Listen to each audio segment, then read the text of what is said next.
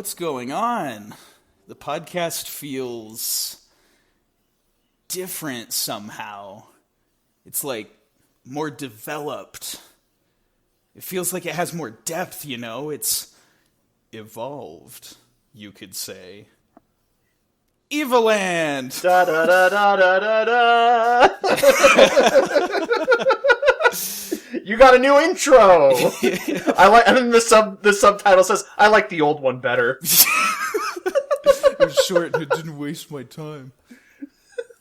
No, but that's appropriate with our game's theme of evolution. The podcast is evolving alongside it. We got a new intro and outro. I totally remember what it sounded like, because you didn't show it to me like a month ago. You'll see it when the video I know. It's fine. I'm making jokes. I approved it. I loved it. We do not make jokes on this podcast. Tradin Faves is serious. Absolutely. 100%. Anyway. So just really quick before we start. Oh my gosh, people are messaging me on Discord. Okay. Professional! We're almost professional. This is like the awkward middle stage of like our Pokemon evolution. Like next year, we're going to become like our final form. Which will be our most polarizing yet arguably powerful form. Ah, that makes sense. So with that, I want to talk about the intro a little bit, since this is our first episode that's actually going to have it, before we get into our discussion about Evoland. So particularly with the intro, the thing I want to talk about, so the music was made by myself. I can't believe I pulled it off. Had a lot of help from Can't believe it's not butter. Right. I had like a lot of like automatic like melody creating tools from Fruity Loops that I just kind of jumbled things around and played around with them. But I think it turned out listenable at the very least.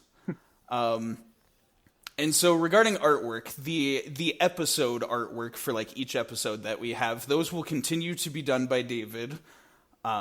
But in addition to his artwork, we also have specific artwork that I commissioned for both our intro and outro. You'll see the outro at the end of the video, so stick around for that. But I wanted to shout out the artist, and that is SakuraNights.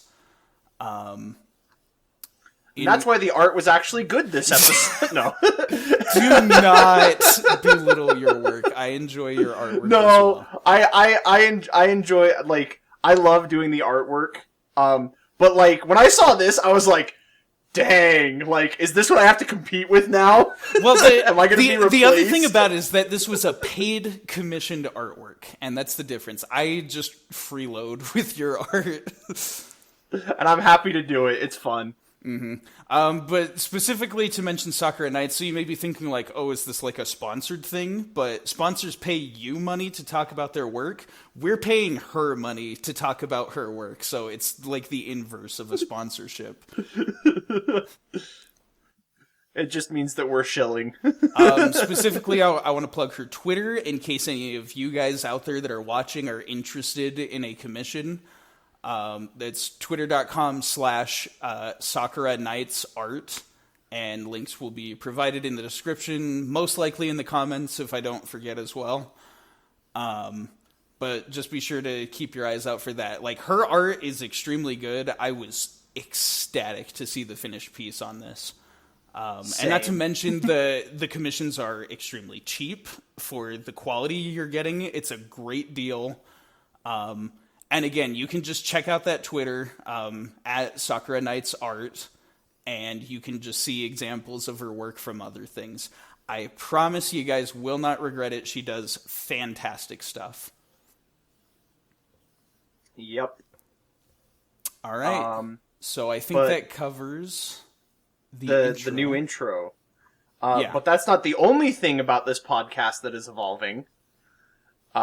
Because we're also changing one other thing up for this episode. We have a guest with us! Yay! Got a collectible star! Hi.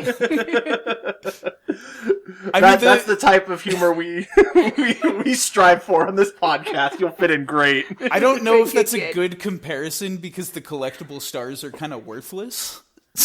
Hey. And we don't feel that way about you, so... I especially don't. I especially considering our first guest on the podcast, if you don't count all of the times my son was screaming in the background or cats were tearing up our homes.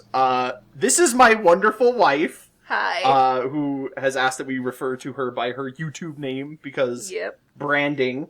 Hi, my name is Avyn. Go check out my channel right now. Like, go do it immediately. Turn off this podcast and go check out my channel. Yes. I'm kidding. Listen to the end and then go watch all of my stuff in order. Oh, no, what you want to do is keep this podcast running in one tab and then play one of her videos in another tab and just get the chaotic mess of audio. Yeah. And you'll be like, which Avyn is talking here? Is it the one in her video or the one in the podcast? You have us being just like weird and goofy in one ear and then her screaming like, why did that kill me in the other ear? No, but for real, I'm very excited to be here. Thank you guys for having me on your podcast. Yeah, absolutely. This is something we'd talked about for a while, and then finally do it. That is one of the things, though, about this that we didn't realize going in was this is a little harder to juggle than we initially anticipated. Oh, it's so much harder. We were like, cool, we will find times when the boy is napping and just sit down and play this game together, and then that did not happen. No.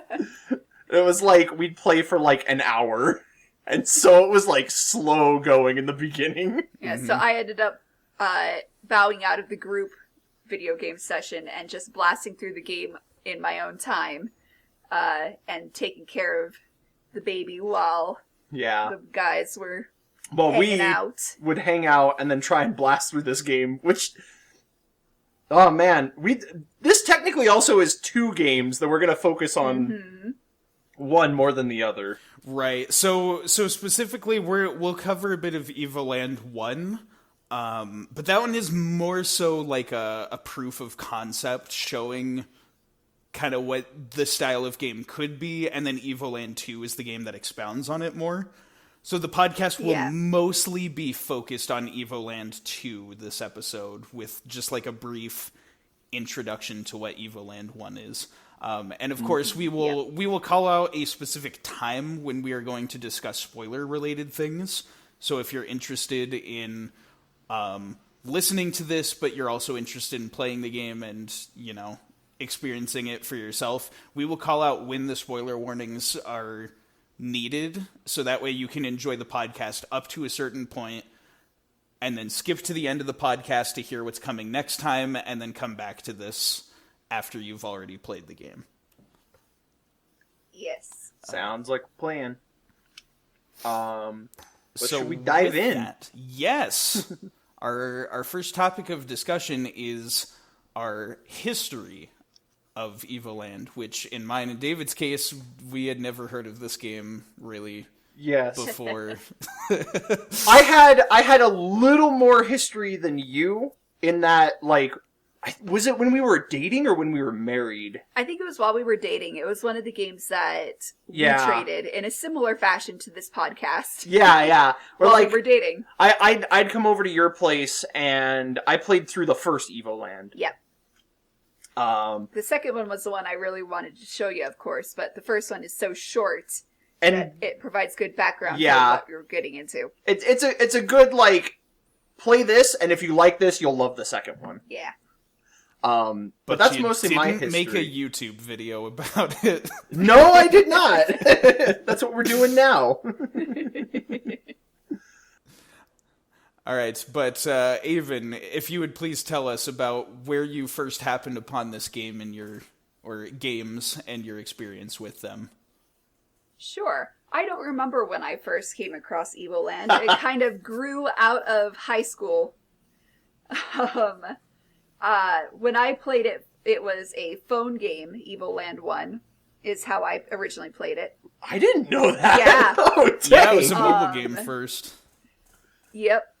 And I played it there and struggled because touchscreen with and not dying on some of those puzzles is very difficult. Yep. Later, I found it on Steam in a bundle with both the first and the second game. I'm not quite sure when that happened. Sometime it after was sometime after then. Yeah. Well, also, I kind of lumped this in with the history category, but, like, the question I had is, why did you pick this game? Because when we pitched to you that we're like, hey, we'd love to have you as a guest, and, like, you get to pick the game that you share with us, I was expecting something like Final Fantasy IX, or, yeah, and there are reasons why I didn't go with that. I had to think really hard about what game I wanted to share with you guys. And I ended up picking Evoland. It's not one that I'm especially nostalgic for, but I thought that it was really fun and was worth sharing, and that there was a lot to talk about. A lot of the games that I am nostalgic for fell into one of a handful of categories, being either you've already played it, like Kingdom Hearts, or it's too mainstream, like Final Fantasy.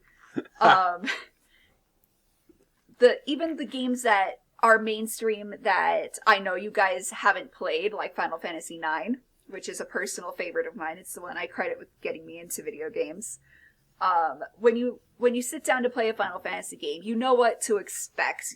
And I feel like because of that, there's not quite as much to talk about and explore with it. And plus, they're really long. Yeah, there is that. And then there's games like Breath of Fire 2, which is a very rather obscure game, which I adore, and it's another one of my very early games from my childhood.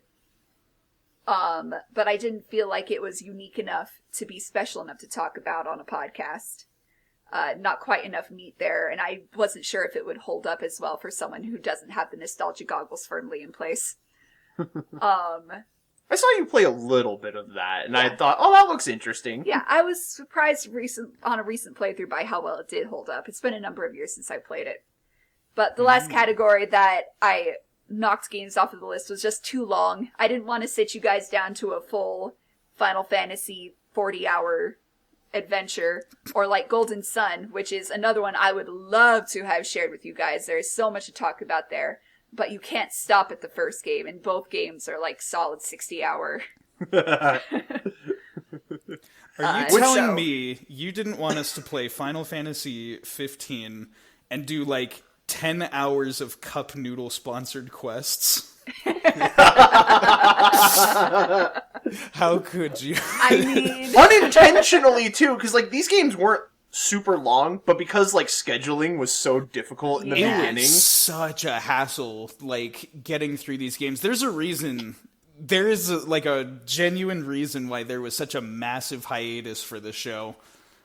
It was just like, and it's because of me. Yeah. I think it's more so because of our son, but well, from had your a lot guys, of stuff going on lately. Yeah, on your guys' end of this whole thing, like, there was taking care of your son and, like, lots of family shenanigans. In my case, there was, like, moving and just, like, tons of IRL chaos happening. Well, it didn't help also... Like, yeah, go ahead. I was just going to say, we also have a D&D game that, like, rotates in on some of our weeks when we do this. Yep. And so it's just like, oh, okay, that's just a week we're not doing anything. Yep. Yep. But just to circle back to the topic, I ended up going with Evoland just because it's different from most games out there. And it doesn't have a lot of challenge or deep meat to really bite into, but it is so much fun to play. And it provides some good key talking points by the end. Mm-hmm. Yeah, definitely. So I guess the first thing I want to cover is Evoland 1. And again, the reason why we're only going to like briefly mention this one. I know we kind of made it sound like it was a 2-for-1. We're talking about 2 games, but really this is more an episode about the second. It's just kind of, its identity is tied to the experience of playing the first one. Because more than anything, I feel like the first Evoland is designed in a way that like perfectly eases you into the concept of the second game, but you can tackle it in just like 2 or 3 hours. Yeah. Yeah, I think I wrote it in my notes. I want to see if I don't remember if I spelled it. I spelled it phonetically. It was called a Ludum Dare. Oh yes, the Ludum Dare. Yeah, which like you knew about. I was like, I don't know what that is. But you were like, say it's basically like a challenge to like design a game, basically. In like 24 hours or something, right? Something crazy short term. Yeah, the Ludum Dare is a game jam, which is another term they use for this, where developers have to build a game around a specific theme that is given to everybody. And they have, it depends on the time, I think Ludum Dare specifically is 48 hours. So that's 2 days to Yeah.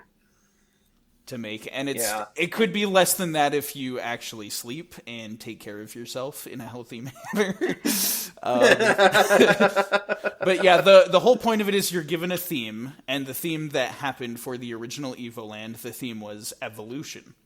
And so they figured, okay, well, let's like make a game that evolves as you play it. And it goes through the history of video games, starting with, retro 8-bit, the green and black, like LCD kind of screens, something like the original Game Boy. And then slowly over time morphs into like a fully fledged RPG. Right. Yeah, with like 3D models and everything. Yeah. You unlock background music and everything. With like you start off just like, all right, you can only move to the right. Now you can move to the left. Now you get up and down. Now you get like attack animations or Right. and it's so. I think one of the reasons why like that first one was so charming was like the humor. Yeah, it really went all in on humor. Easily its strongest point. It like references a lot of like gaming history, and you can tell it was very much a love letter. The point where the world map kind of shifts into a 45 ? Degree angle, and the splash text is like, "This looks really beautiful back in the day." Yeah. Yeah. And what was the like there were jokes in there like the load times once we jumped to 3D. Yeah, Oh, when you yeah. get to 3D, there's like Purposely- loading screens. Like purposely long loading screens for like each map. You can buy a fast DVD player. The item is called to get rid of the loading screens. Yeah. And then Right. there was Well, let's not talk about everything that's in it in case Anyway. people Yeah, are planning yeah. on trying it. But I like based on like a couple of the things that we mentioned, you can see like the game is very focused on this this sort of like parody style, referencing all of the funny quirks of like old video games, and like as they kept going throughout the years, like some of the funny growing pains that came with them, like loading screens and things like that. Interestingly enough, the very original version of Evoland that was made for the Ludum Dare, that was done within a 24-hour span, is free to play. If you just like a quick Google search away, you can find it. It runs in the browser, and so I Really? played through it. Yeah, I'm almost wondering if we should have done that too. Like, there wasn't really a lot of time, but I beat the whole thing in like 20 minutes. It's extremely condensed. So I guess if you really want to play the free version, that is a good way to do it. But just know, like, the version that comes in the Evoland Legendary Edition. That's what it's called, right? Legendary Edition? Yep. I believe so. Or is Yeah. it Which Legacy? does go on sale pretty frequently, I believe, Yes. by the way. Yeah. Just saying. Right. Like we got it on sale, I I think. think so. That version that's in this bundle with the two games is probably the better way to play it, because it's like the same thing as the original version, just with way more content and like a proper ending. Because like the first one just ends with like you go through a dungeon, and then there's just like a generic princess standing outside saying like, "You beat the game. Here's how many secret stars you collected."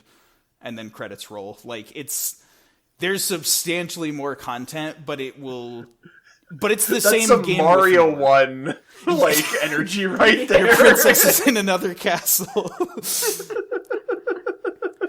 But it's, again, the original version is only like 20 minutes long, and since you're going to get that experience playing the full game anyway, I would just recommend going right into the Legendary Edition version of Evoland 1.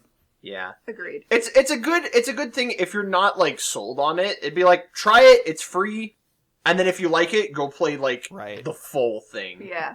And if you like the idea but you don't like the gameplay, remember that this is the version that was made within 2 days. And then play the full version and see how they fix everything. Yeah. That's a good way to put it. Mm-hmm.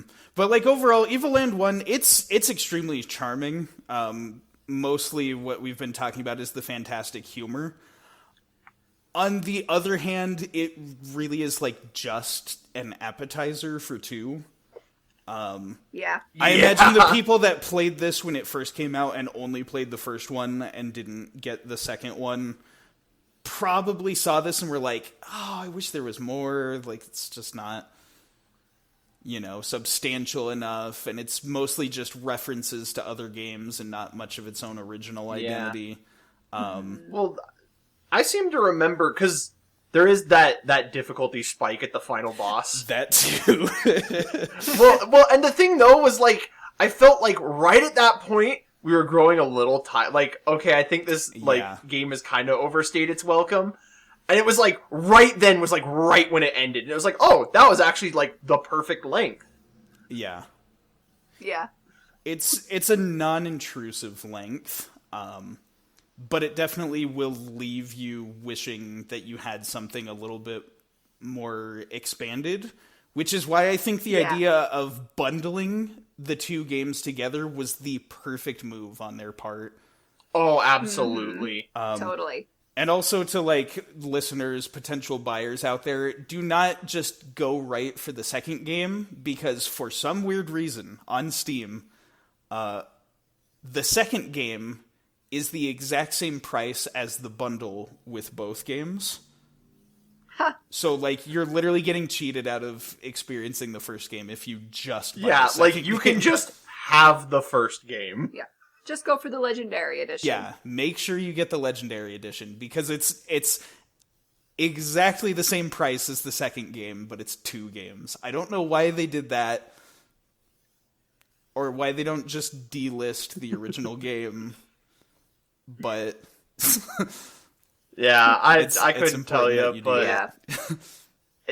If anything, it might be a marketing strategy, just make you be like, well, I'll just get both. And then actually buy the thing. Yeah, that's true. I mean, I guess if you want to support the developers, that's a free $20 you can throw their way. But yeah, no. First impressions, like, I thought it was just a charming little romp. For me, like, the humor was the most standout thing. Right. There were a lot of moments. And even, like, our playthrough, they do the thing where you get to name characters, and, like, being you, of course, you have to name them something. Hang on, I have it here. What did you name? Oh, you're gonna call me out, huh? Oh, yeah. Well, it was like our leading female character, you named her, like, Spaginga. Yes, I did. And I was just like, I'm gonna have to look at that name for the rest of this playthrough. I need rehabilitation from watching Oni Plays videos, because that is so, like... that is so what they would name their party members in an RPG. What was the one? The main character was called Clink, which is, just wordplay on Link. Uh-huh. Yeah, well, it's Cloud and Link. Right. Yeah, Cloud and Link. But... Oh, that makes sense then. Yeah, Cloud and Link. But for poops and giggles, I changed the vowel so it's clunk. That's right. Oh, it was funny. It was so good. Because I was like, well, if the story's not going to be that important, I can give these party members stupid names and it shouldn't be a problem. I've always believed in you, Clonk. This is my daughter Spaginga. I was drunk when I signed her birth certificate. I think your name legally has some emojis in there. I'm not sure.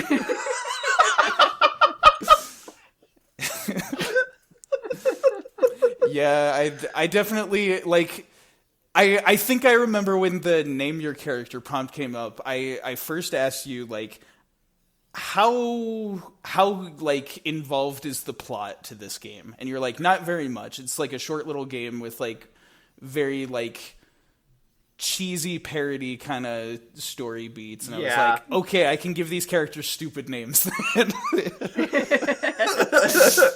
Unknowingly, I opened Pandora's box. Right. Pandora's treasure chest, if you will. Mm-hmm. That jingle is just permanently stuck in my head. Right. Yeah. But yeah, that's about what I have to say about Evoland 1. Yeah, as far as we can go without just talking about all the moments and spoiling the game, like, yes, it's just like a setup for the better game of 2, but like, trust me, it will get you in the right mood to really enjoy Evoland 2. Yeah. Especially when you think about it as like the proof of concept showing like, here's what we want to do. And then Evoland 2 being, here's what we were able to do because we had a budget. Yeah. Right. And the humor is just, like, spot on throughout the whole adventure. It's good. I don't know, any more with, like, how many comedic things I've seen in my lifetime, I feel like it's getting harder and harder to get a good laugh out of me. And this game managed to do it. Yeah, I'd agree with that.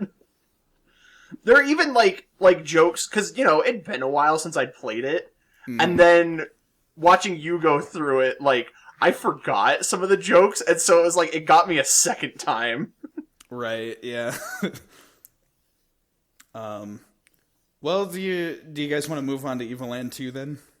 Let's move on to Evoland 2. Yeah. The proper meat of the discussion. So, as we always do, we're going to start with just our very first impressions, our first moments experiencing the game, what we felt about it. Avyn, would you like to start us off?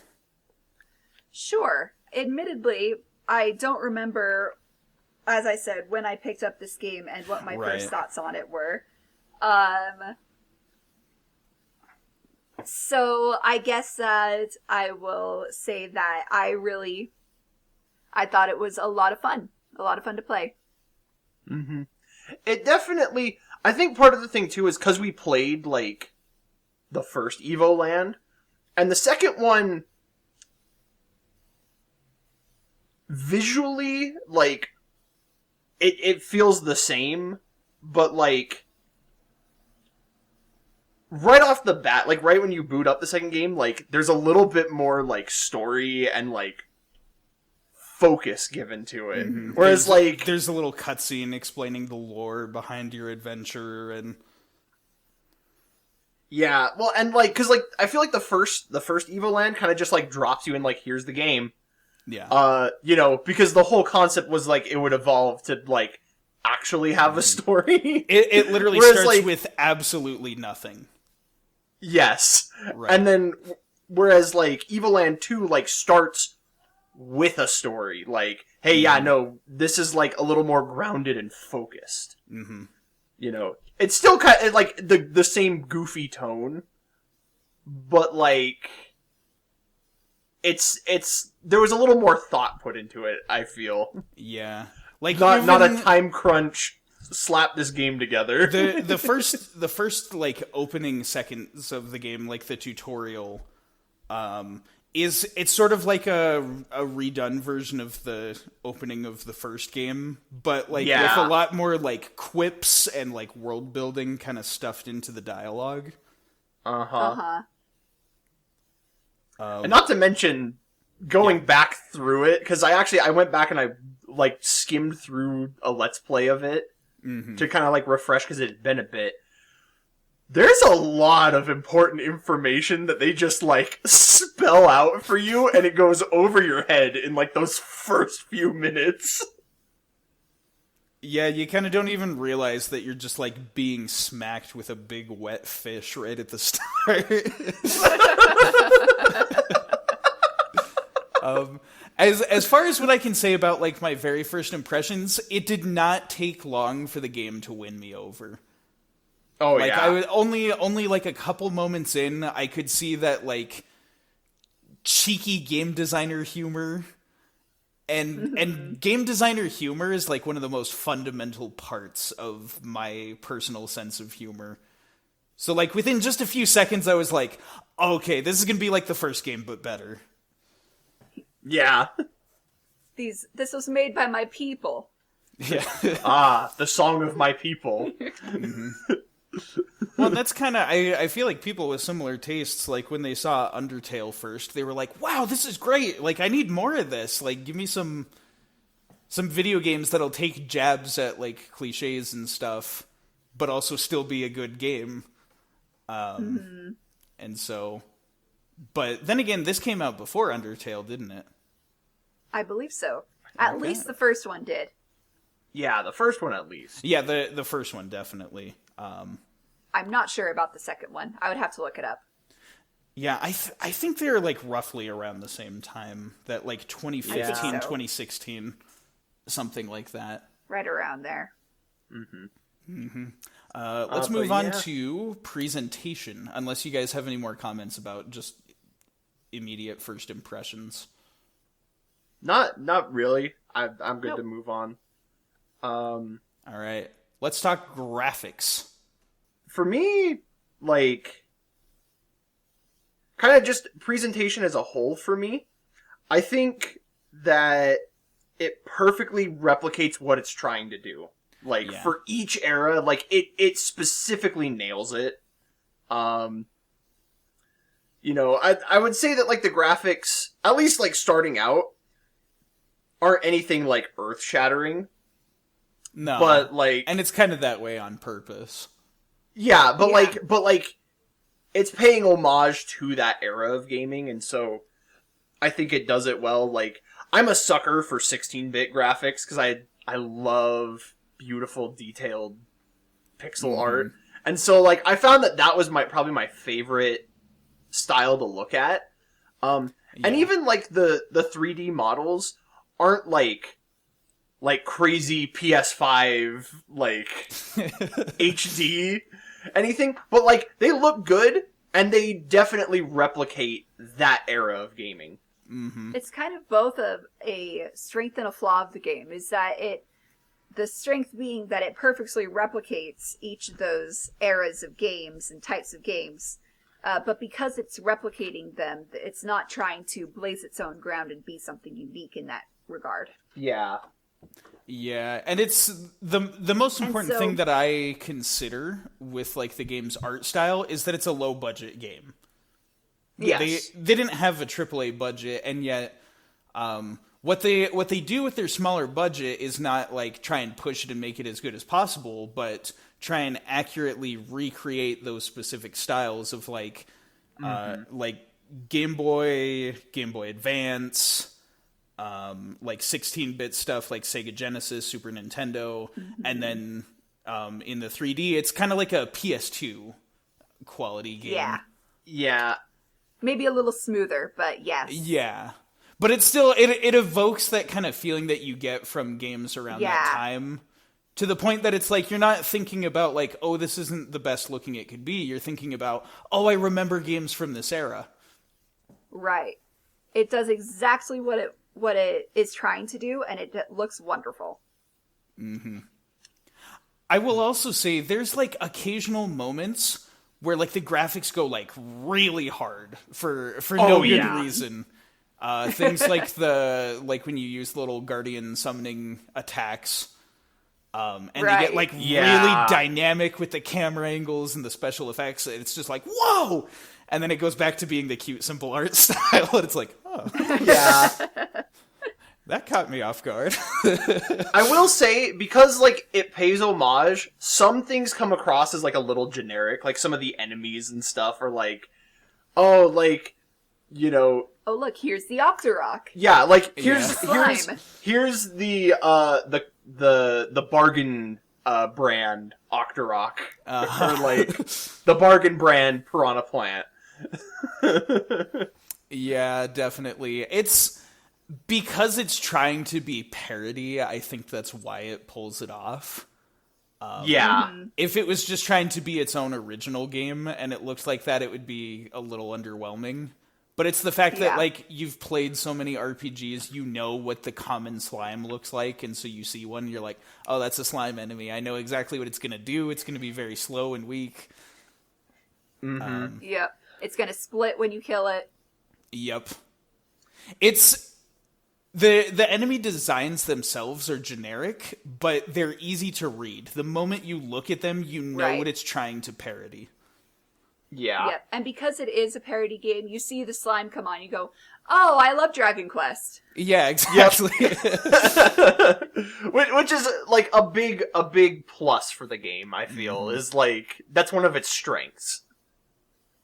Right, because if they were trying to parody everything, but then they looked like Gen 1 Pokemon sprites or something, where you're like, what am I looking at? it wouldn't have come out across the same as like this, you know, you see like a little like climbing turtle enemy with a spike shell, and you're like, oh, that's like a Metroid thing. If I knock it on its back, then I can shoot the underbelly or whatever. Right. Yeah. Let's talk about the music. Ah, the music. I feel like the music is generally on the good side of average, but there's a couple of songs in there that are really good. Yeah. I feel like, again, in that, because it's parody, like, a lot of the songs just kind of hit that, like, the need, but then, like, every now and then there's, like, one song that, like, really stands out, and you're just like, oh, dang, that was a treat. Can we go back to that? Yeah. And part of it too is juxtaposition, because a lot of like the general like exploring an overworld, visiting a town, exploring a dungeon, they go for these very generic themes to just, you know, induce the vibes of like, oh, I've played a game similar to this. But then when they do something that is very specific to the game's plot, that is usually when they juxtapose it with these really like outrageous like blaring guitars, like strings and Right. Yeah, as well as, and I will say this is a bonus for playing the first Evoland, they remixed some tracks from the original that I was like, oh, this is a cool remix. Yeah. And they did a good job, like, picking the really iconic ones. Like, the boss theme is one of those really standout tracks from the first game. And so the fact that, like, as soon as a boss fight starts, you hear, like, the organ come in and the sort of, like, oscillating bass. You're like, oh, yeah, it's time. It's boss time. Yeah. And including, like, the sound effects, too, are really good. They're really gamey. Everything is super satisfying to do in the game because it's got a nice sound to accompany it. Just like swinging your sword, whacking a slime, and hearing that pop sound, or like the sound when you pick up like an EXP crystal or something, or a coin. Yeah, the little jingle thing. Yeah, as far as like the I overall can hear sound, it as you're saying it. Yep. Well, like, even we were joking about like when you open a chest and like it plays that little jingle, like that is forever burned into my brain. Right. Third time's the charm, the one that goes do do do do do do do. Yep. Exactly. Like, really just with the sound design, it's another one of those things that just conveys an exact feeling from a different game that you've seen before, so you know exactly what's going on. There's just immediate feedback to everything you do that's like, oh, this is like Mario, oh, this is like Zelda, oh, this is like Final Fantasy. It just hits you instantly. And again, like, the only negative thing I can say about it is that it's generic. But it is generic on purpose to evoke those feelings. It's generic for a purpose. Yeah, like what you just said. There's a reason that tropes exist. Right, yeah. I think the sound design might be, like, my favorite aspect of the game overall. Because, like, the music's really fun to listen to. It really gets you in the mood for whatever thing you're doing. And, like, the sound effects are just, you know, really good and video gamey. It makes the experience of playing the game more satisfying. Yeah, agreed. Yep. All right. Gameplay. Yeah, so this is kind of the harder one to talk about. Right. Without going into spoilers, because it does so many different things. The way I kind of pitched the games to you guys, as I remember, is that Evoland 1 goes through the history of games, and Evoland 2 goes through the genres. Mm-hmm. And so it hits a lot of different gameplay styles. Mm-hmm. Right. And so with that, before we get into discussing gameplay, I want to make sure, like, one of the most enjoyable aspects of playing Evoland 2 is being surprised whenever a new genre is thrown at you. Yes. So I don't want to discuss each one here. Instead, I think it'd be better to lump that in with the story discussion, so that way people that will play the game for the first time. But just as like a quick example to mention like two of them, the bulk of the game is in a sort of like top-down Zelda-style RPG, where you like move around freely on an overworld and you get a sword swing and you just whack enemies that move around. But then it'll switch like into an entirely different genre. Like it'll be like a shoot 'em up or like a puzzle game or something like that, a platformer. Those are some of the more common ones that happen. But again, like I don't want to go into talking about all of them just yet, so that way people can have a surprise. But just to get that sense of what the game is like, it's mostly that top-down RPG, like action sort of thing. But at just random moments to break up the monotony of the gameplay, it'll just be like, now it's this kind of a game. Yep. Mm-hmm. And I feel like that's one of its big strengths. Having that surprise set of genres and being able to hit so many different types of games within the same game keeps it fresh and makes it very fun. Uh-huh. Because you never know, like, when it's coming and, like, what is coming. Because then all of a sudden you're like, oh, this is a style of game I really enjoy, or oh no, I'm bad at these. But it's also interesting too because like even though they change it, the difficulty isn't like super high to the point where like, you know, oh man, I'm really good at like, you know, this style of game, but this style of game I'm garbage at, and like they don't overstay their welcome, I feel. Yeah, you don't have to be an expert at every video game genre out there. You're able to pass every level with some degree of challenge depending on how good you are. Chances are you will encounter at least one genre of game that is a weak point for you because they try so many. In my case, it was a bit more of the puzzle stuff. That's what I really struggle with. Whereas for me, I enjoyed that part. That was a strength. There was one for you that you were like, oh man, like I distinctly remember there were two, and I won't specify them until we get in there. But like you specifically were like, I hated this part because I was so bad at it. And then, you know, Joseph, like, blasted through it. And like it was disgusting. It was nothing. and then, in the inverse, there was, like, a part where you're like, I wish that was longer. Like, I love this bit. It possibly intentionally failed to try and go back and do it again. And that was one that you were not into. Right. That's kind of the deal. If you're into a really wide variety of genres and you've at least tried a little bit of everything, you'll just find like a good but fair challenge from each experience that you have. If you tend to stick to more like specific niches of games, especially RPGs, which the game is mostly advertising itself as an RPG, some of these will require a bit more reflex from you. And that can be kind of difficult.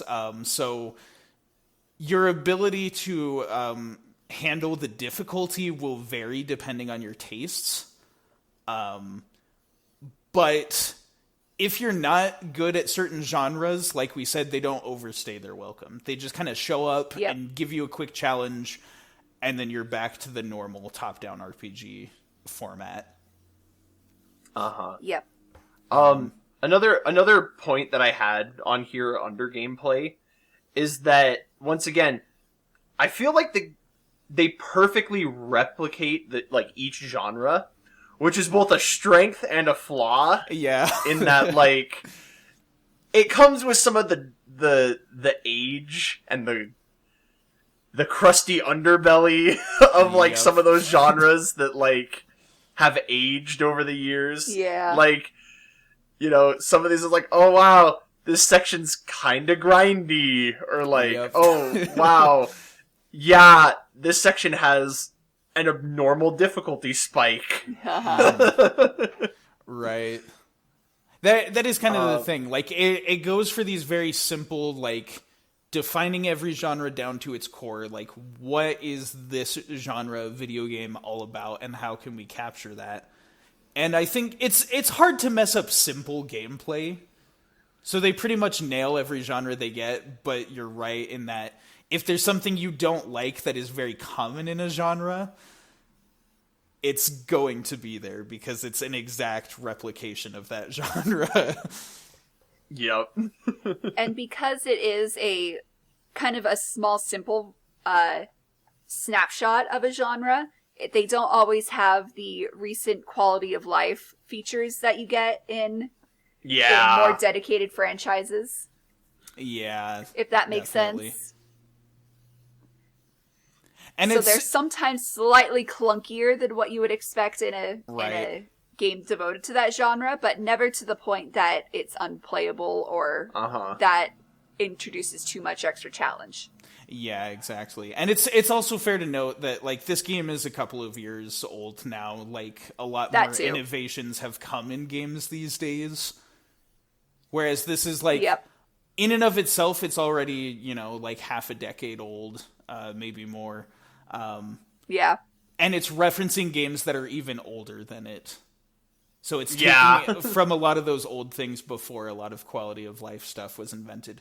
But again, for the three of us here, it was not enough to dissuade any of us from enjoying it. So. No, it was super fun. Every single thing. Almost every single thing. It was fun, yeah. I would say, I think the thing that just kind of frustrated me the most is it's kind of this thing that games of that era would do where, like, it kind of drop you in the world and be like, figure it out. Yeah. With, like, no clear direction. And so there came a point where we were like, let's just look it up, because, like... Right. Well, part of us looking it up was just because we have a show to do. Yeah, that and because you guys had to play it in, like, 1 or 2 hour chunks over the course of, like, 3 or 4 months. You would forget some of the subtle hints of the game telling you where to go. Because I crashed the game in like 2 or 3 days, I didn't actually have that problem. That's good. That's good. And so it's not actually as bad as it felt. Yeah, and that was part of it too, was that, like, because again, I wanted to give the game a fair shot, and so that's why, like, I was like, it's been months, I'm going to refresh my memory on everything. And that was the other thing too, is by doing that, I realized some things that I didn't catch the first time. I was like, we met this character at this point in the story? I forgot all about this. Yep. But yeah, I kind of wanted to bring that up because it was kind of part of the thing, but overall I genuinely, like, I enjoyed the gameplay. Yep. Definitely. It's good. Okay, I guess we're ready to give that our spoiler warning and get to discussing both the story and some of the finer details of the gameplay. Wee woo, spoilers. So we'll put a little, like, time code on the video saying where to skip to, and we'll also include timestamps in the description so you can click on whatever you can see when stuff ends and when you will not be spoiled about whatever. But please stick around because, of course, at the end we want to plug Avyn's channel, and also we want to talk about what we're playing next. So do not just click away from the video if you're planning on playing this. Specifically for some of my regulars, as you know, on Snowflake the Pirate's YouTube channel, we typically do gameplay stuff, and I am sometimes featured in his videos. Once we finish, currently one of the ones we're working on is Final Fantasy VII, which is a very long engaged RPG. Oh, cool. And we try to only have, like, one of those really long form games at a time. So that will take up the bulk of, like, what we're trying to do for the next little while. I think after that I might recommend that we do these games. So for you guys, because I know you're listening to this, If you're looking for a good way to get your hands on these games, I've got them. We can play them. And with that, Nice. we will move on to story. Skip here to avoid spoilers. Yeah. Spoilers starting now. Put on your 3D glasses now, everyone. When I take my glasses off, that means that there's no more 3D. When I put them back on, Whoa! groovy. The game is changing depending on the position of my glasses. Whoa. All right, so if we're done being chuckleheads, we're not. Never. So what I have as far as story is just like very generic, like bullet points describing like some of the moment-to-moment stuff. If there's something more specific that you guys want to talk about, then we can focus on that. Or if I missed something or skipped over something, you can say, hey, what about this? Then we can talk about it. But like, are you cool if I just kind of run through some of the... Yep. We will interrupt as needed. Good. Uh-huh. Just shout an expletive at me. Demonetized. We ain't making money off of these. Yet. That's true. Someday. Maybe someday. Yeah. Okay, Dream. so as we kind of talked about a little bit, the way the game opens is you're in that mysterious retro world, and it kind of replicates the opening to the first game. Full on black and green LED. LED? LCD? LCD. I don't know. LSD. LED is different. Yeah, I think it's LCD. But yeah, and then it's just kind of a basic, like, here's how you move, here's how you attack, here's how you do whatever.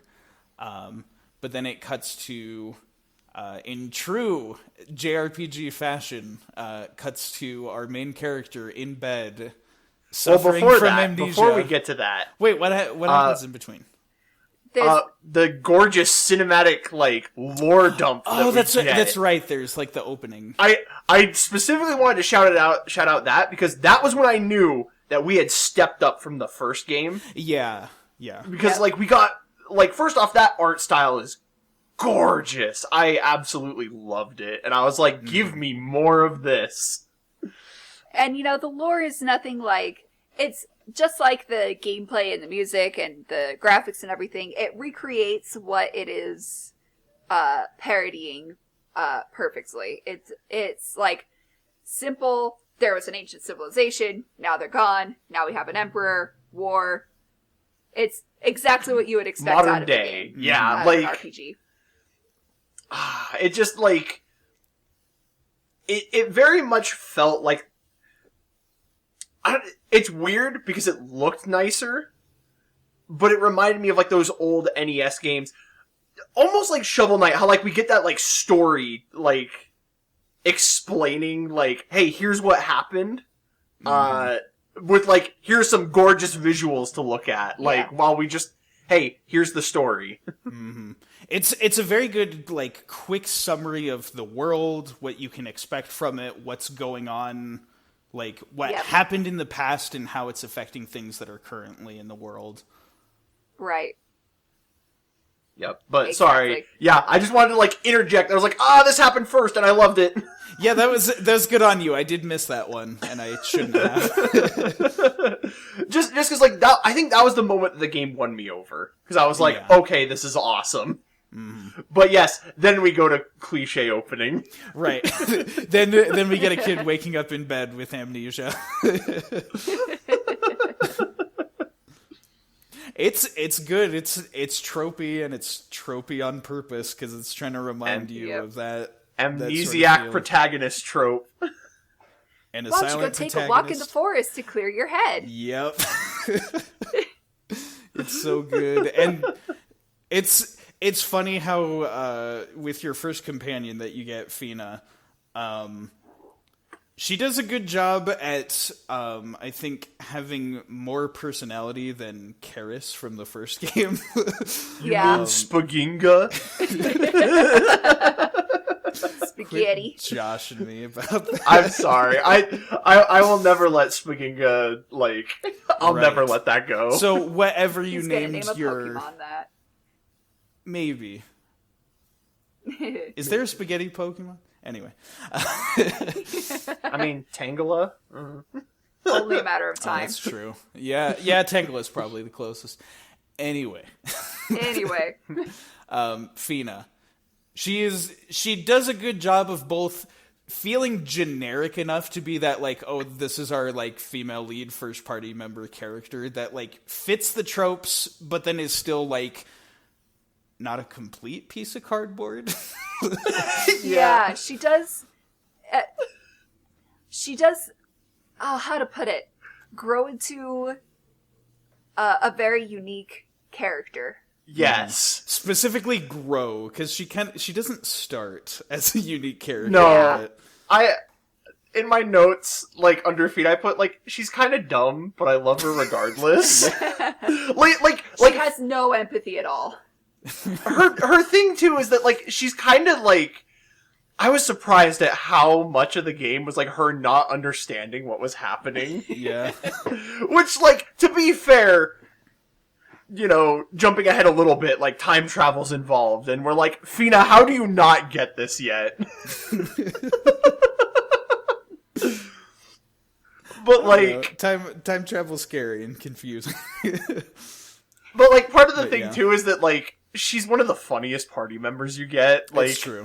When we go to 3D, she's like, I don't know, I suddenly feel like I have more volume, like that time that I ate all the chocolate mousse. Yeah. But I haven't eaten any chocolate. Exactly. Or, there's that bit where, she's like, oh, I had that dream about, where I was in a kingdom and I was surrounded by mushrooms and they all wanted to call me their princess. Why is it always mushrooms? Yeah, there was that. That was something that was very amusing to me, the irrational fear of mushrooms. Yeah. And it's pretty good because in our first woodland exploring area, we get our first boss is a giant mushroom monster. So Yeah, I think it's a tree, but it's a mushroom. When we find her in the forest, she's being attacked by mushrooms. Yeah, right.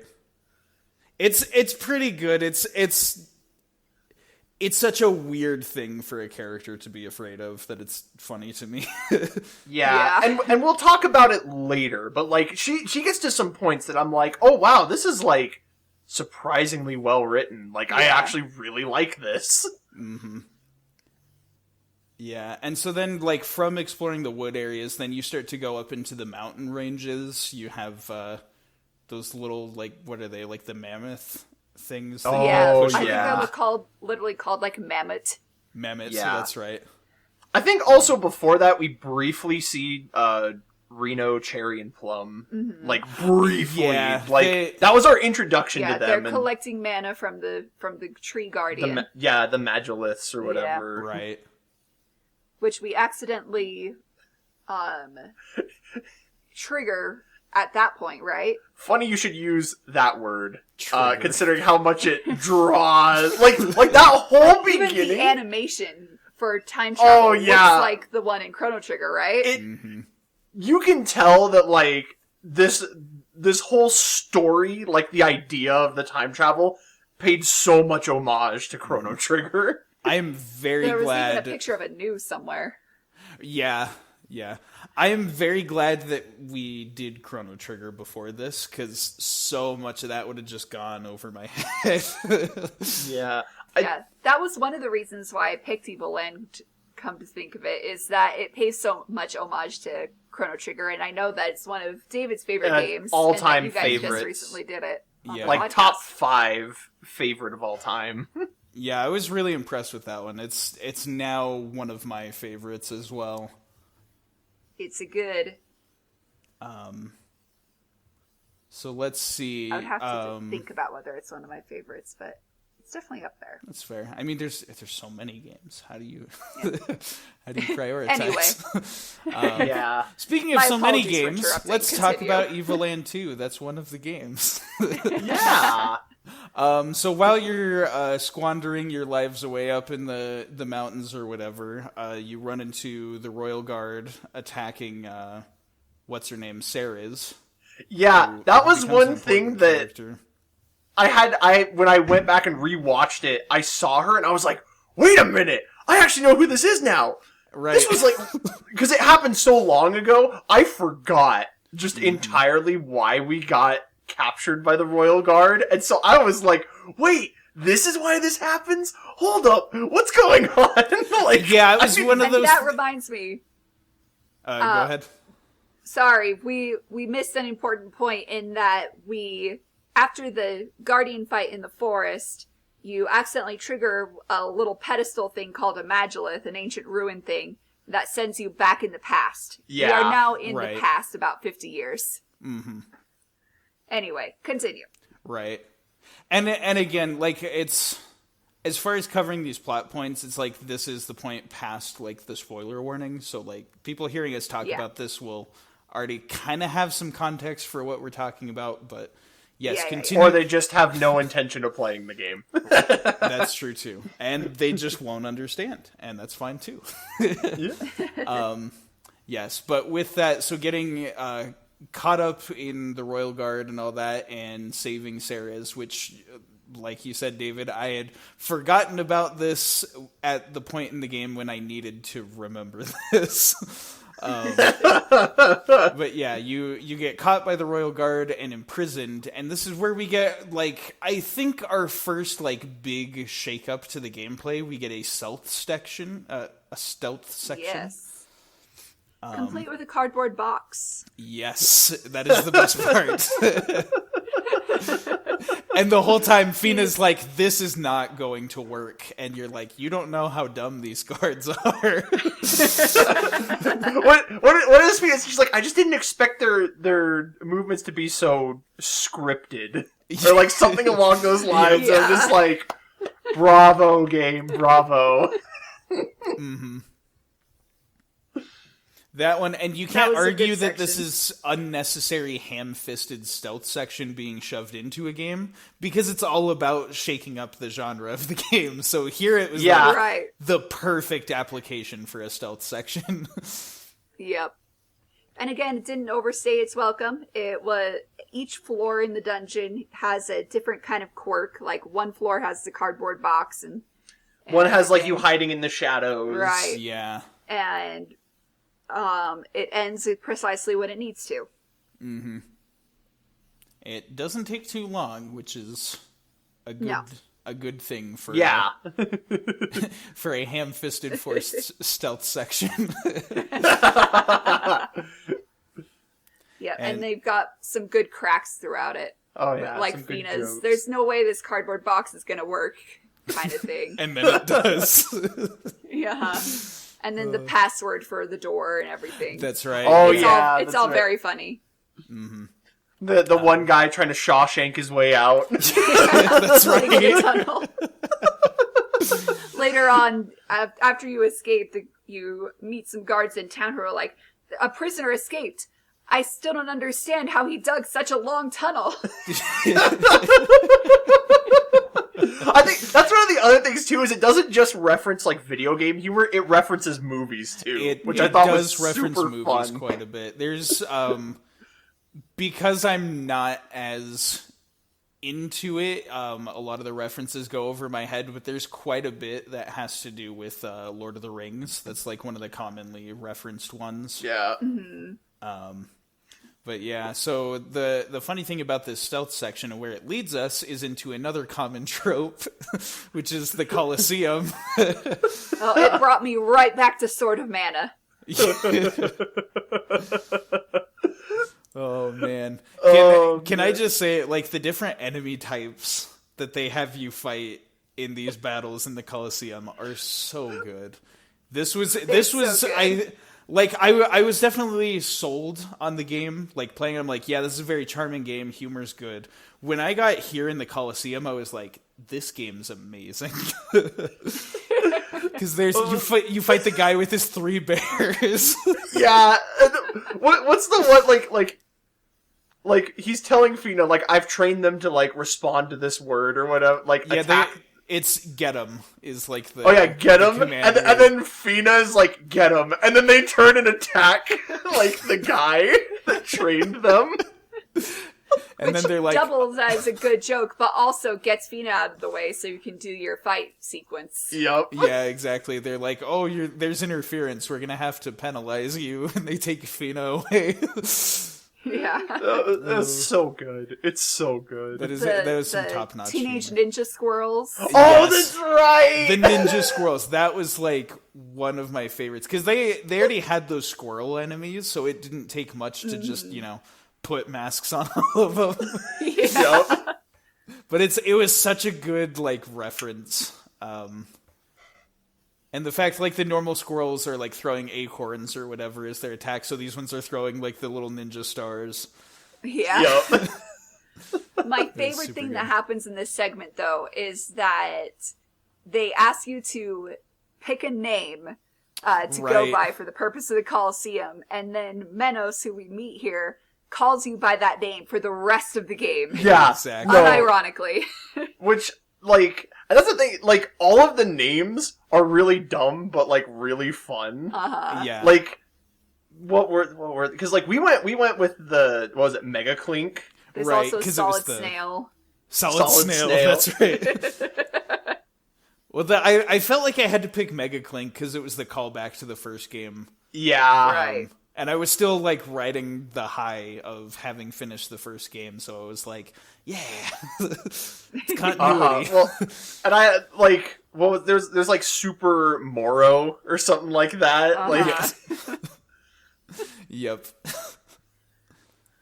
so good. those It's were it's the super fact good. that he Great Gonzalez you. Like, That's what I was gonna say. It most reminded me of Paper Mario: Thousand Year Door. How your Coliseum title was the Great Gonzalez, and you get your Yoshi party member who calls you that. Straight up the same thing there, and I love when they do that. I love when games have like a different name that characters can refer to you by. Yeah.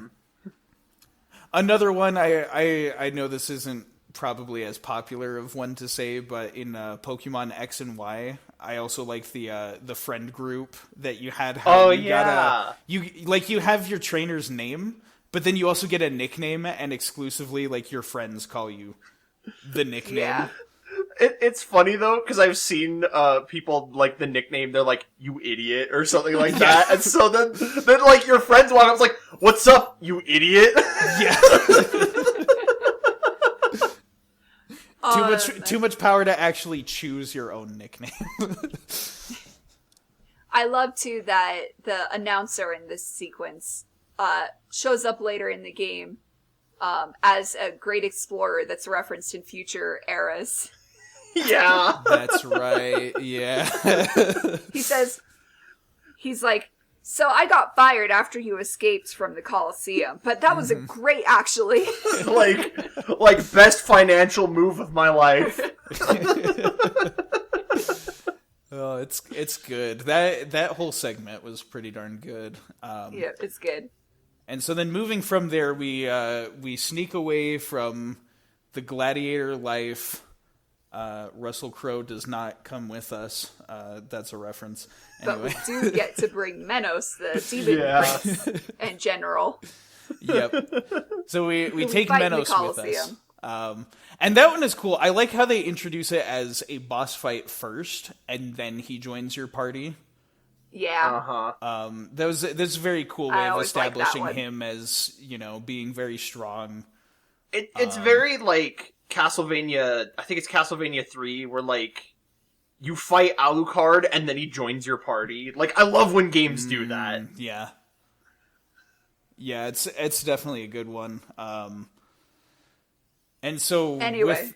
with that and getting Menos in the party, we go to the sewers.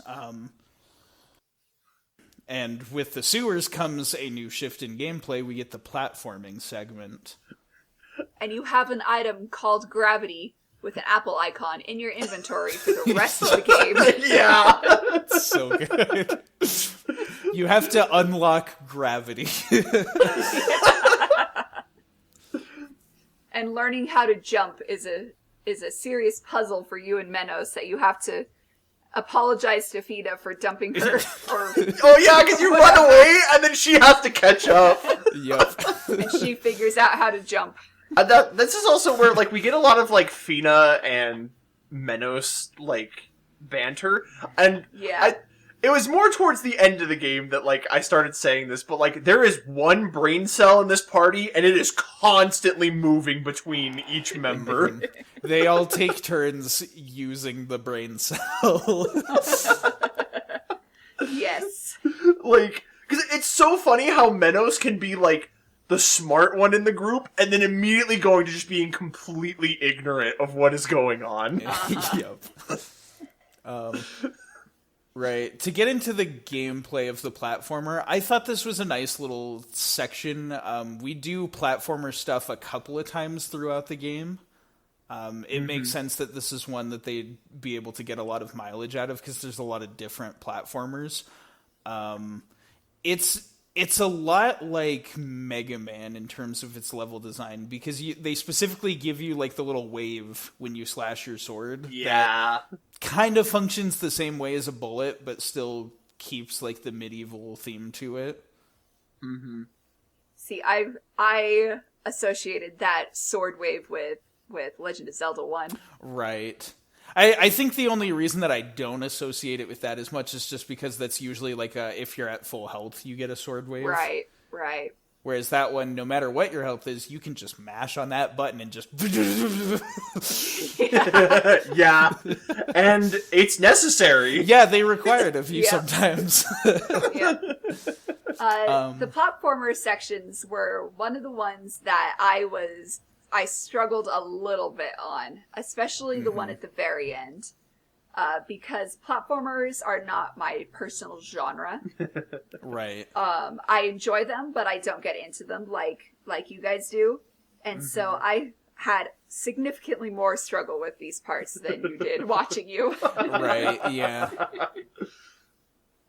It's again, that was probably one of the most fascinating parts was playing through this with you and him and seeing like that like shift of like, because Joseph and I we've played a lot of the same games, and so you know like we grew up playing a lot of the same stuff, whereas like you have a totally different background, and so you're like I know how to do this, but it is not like second nature to It's me not yet. my comfort zone.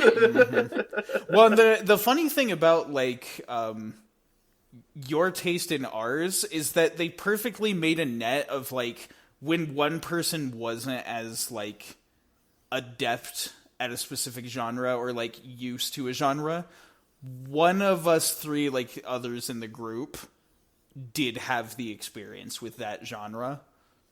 And so like I felt like because of the three of us being there, like one of us, like something that I'm not good at, you would be able to point out, like, hey, here's probably what you should do. And I'd be like, oh, cool. And then I'd try that and it would work. And then whereas, like, something that I was more comfortable with since I was the one playing, like, you would watch that and be like, oh, okay. Yep, exactly. So we managed to beat the game in that way. Between all of us. It was a combined effort. We were a party. We were sharing the brain cell just like the party. Yes.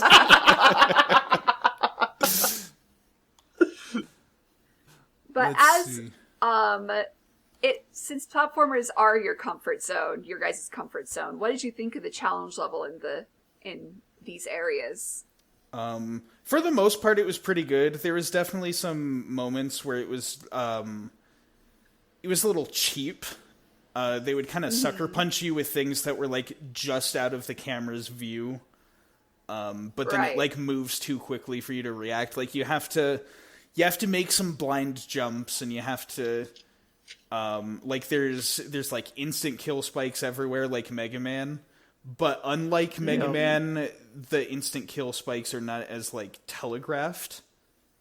Right. Because with anything in, like, Mega Man design, you see the obstacle before you have to deal with it. So you can get a sense of, like, oh, what's this thing? And then you plan around it. With a lot of those, it's just like, okay, here's some disappearing platforms. Oops, you missed a jump. Also, there was spikes below you that you didn't know about. Tee-hee. Yeah. Like, that was, like, all the time. The one thing about it that was infuriating. But for the most part, it was solid, like, explore-y platformer, good level design, and especially, like, bosses that took place in platformer mode, all of those were pretty good, in my opinion. Yeah. Yeah. I will say, because it's always, whenever we're in the platformer mode, it plays that one song that we started singing, Head, Shoulders, Knees, and Toes. Right, it's the generic sewer theme. It just has that, like, dum dum da dum dum dum, and it just makes me think of head, shoulders, knees, and toes. We started doing that, like, every time we were there unintentionally. Right, well, I was definitely doing it intentionally, but I would just sounds catch myself doing it without thinking about it. There are some moments all throughout the game where, like, the specific melodies used in the songs sound, like, extremely similar to something else. So I think that might just be a thing with, like, I don't know who composed the soundtrack, but I think it's just a specific thing about them is they probably have a lot of these, like, melodies just in their head, and they're like, oh, that would be a good one to write a song about, and then not realizing that it's, like, similar to something that already exists. Yeah, that was probably. Like, a little bit later on, there's, like, a dungeon where, like, it sounds exactly the same as, like, the Link to the Past, like, dungeon music. It's, like, note for note.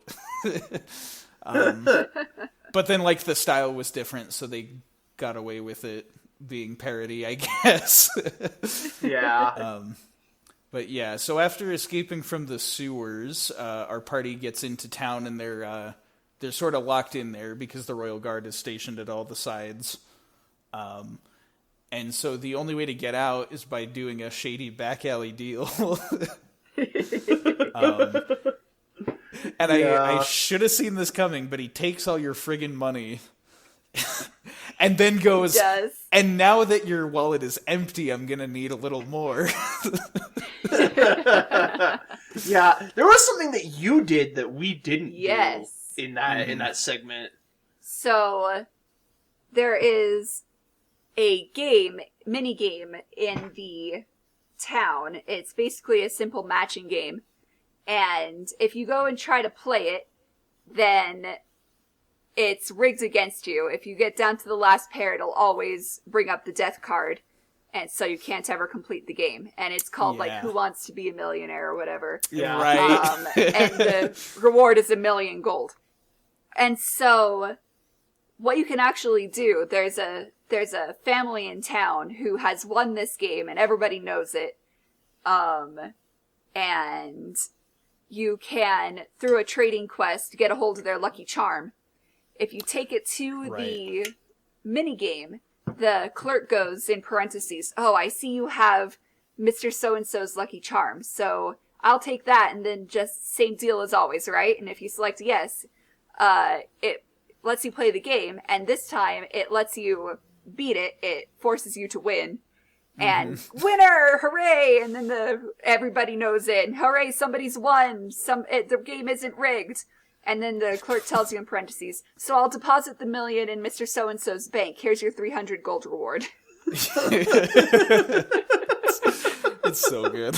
It's very funny. It's a good little troll. That was one of those moments that I had completely forgotten about because of our broken up play schedule. Yeah. Looking back through, I was like, oh yeah, this happened.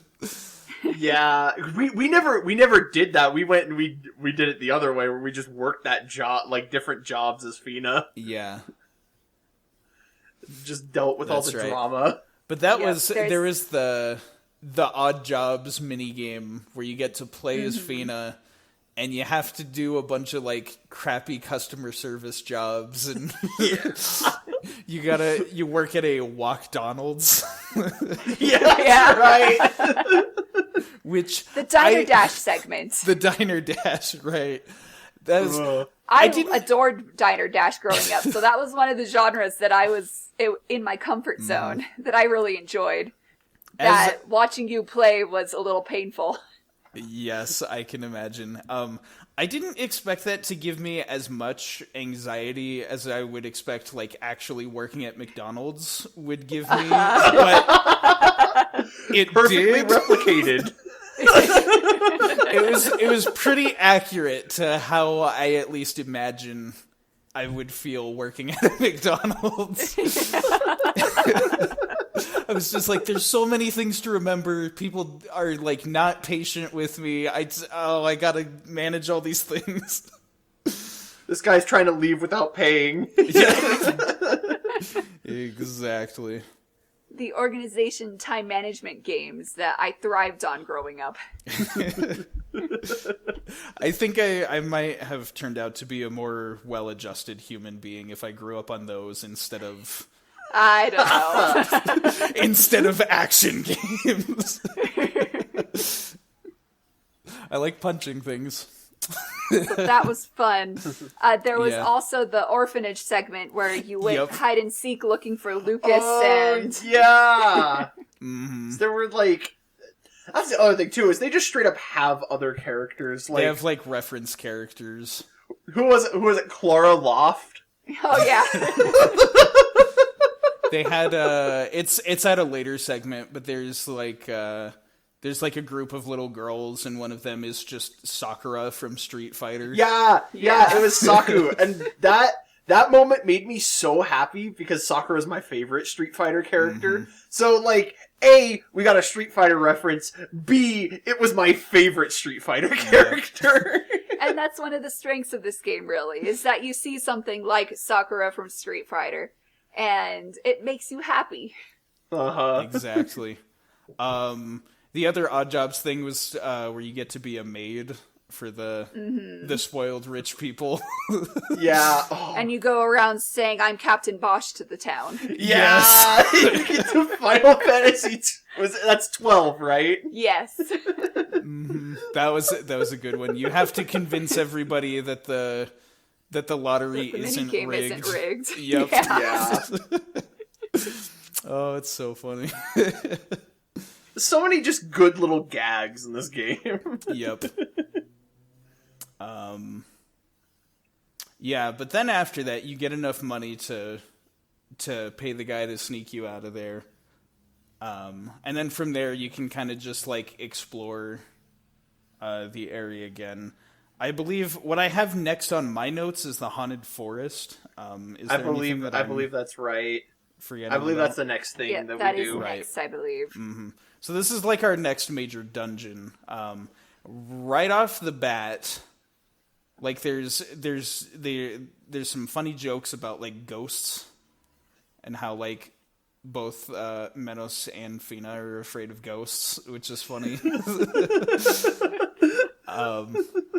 And then instantly that whole thing is blindsided by the Castlevania music just hitting you. Yes! It is so good. It's so good. I was listening to it this morning. Mm-hmm. So this one, the Castlevania style music this is what I was talking about earlier. Like it's the dungeon music from A Link to the Past, but done in a Castlevania style, which I think is how they got away with using it. But it's just it's got the eerie organs, and then the guitars come in, and you're just like, oh yeah. I am such a sucker for things like organs and bells and that kind of thing. Yeah, absolutely. Showing up in a song. I love hearing the organ go for it. Mm-hmm. And it's perfect too because it gives you that eerie vibe that a haunted forest should, but it's not a slow. It's like high energy, so it gets you excited. Right. Yep. The forest itself, I feel like, isn't really an exciting dungeon, but the whole time you're just head bopping to the song, and it's you don't want to leave. It was pretty smart of them, because like while the gameplay isn't the most engaging at that part, the vibe is what gets you through. Yeah. Oh yeah, for sure. Mm-hmm. You meet. And we meet Jatai there. Jatai, yeah. Jatai. Jatai is such a good character. Did I can't remember. I think at that moment I made a joke and I'm like, oh, hi, Frieza. Oh, yeah. Right, he looks like a Toriyama monster. Yes. He's got like the weird like holes in his head and like the sort of fishy face, like... I have to believe that it's on purpose, but he has that, like, look. He does. Yep. I would not be surprised seeing a character like this in Chrono Trigger, like, in the slightest. Yep. Oh, Agreed. yeah. Oh, yeah, he would... Chrono Trigger, or even, like, Dragon Quest. Mm-hmm. Dragon Quest might be pushing it, because Dragon Quest feels a little more generic. Yeah. But, like... But it's still the Toriyama... sort of. Yeah, it's still Toriyama. Yeah, I can see it there too. Very obvious. Mm-hmm, He's got a style. But after Haunted Forest is the camp. Yup. That's right, because you end up going to the future. Yes. Or is that after? Yeah. Well, because you briefly meet Baby Reno. Mm-hmm. Yeah, that's right.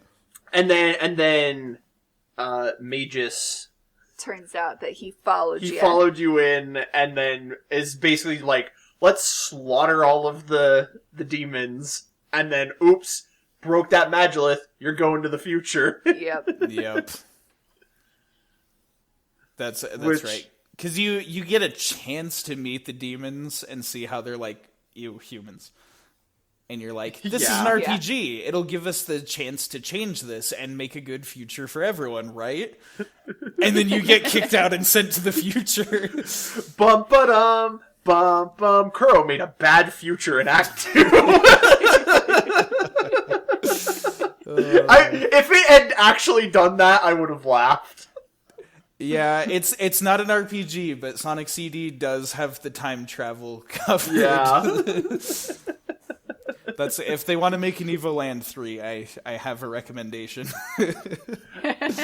Yeah. But yeah, then from the future you kind of go back through the Haunted Woods. And there's what were they again? It was like an Assassin's Guild or something. It was like a bunch of thieves, I think, smugglers. Thieves. Yeah, smugglers and thieves and all that, and they you Sons go of through pirates. their base or whatever it is, the lair, and that leads into our next dungeon, which is I forget what the place is called. I kind of just have it as like the Jatai dungeon. Yeah, like he's there at the end because he's the boss at the end. It was pretty good. There's some good references like the thwomps and all that. Yeah, and it's also our first time in the 3D space, so like, even though the gameplay is kind of the same, we get to do it with the 3D models. Mm-hmm. Yep. Yeah. There's the great put on the armor to walk over the spikes bit. That's right. Very classic. Yeah. Walks all funny. It's very cute. Mm-hmm. Yeah, just like a lot of like charming puzzles and some fun visuals. And then, it just culminates in that boss fight with Jatai, which was a pretty good boss fight. It did a good job of, like, getting you into... Because up to that point, it was kind of just like, here's a big dumb monster in the center for you to smack. Mm-hmm. Whereas he kind of, like, moves around. You have to mind, like, where the bombs are falling from the ceiling or whatever. Knock them back into him, like, turn his attack against him. I think he's actually shooting them out of his back, isn't he? Oh, that's right. Yeah. Yeah. Yeah. Got, like, little biological cannons. Mm-hmm. It's a bit more involved as a boss fight. It's where they start, like, getting really creative with the boss ideas, I feel. Mm-hmm. Yeah, puzzle bosses. Mm-hmm. And then the fact that at the end, like, because when you meet him in the Haunted Forest, like, Fina makes his comment about, like, friendship or whatever, and he's like, I'll think about this. and then it's been thousands of years or whatever, and you find him again. 50. Well, yeah, 50 years, but like it's all this time Actually, later, and you find from him. that point. Yeah. Okay. There's also that joke too where he's like, by the way, like, what's your skincare routine? Because, like, I'm starting to get, like, wrinkles and stuff, but, like, you look as young as the day I met you. And of course, Fina, like, I'm not talking about this. Some good humor. Like, he managed to not just be, like, a generic first boss, but, like, to actually have some personality on him. Yep. So I quite liked that. And then from there, what I have in my notes is we head to the town of Genova. Yep. Which was the town that we escaped from in the past and is now in the future. And it has been totally everything. I don't know the word. There's what is it? It's the smug. Yeah, because the great disaster has happened, which is a giant bomb crater filled with Final Fantasy smoke that powers engines. Yeah. Yep. This was also the start of something that I didn't enjoy, which was like Fina and Menos just arguing about like Menos, because Menos is like, my people are dead. I don't know where I am, like when I am, and like Fina's like, well, this is a part of history. Like, yeah, we can't change this. It get might change over everything. Get over it. I need to fix the great disaster because my village was there. And Menos is like, you realize how hypocritical you are, right? Exactly. It's Fina's sort of selfish mindset of like, well, your people are supposed to die, but I'm mad about mine dying. Exactly. That isn't supposed to happen, and we need to change that. And it creates this kind of unpleasant friction in the party. Yeah, and it's kind of interesting, actually, to have both of them in the party, because they are from different time periods, and they're concerned with different events. And so they kind of make them each other into foils in that way. Mm-hmm. Yeah. Like I said, the brain cell gets passed around a lot. Yeah. I think this is where it's most apparent, because everybody kind of takes a turn being selfish and stupid in the party. Yeah. Yeah. Which, I don't know. I think, like, the story handles it well enough that, like, you kind of get over the characters being stupid. Whereas, like, forced conflict can, like, really ruin a story. A lot of times. The one that immediately comes to mind for me is Sly Cooper 4. Yes! Oh my gosh. That one has so much of, like, things that don't matter start upsetting, like, the different characters, and they get in these pointless fights. There's one in particular that a character completely 180s their personality from the third game, just for the dramatic twist of, wow, they just backstabbed one of our friends. And it made me so mad. Like, and they don't justify it very well, and it's just like, it just ruins the whole game. And so, like, I was worried about that going into this game, and we started seeing this with, you know, Fina and Menos. But it, like, cleans it up well enough and doesn't make it too much of a focus that it's, like, it's forgivable. It's still a mistake, but it is forgivable. It kind of leans into a theme that we see going on in the entire game that becomes more apparent towards the end, which is whether the past even needs correcting, or whether good and bad events are just not actually good or bad and just part of a whole of the timeline. The Sylph Oracle kind of goes into this when you go see her. Right, yeah. And because every person sees events as either good or bad, and it's very subjective. Yeah. Mm-hmm. It's an interesting approach. It's just one that, like, they argue back and forth for a bit. You're like, dude, can I play, like, a brawler, like, beat-em-up style yet? Or, like... Can I beat up my party members till they quit arguing? Right. It's one of those things where, like, you know, having a group of people with you that come from different backgrounds with different life experiences, it's realistic for them to get in arguments over things. Yeah. And but I would it's argue, not fun. yeah. I would also argue that, like, this is one of those things, too, where, like, the story isn't a cliche reference. Like, it's its own identity. Yeah. And like, it very much tackles those questions. Mm-hmm. Which I think is cool that, like, the game does that. It just, again, it's one of those things where I was like, Fina, do you not realize how stupid you are sounding right now? Right. Yeah. Right. And it's one of those things, like, probably what's the most bothersome about it is, and this happens with so many other plot points in the story, but when you, the player, already know what's going on and you better understand, like, what the right thing to do about something is, but your characters you're playing as haven't realized it yet and you have to watch them work through it, it gets kind of frustrating. Yeah. Uh-huh.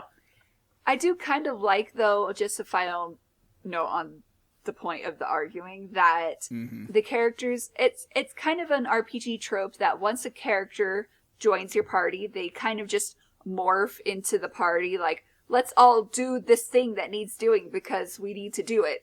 Right. Whereas these characters, they argue because they have different perspectives on what's important and what needs doing. And it's kind of interesting that way. They don't lose sight of what's important to each individual character. They don't lose their sense of self to the amorphous the party. Right. They're individuals. Right. So there is that. I will make one counter argument to that, and that is just that regardless of what each party member wants, they end up going along with what Kuro does. Yeah. And he is the character there is that too. He is the character that does the least to make a case for what he wants. Yeah. Because he's a mute character, and they all go along with him. So it is kind of like, well, not exactly, but mostly you're right. Because Kuro is basically just a vessel for the party to go in a direction and decide on something. Which you could argue, as a silent protagonist, he's a self-insert character. And so at that point, it kind of expects you, what argument would you make? Yeah. And it leaves you to think about that. Yeah. And, like, it's up to you and your imagination of, like, what you would say in that moment. Yeah. Right. Because usually with a party, you think in terms of which party member is my favorite. I want to max out my social link or my supports with them. So I'm going to always agree with them.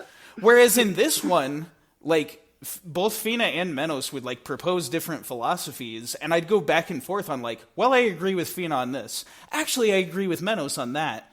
But on this, I agree with Finos. And so it was like, okay, there's some back and forth here. Like, there's some discussion to be had. Yeah. So what is the actual right thing to do here? Mm-hmm. I'm surprised we got a lot of conversation out of that, but I think that was a really good point. Yeah. It's because it's one of those, like, it's right there, and it's kind of hard to, like, ignore it. Yeah. And later on, we get Velvet.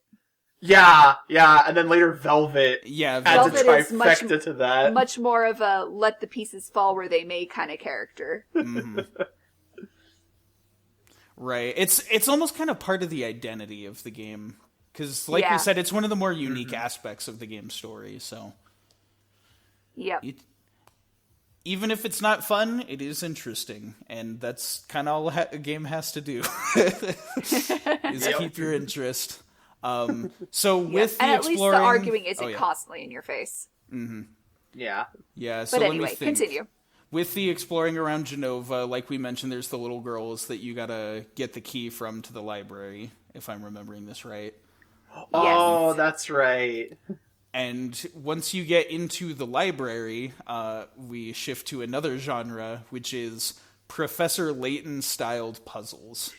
Yeah. This was so funny to me, too, that, like, I've never played a Professor Layton game, but I've seen enough of it that, like, when I saw it, I was like, this is Professor Layton. Exactly. Oh my goodness. Like, this is very much a Professor Layton puzzle. It's... like everything from like the foreboding music while you're trying to solve a puzzle, and then like you solve it and the camera like zooms in on Kuro and it's like, you got it, and it's or the four frames. Right. When you get it wrong and he face palms. Yeah. Arguably, it's as iconic as something like Sonic running through a loop-de-loop or whatever. Just the moment you see it, you're like, "Oh, this is Professor Layton." Like, it's as iconic as the Phoenix Wright point. Like, yeah, like, exactly. You see it and you know. Yep. Mm-hmm. Objection. So again, puzzles are critical thinking. Let's just say is not one of my strong suits. This is another one I enjoyed. I actually really enjoyed this segment because, I loved it for the references. It was more just a matter of, like, I'm still trying to figure out what's wrong with my brain because doctors can't give me a concrete diagnosis on anything. But like the moment the puzzle appeared on screen, I wanted to figure it out, and I could feel my brain being like, no, I don't want to do this. I'm not even going to engage. And I'm like, but it's the game. I think, because this is the thing, too, they were decently challenging puzzles. Like, right. I would say they aren't, like impossible college-level, challenges. No. But, like, there were a couple maybe, of them. like, the Soldier Tower one. Yeah, like, that Right. was one where it's like, okay, what is the route that we gotta have this guy take? Wait a minute. Mm-hmm. It's definitely not like Reader Rabbit preschool either. Like they're gonna require you to think about some things. A lot of it is like pattern recognition. Yeah. I think the one that I remember the most was the books on the shelf. And, Yeah. like, one of these is not where it should be, and it was, like, it had to do with, like, the height and color of the book. No, it makes you think it's height and color. Yeah. It's actually how many slash marks there are above the solid block in the middle. Oh, that's right. That's what it was. That's First what it shelf was. is 1, second shelf is 2. Yeah. Like, that one left a distinct impression, because it was challenging, but it wasn't, like, impossible. And so, like, figuring it out, like, man, that felt awesome. Mm-hmm. It was a good little segment, and again, it just adds to the variety of the different kinds of things you're doing. Like, because they're always giving you a different genre to tackle, it makes it so you never get bored of the main game. Yep. Not only that, but on my second watch through, again, didn't realize this when we first played through it, but the professor references Velvet as, like, his mentor. Mm-hmm. And, like, watching through that, I was like, oh my goodness. It was right there, and I didn't notice it, because it's just, he just says it, and I'm just like, okay, I don't know who that is. Like, your mentor, I'm sure we'll meet them later. And then we meet Velvet, and I didn't connect the dots. Now, to be fair, you are given that information before you realize that it's relevant. And there is so much in RPGs of that happening where it's like, it's a foreshadow, but you don't look at that and go, that's foreshadowing, because you don't know what's coming next. Flavor text. Yeah, exactly. Well, and especially with how much was in between when we actually meet her and, like... Exactly. Because there's a lot that they throw at you in that little bit. Right. Well, if you don't play it in 2-hour chunks every so many weeks, then Yeah. it's easier to pick up on that crud. Let's see. So in my notes, things kind of skip ahead a little bit for me. But the next thing that I have is where you're dealing with the prophet. Yeah, because what that's a bit later. Well, because what we need to do is get the Stone of Time, because that's what we learn in the library. Yeah. Right. And then, because we want to learn about the Magi, we learn that, the Magilus and the Stone of Time were, like, Magi things, and that's kind of, like, our next target. Mm-hmm. But in order to get there, we need to deal with the prophet. Yeah, you gotta get the Stone of Time to activate the Magilith on the island. To get to the island, you need the writ of whatever. Yeah, that's what it is. The signed letter forcing the captain to sail because he doesn't want to go to the haunted island. Because it's haunted and cursed. In order to get the Stone of Time to activate the Magilith, you need to go become a novice monk, whatever, and go to the top of the mountain because you now have access to the mountain because you're a novice. Mm-hmm. And then get the flying machine from the top of the mountain to go fly to the top of the pyramid where you can fight the prophet and get stone time. Right. Like, You get there really was a lot of twisted. running around. Yeah. You This get is one really of those twisted segments that in- isn't really clear. Yeah. And it kind of just drops you, and it's like, go figure it out. Talk to people. It's like those trade quests in Animal Crossing where they're like, my friend has this thing, I'll trade you this for that thing, so you can trade back for that thing to get this thing. Like, Yeah. it gets a little tangled up. But, like you said, that ends up leading us to Windy Valley, where we find the flying machine, and we get another gameplay shift. Oh That- boy. One that, from what I've seen on the internet, mostly from generally RPG fans, is considered very difficult and not liked by a lot of people. Yep. This was one of my very specific examples that I gave at the beginning when we were talking about Yep. gameplay. Yeah, this Yep. is when I said I really liked every single moment and went back and went almost every single moment. This is what I was thinking about. So our next segment we get is shoot 'em up style, which if you've heard anything from previous podcasts about me and my tastes, I was head over heels for this segment because it was so accurate to the style. Like, the music, the sound effects, the way the controls worked, the bullet patterns that you had to dodge, it was perfectly recreated. So from my perspective, this was an amazing section of the game. Understandably, from the perspective of anybody who is not used to this genre, this was brutally difficult. Yeah, it was very difficult, and it was disgusting watching you do it your first try. That's the one. If you thought you were mad at watching me try to solve puzzles, It was so interesting watching you play this game, though, because the sections that I really enjoyed, you struggled with a bit more, and the parts that you really enjoyed and got your first try, I really struggled with. yep. We were like exact opposites on genres. It's so funny, because then, like, I kind of felt like the middle ground where I was like, yeah, I kind of just liked everything. Yeah. Like, no strong opinions one way or another. Like, Right, and that's not to say that I disliked the puzzle stuff, it's just that it's harder for me. yeah. Whereas, like, something like this, I was just, like, all in on. I'm like, this is what I want the entire game to be. Yeah, I didn't enjoy it, but I could definitely see that it was well made. Mm-hmm. Also, props to the game. When I played this game most recently, I did it on my laptop, which is a handful of years old at this point, and not high end. But it was able to handle this section just fine without any major lag issues or frame rate issues. So, I'm guessing that the game is well made on that front. Yeah, it's pretty impressively optimized, because, like, the graphics Yeah. aren't necessarily crazy, but, like, it is a 3D segment. There's a lot happening really fast.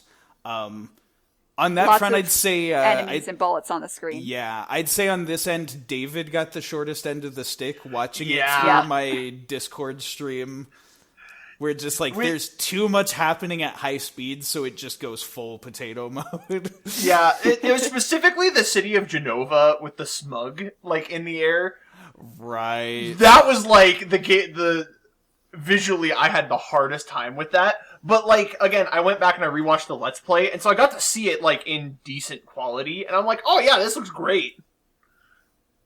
But yeah, our first foray into this was a little, that was a little rough. I keep getting Discord pings from other servers. I'm just like, listeners, please don't check your Discords. I feel like there's a way to mute all of that, right? Well, there is, but I don't want to do that. Yeah. Because More then I effort have than to it's worth. undo that. Yeah, fair. I can just tell people not to check their Discord. Yeah, anywho. So that was our little So shmup the segment. shmup section was good.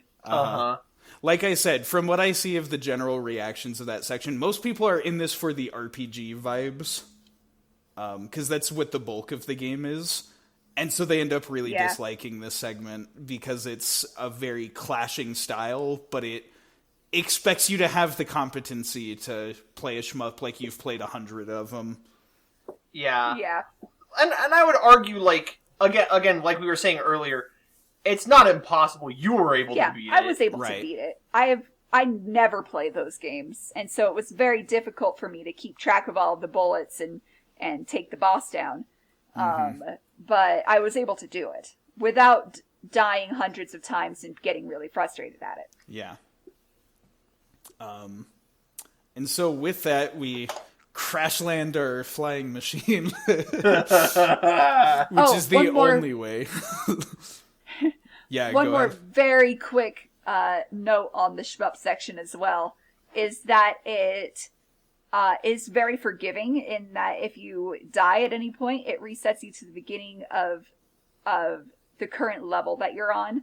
Yeah. And if you're in a boss battle, it resets you back to the beginning of that boss. You don't have to go through the whole level again. Yeah. And so it's very forgiving that way. The checkpoints are extremely forgiving there, which is also very good. Right. All right, continue. Okay. So with that, after crash landing the ship, we're at the top of the pyramid, and we find the Prophet. First of all, I would just like to say I love the Monty Python reference of him saying "knee" all the time. Yes! It's such a weirdly specific thing to call out to, but it just works for the humor perfectly. Yeah, and it also really kind of characterizes him as kind of a nerdy... kind of a weirdo. Yeah, he holds his hands up like... not like cat pose, but like... You like can't see what mantis. I'm doing, but yeah. Yeah, just like creepy with a hint of like a little bit unhinged. Yeah. Yes. That's... And it's even funnier because you're like, this guy's like a spellcaster or some crud, right? And then he hulks out. Muscles. I've been training for 50 years to defeat you in hand-to-hand combat. Right. The last thing I expected from this character was a Street Fighter battle. This might have been one of my favorite moments. Like that whole Street Fighter bit, because there's so much Street Fighter love put into it. I am more of a fighting game appreciator than actually like playing them and being good at them, but I was also very happy to see this section. Well, and specifically, like, okay, because you have your basic, your Hadoken, your Shoryuken, like... quarter circle punch! It's the standard for like, games. It's the fact that the inputs are the same. You do all the Street Fighter inputs, and you can pause and you get a move list that shows you how to do them all. Yeah. Even with that, though, I couldn't figure out how the moves worked, so I ended up just like gut punching him over and over to death, button mashing, which also worked. Right. But like, sorry, how you were gushing about like the shmup section and how like it perfectly replicates it. This Street Fighter section for me, like, I was losing it because like, you know, Kuro's moveset 1-to-1 is Ryu's toolkit.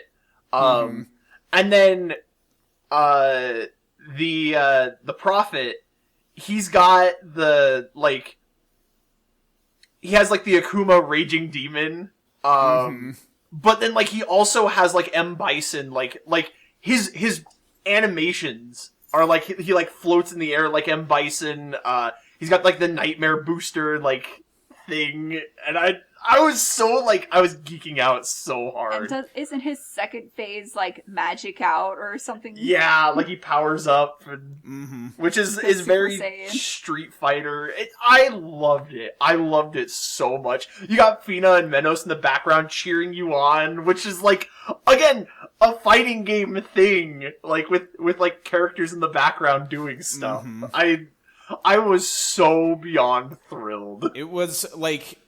with all of these different genre shifts that we've been talking about, the attention to detail on them is like very noticeable and very accurate. This one in particular got so much like accurate about fighting games and about like, the feel, the controls, the style, the garbage because the computer keeps spamming Hadokens. The AI was very good too because it was still like a beatable boss fight, but it definitely felt like I was playing against another player. So that was really cool. Challenge.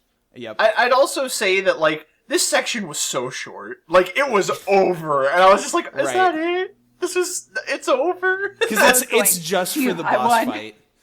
Yeah. With something that demands a little bit more skill, like a fighting game, yes. I think it makes sense to have it just be the one fight and then never again. Oh, absolutely. And like again, talking to you and like how again you're like you can beat this boss by just like crouching and punching, like. Yep. But then, like, at the same time, I mean, I haven't seen, like, all of, like, the 100% in the side quests. Like, can you do more fighting game stuff, like, later as an optional I've never thing? found a spot. I think that's it. Because I think to 100% everything, what we were missing was just, like, cards and stars. Right. Because I think it might have been fun to have, like, an optional, like, tournament mode or something that captures like the single player of Street Fighter 2 or something. I know there's an optional mini game mode later where you can revisit the shmup section. Right, I did know about that one. I wonder if there's someone somewhere that does Street Fighter that I wonder about that. We didn't run across. Because it's solidly programmed. It's fun to play. I wouldn't mind playing some more. Yeah. But it's, overall the main thing about it was just, it was so unexpected coming from a cult leader. Yeah. Well, and especially because, like, up to that point, it kind of felt like we were, like, getting a gameplay style shift and then going back to, like, the overworld style. Mm-hmm. Whereas, like, this, we had the shmup section and then immediately afterwards we got this fighting game bit. And I was just like, oh, man, this is cool. Which, on the one hand, again, is great for diversity. On the other, if you're not somebody that's used to playing more action, like, quick-paced games, you get these two back-to-back.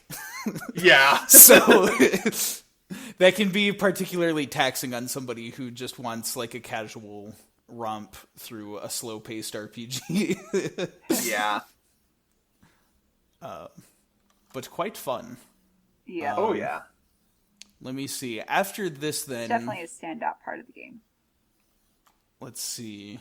What do you guys have next? Because I have, like, the Cursed You Isle. take the Stone of Time to the Cursed Isle and do the little miniature tile puzzle.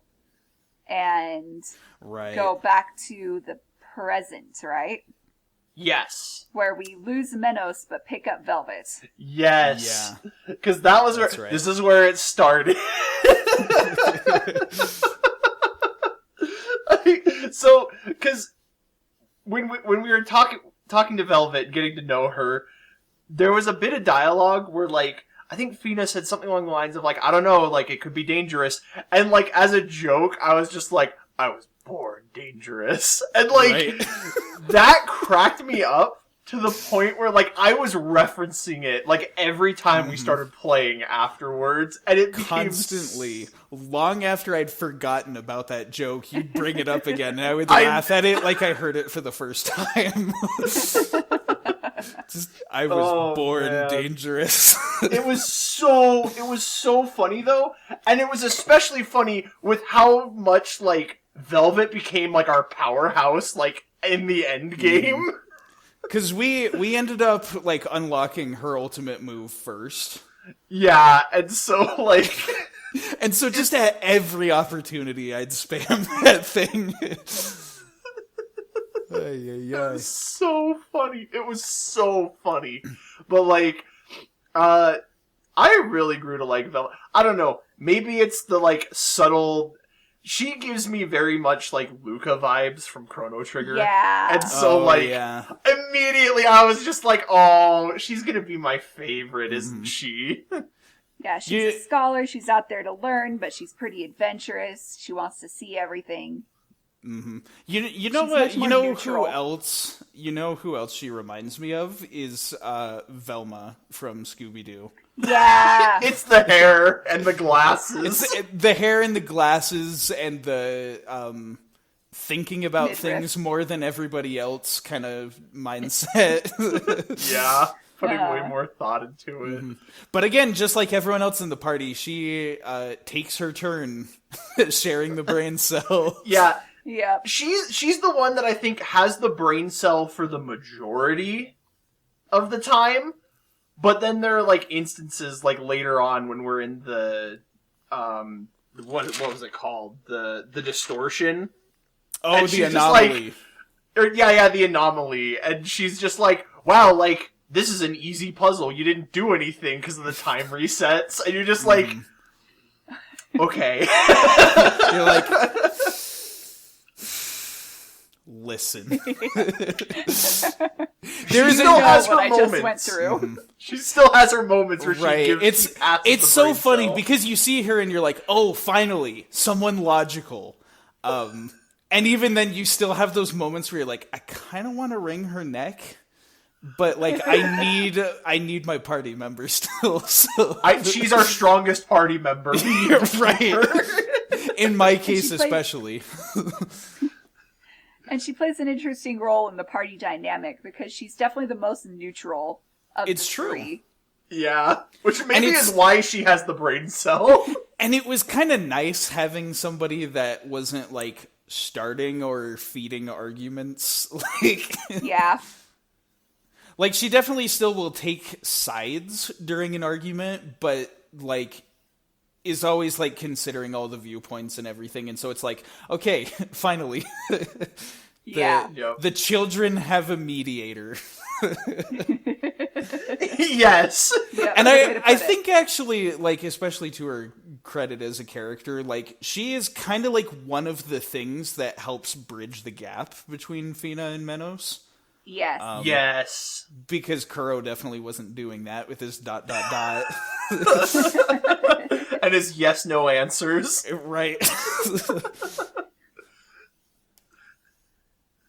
They'd be like, what do you think about the state of affecting the world through time travel? And you answer yes or no. And they're like, oh, okay.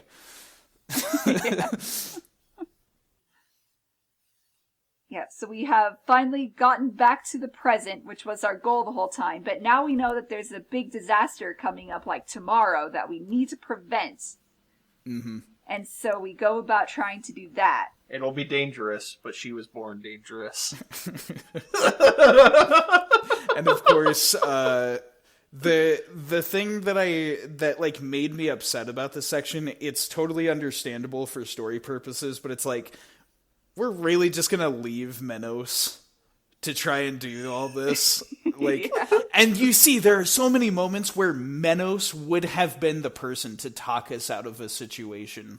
Yeah. And just because he's not there, and because we're not trying to get him back, like, actively, like, so many, like, misunderstandings and bad things happen that it's just like, oh, we did this out of order.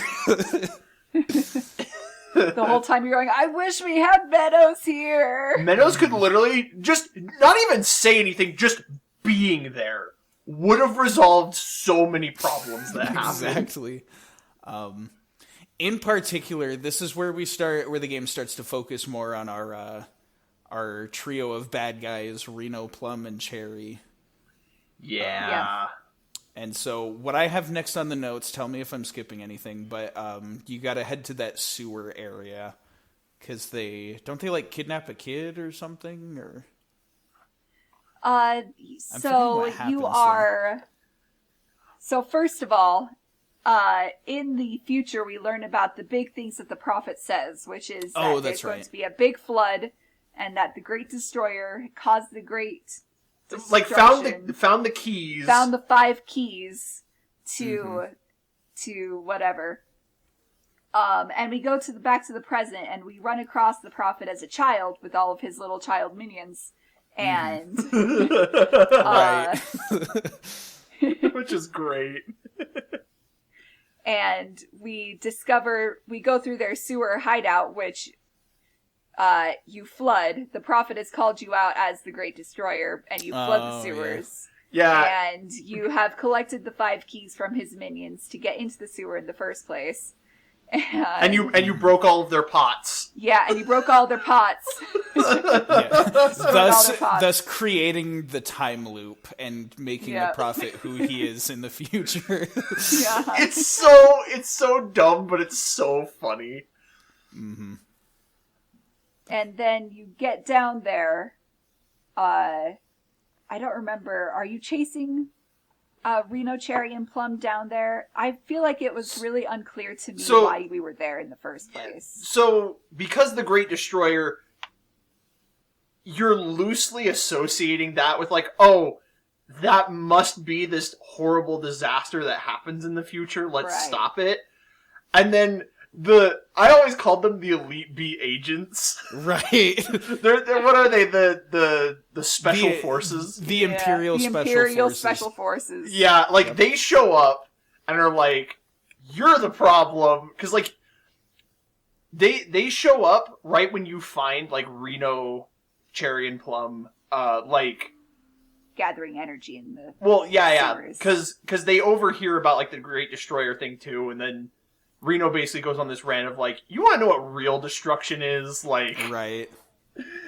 I mean, we've seen the demons who have been forced into slavery in the mines. Yeah. I think we see that later, but, like... We see it before, because one of the 5 keys is in the mines. That's right. Because you go there and you see them. You don't engage in the whole dungeon there, but you go there first. Yeah, and then the special forces show up, and the Prophet is like, I'll hold these guys off, get out of here. Yeah. and then that's when you start chasing down the 3, and that's where we get our next gameplay shift. Yep. This is the Cherry one, right? Or is it Plum? Yeah, it's the Cherry boss fight. It's Cherry, because it's the chase. You get an auto-scroller platformer, which is something kind of familiar yet kind of new. Yeah, I remember David kind of losing his mind at this point. Because it's Mega Man! This is my bread and butter right here. Like, not only that, but, like, the music was so good! Yeah, this was one of the sections where the music kicked it into overdrive, definitely. Plus, like, I really liked Cherry and Plum. I thought their design was, like, perfection. And so, like... the fact that, like, we get to have unique boss fights with, like, them and stuff was so much fun. And I love the chase the boss kind of setup. Yep. This was another part that I found difficult, because it's a die if the edge of the screen touches you section. And there's a lot of those blind jumps and destroying crates before the screen catches up to you. Right. Which I found difficult, but not in a bad way. Mm-hmm. Uh-huh. I will say, here's something new for me to throw into the pile. I found this section to be pretty difficult too. That's not to say I'll agree with you on that. That's not to say that it was bad or that it, like, wasn't enjoyable or anything like that. It's just, like, I noticed that I'm like, wow, they're really starting to ask a lot of the player. That's pretty interesting. And it was a sign of things to come. But definitely in an enjoyable section. For as much as people kind of dislike auto-scrollers for you not being able to control the pace, it was a good way to keep things feeling fast and to keep it like very tense. Like, you get the sense that, like, if you mess up, like, Cherry could get away. And so it keeps you, like, wanting to keep trying. The checkpoints are also pretty forgiving. They don't put anything, like, too taxing unless it's, like, right at the end of a checkpoint. And so it's like you get through that and then you immediately hit a checkpoint and you're like, okay, I don't have to do that again. Right. Yeah. They also put in the Mega Man door, like the boss door, which was a nice made touch. me so happy. Like, right down to, like, you jump and then you freeze in air and slide in. Like, it's the little things about this that just make me so happy. Yeah, it was good, and the boss fight provided a fair challenge once you get to the end as well. Yep. Very satisfying section. And that is one of Reno's cohorts down. Then we gotta fight Plum, and let me tell you, this is the part that made Joseph happy. I loved it too, but I knew that, like, my joy couldn't compare to his. I don't know. I mean, Bomberman's great. Who can deny it? So we get to I believe the music on the soundtrack is titled Bomber Mines, which is pretty great. Nice. Yeah, because it's great the way it does it. It starts with a boss fight against Plum, where she is, like, on the other side of, like, a wall that you can't hit, and she starts throwing the Bomberman bombs that explode in a plus shape, and you're like, but I got a sword. And you get the funny idea to start whacking the bombs back. And so it almost becomes a combination of Bomberman and Breakout. Yeah. You have to, like, knock the bombs back to destroy the wall so you can hit Plum, which I thought was a super cool combination. Yeah. But then that's, like, only a phase 1 to the fight, and Plum runs away, leaving behind the bombs. And then it actually just turns into Bomberman gameplay. Yep. For an entire dungeon. Yep. And even, like, there were, like, creepers in the Yeah, there were dungeon, which was creepers in fun, and, like... That one was good, too, because that was a perfect example of, like, it's not a Bomberman thing, it's a Minecraft enemy, but it's explosion-themed, and so the fact that the creepers would explode in the plus shape like a Bomberman enemy... Yeah. Plus, you're was in just- the mines. And you're in the mines like in Minecraft. It's a perfect combination of, like, two, like, things you would think are distinct. It just merges them super well. Yeah. And then right down to, like, the most busted Bomberman ability of all time, the line bomb. Yup. They give you that, and then you can just start throwing. In addition to throwing caution to the wind, you can throw so many bombs. I was like, oh no, it's suddenly dangerous. Exactly. The risk reward that is Bomberman. Yep. It also helps that, unlike Bomberman, it's not an instant kill if you touch a bomb explosion. Yes. Yeah. So it allows you to play a little more risky and not suffer the consequences too much. Because let me tell you, old school Bomberman, it's hard. The fact that you die in one hit makes it super hard. So I was glad they didn't. I'm glad they didn't do that from Bomberman. Yes. They did still have the TNT carts that you died in one hit from, but That's those were very right. intentional. Yeah. Oh my gosh. But again, very fair checkpoints. So, Yep, you learn from your mistakes and you're like, okay, don't do that anymore. Yep. In general, just throughout the whole game, the checkpoints are very forgiving. Exactly, yeah. Because they know that not everybody's a master of every genre. Exactly, yeah. And so then the whole dungeon ends with the second half of the Plum fight, which you start by fighting Plum using her bombs. Yeah. And she takes notice of that midway through the fight. And one of my favorite jokes, easily one of my favorite jokes, is just like the, hey, give those back! And then it's a yes or no prompt. Yup. And I love it. If you answer no, she's like, you don't have a choice. This is Deltarune, and takes the bombs back. If you answer yes, then she's just like, ha, what an idiot, and takes the bombs back. Oh, it was so good. Yeah, again, cementing them as some of my favorite characters in this whole adventure. They were... Yep. And both Cherry and Plum in their dying moments, because you actually kill them. Right, they actually like, die. Yeah, please save Reno. Don't let him just self-destruct. Uh-huh. And even, don't hurt him. Plum actually saves you from the the Special Imperial Forces Special again. Forces. Again, I just want to call them the Elite Beat Agents, because that's exactly what they make me think. I was like, where's the rhythm section? What they make me think of is the guys on Dragon Ball Z. Oh, the Ginyu Force! Yes! The Ginyu Force. Yeah, that's another good one. Here's an obscure reference for y'all to throw into the mix what I think of them. They remind me of the Rubber Robo Gang from Metabots. Oh my goodness! I have never heard of this. Why would you have? Metabots is very not known in the West, so that's understandable. But Oh my gosh! They're kind of they're very Team Rocket-y bad guys. I'm just saying, trio of right really down to weird the looking sunglasses. dudes. Yeah, the sunglasses too, and just the general like doofy nature of the characters.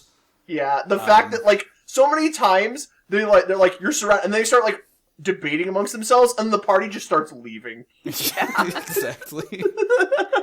2 out of 3 times that you see them, at least 3 times, 4 times, whatever. Mm-hmm.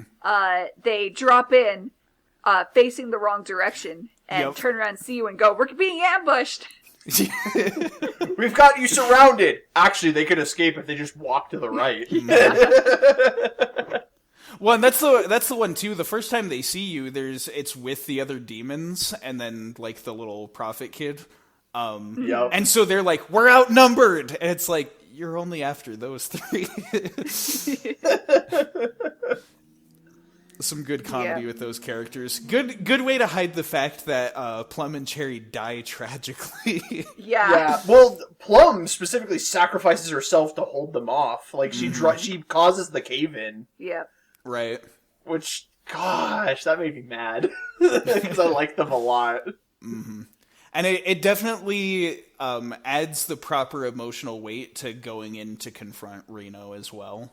Whereas, like, if it was just completely jokey the whole time, then you probably wouldn't take him seriously either. But it's the fact that the game, like, takes a minute to stop and be like, okay, hold on, there is actually a story here. We're gonna give these characters, like, the emotional death scene that, you know, does them justice. Right. And that gets you into a bit more of a somber mindset going into face Reno, which I really like that the game does that. Yeah.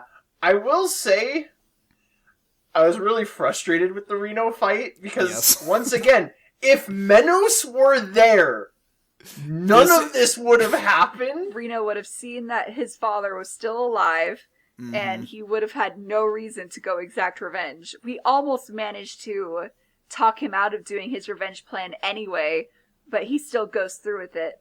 Right, because the problem is you bring up Menos and that he's still alive. And, like, this is one of, like, my favorite moments of writing, where Reno has this moment where he's like, really? And he gets excited, and then he's like, oh, I wish I could believe you. Yeah. But it's like, you have no proof that Menos is still alive, and so it's like, no, it's gotta happen. Oh yeah, he's still alive? You didn't kill him? Where is he? He's indisposed right now. He's in another timeline where you can't see him. Please believe us. Like, it's such a tough situation, and I hate that it upsets me, but, like, it is clever writing. Yeah. I think what upsets me the most is how, after you defeat him, it's not really treated with any, like, kind of... like, this is Menos' son. Like, is Menos not our friend? Like, I feel like we could have tried a little... meet back up. A little harder. Like, I was, like, really frustrated because it was such a needless fight. And then, like, I think it's specifically, like, Fina is just kind of sucks that, like, you know, Menos wasn't here. He probably could have talked him out of it. Oh, well, let's go in. The door's open, let's go. Like, and I was just like, save my village. Fina! Brain cell! Why did you leave it back in the future with Menos? Right. That's... like, that whole scene is, like, it's more emotionally painful for the player than for the characters, which makes it hurt even worse, because they don't take it as seriously as You know, me sitting there being like, that's Menos' son! And we're also doing this instead of getting Menos back. Like, yeah. Well, and also in all of that, like, Reno's boss fight is so cool. yeah. Yep. Like, you play Ganondorf tennis with him, he goes Super Saiyan. Complete That with was the blonde one- hair. Mm-hmm. For not being, like, a change in gameplay style, they finally give us another, like, top-down boss fight again. Because it's been a while since we'd seen one of those. But it's the fact that they mix the Ganon tennis with the Dragon Ball Z imagery, right down to, like, the sound effect when he powers up is the exact same sound effect as Dragon Ball Z. It's just some really solid imagery they use. To make a and really like all good the boss after fight. images and stuff is just, it's so cool. And so it makes me even more upset that, like, this fight is so cool. It really didn't need to happen. Yep. There's also, I think right before that, there's like a joke. Cause, Fina's like, she makes the obvious point, it's like, alright, here's this door, and she's like, why don't we just drill in from the side? and then they point out, like, oh, all the walls are made out of this material, like, we can't get in. I got such Minecraft vibes out of that. No matter how secure your vault door is with its passcode and everything, all it takes to get past it is just somebody with a pickaxe. Yeah, just somebody, just 2 steps to the left, we'll just go in through here. Yeah. Shoot, he made his house out of obsidian. Better get some diamond. That's a Minecraft reference for all you Minecraft fans out there. So then we kill Menos' kid and don't give him the respectful death he deserves, and then we go into... even when we meet up with Menos, fairly shortly thereafter, we intentionally don't tell him that we killed his son. That bugged me too, that he didn't get any closure on that. Because that was the thing. The game was kind of ambiguous. I was like, did we just knock him out, or did we kill him? Well, and especially because we walked in and then walked back out, and Reno's body was gone. And so I was like, is this implying that he got away, or is it implying that, like, he's already decomposed? Like, what's... He despawned, like... Yeah, exactly. It's a video game. And then it's never brought up to Menos again. He doesn't even make too much of an effort, like, specifically thinking about, like, taking care of his son. He's just like, I need to save my people. And so it just feels like it's dropped. That his son died. Yeah. Well, and skipping some of this ahead a little bit, like, obviously, the big thing that we can do to undo everything, it is brought up that, like, by removing the weapon from history, Reno would never go after it, and therefore, like, it would rewrite everything. Right. And in fact, we see a scene of Reno, Cherry, and Plum walking after the weapon is removed from history, right? Yeah. I think in the credits or something. Yeah. Yeah. Like, we see that, but it's the fact that, like, Menos, this is your son, and you very clearly love him. Mm-hmm. Why are you the one that's not, like, the most distraught over this? I think simply he just assumes that his son died during the war. And Probably. And so being told that is like, okay, reopening this wound that is already open. Yeah. It's just kind of, more than anything, there's no closure on it. No. Which is kind of sad. But with that, we move on to the Professor Jiro's lab section. Yes. Which, it did dawn on me that this might be a Dragon Ball reference. Oh, yeah, Dr. Giro. Dr. Giro, specifically because there's the Red Ribbon Army logo in the dungeon. That's right, we did find that. Okay. I'd forgotten about that, but that's true. Mm-hmm. Yeah, so... I went to Final Fantasy and the classic ribbon accessory, but wasn't quite No, yeah, it has meshing. it has the 2 R's on there. It is the Red Ribbon Army. Cool. It is very specifically a Dragon Ball Z reference. Because I remember we pointed that out, like, we both noticed that while we were playing. I'd forgotten about it, but you're totally right about that. Because, like, Fina, like, makes a joke about, like, oh, a red ribbon, like, I think it would look good, but, like, it would clash with my outfit, or whatever. Like, or she's like, oh, it's covered in dust. Yeah. So the gameplay in the lab. Yeah. I have mixed feelings about it. Yeah. Because on the one hand, I love turn-based combat. And I love that it's the ATB system. Mm-hmm. Like, it's really cool. It Chrono Trigger. Yeah. But the thing about those kinds of games is when you grind and level up, the fights get easier. Those fights really drag on. Yeah. I'll definitely agree to that. And do you know what I think the biggest problem with it was? The enemies did not yield very much experience after those fights. So it was not set to an RPG pace. Yeah. I'm honestly not convinced that you were getting any experience at all. I think it might have been just flavor text. Because I swear my experience bar was not moving. Yeah, and that's fair. You might not actually get experience from doing that. I just remember it was like based on the area you were in, enemies would yield more experience in some places than they did in others. Mm-hmm. Yeah. Which is to say, like, as frustrating as, like, how long those battles would drag on. Yeah. Like, and there would be more and more enemies with each encounter, so they'd get even longer as you kept going in. The Let's Play that I was watching started speeding them up. Right. Because there was a lot of them, and they were long. However, everything else about that area, I adored. Mm-hmm. Like, I loved that part of it. It was packed with references. Oh, yeah. Right. The last Metroid, Alien. The Mother Brain at the end. The Mother Brain. It had an egg cup and a Sonic thing. Mewtwo. Had a Sonic reference. And, like, Eggman's little Eggmobile, the egg cup. Mm-hmm. Yeah, there's a lot of good stuff. The testing for human intelligence. The Turing test. Turing tests.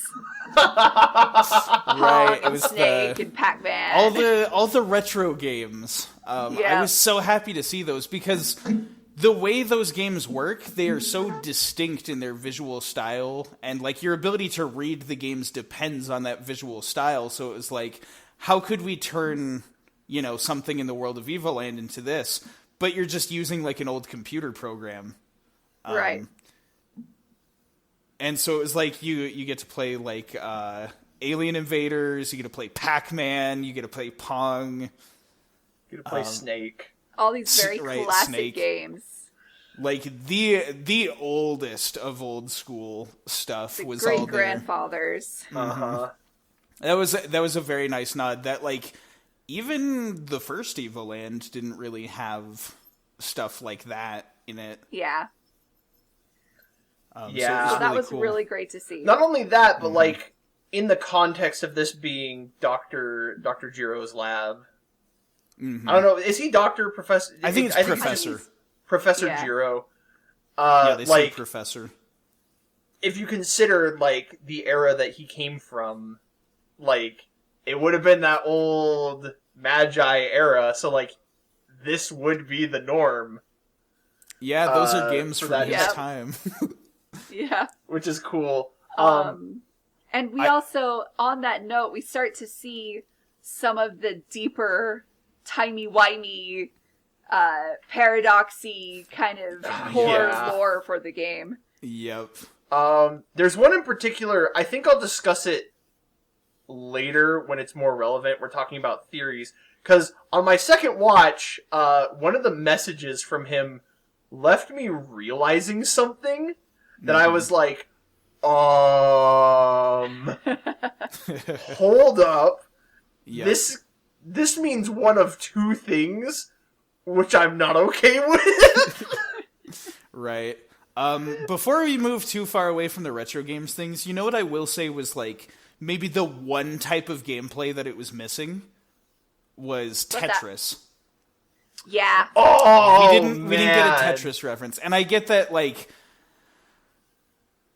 copyright laws in regards to the iconic imagery of Tetris can be a little sketchy, so I could understand if they didn't even want to try.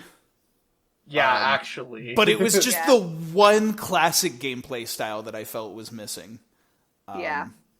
Like, everything else was there. The Pac-Man, Breakout, Snake.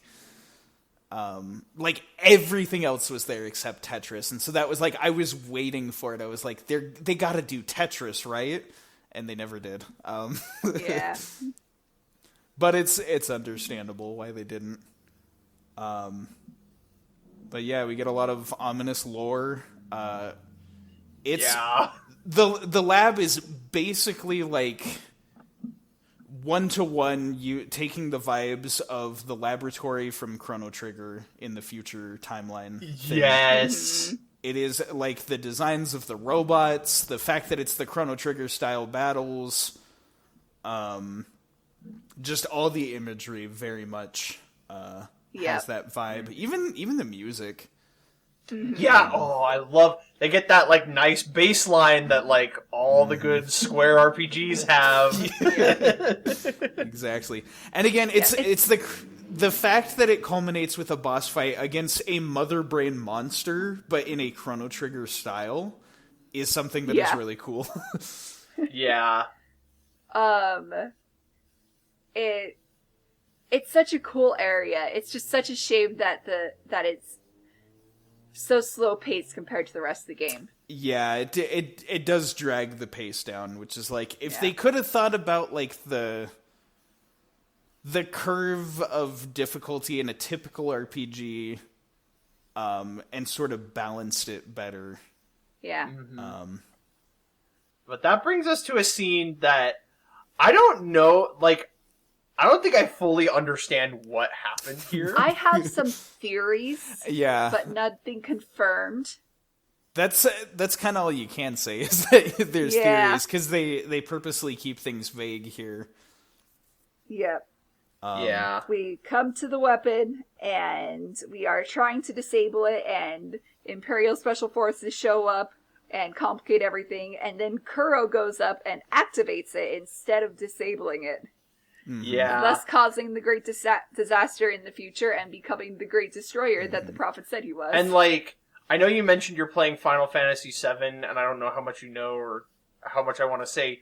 That scene reminds me of something that happens in 7, and I was wondering if it was a reference to that. I don't know. I'm not sure that I'm far enough, because I know that that is a thing where Cloud has like the strange headaches and he is like hearing words that are whatever, and that happens to Kuro. Yeah. Like he's remembering something and it motivates him to... Yeah, I don't know who did this, because the visual effect, when I went back and watched it the second time, signifies that it was Ceres's powers. Mm-hmm. Right. Which we know that, like, the weapon had been siphoning those. Yeah. And so, like, was that something that triggered something in Kuro? Was it, like, Professor Jiro, or was it Ceres, or... Like, yeah, like... It's My hard theory to say. is that Kuro is pretty heavily implied to be Professor Jiro. Yeah. Yes. And so my theory is that he remembered his purpose in coming to the timeline in the first place and realized that he had to detonate the weapon in order to maintain his purpose in the timeline. Right. Yeah. And it is kind of interesting because of the vagueness of the scene. For a moment, it almost gives you a vibe like he's being controlled by someone else. Mm-hmm. But then as you go through the rest of the game and get more context for story, you start to wonder, like, oh, maybe he did do it intentionally. Like, Right. It's one of those areas where they purposely keep it vague to create a sense of mystery. Yep. Which then you just kind of feel like an a-hole when you talk to the rest of the party. Yeah, it's like, sorry guys, that one's my B. Like, and no one really gets on your case about it. Yeah! I will say, like, yeah, no one gets on your case about it. Without getting into too much spoilers for that game, it reminded me of a moment from Tales of the Abyss, where something kind of similar happens, where your main character screws something up royally, and then the rest of the party is just kind of forced to deal with the aftermath of that decision. I'd argue, though, that Tales of the Abyss, like, a lot of the party, like, calls you out on that. Like, oh, they scold you for that. Yeah.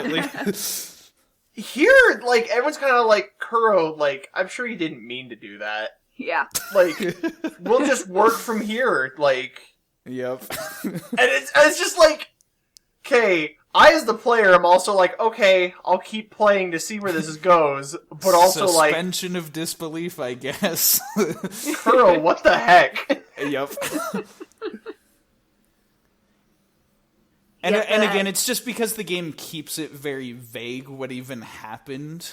Yeah. That, like, it doesn't elaborate on any of that, and so you're just kind of left wondering, like, okay, where do we go now? Like, I don't even know if I can trust my player character. Yeah. Is this Deltarune?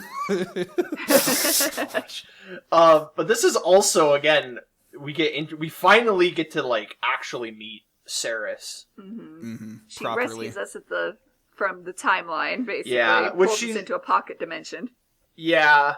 Or not a pocket dimension, like a small part of the future that is, like, something. safe.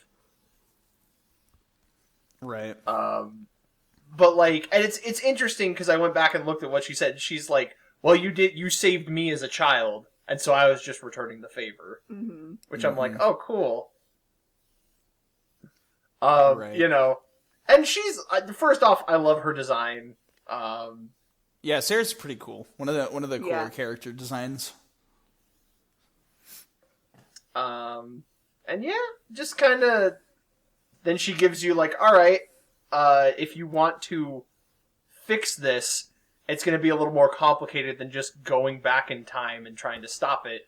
We need actual, like, super-powered magic to erase the weapon from history.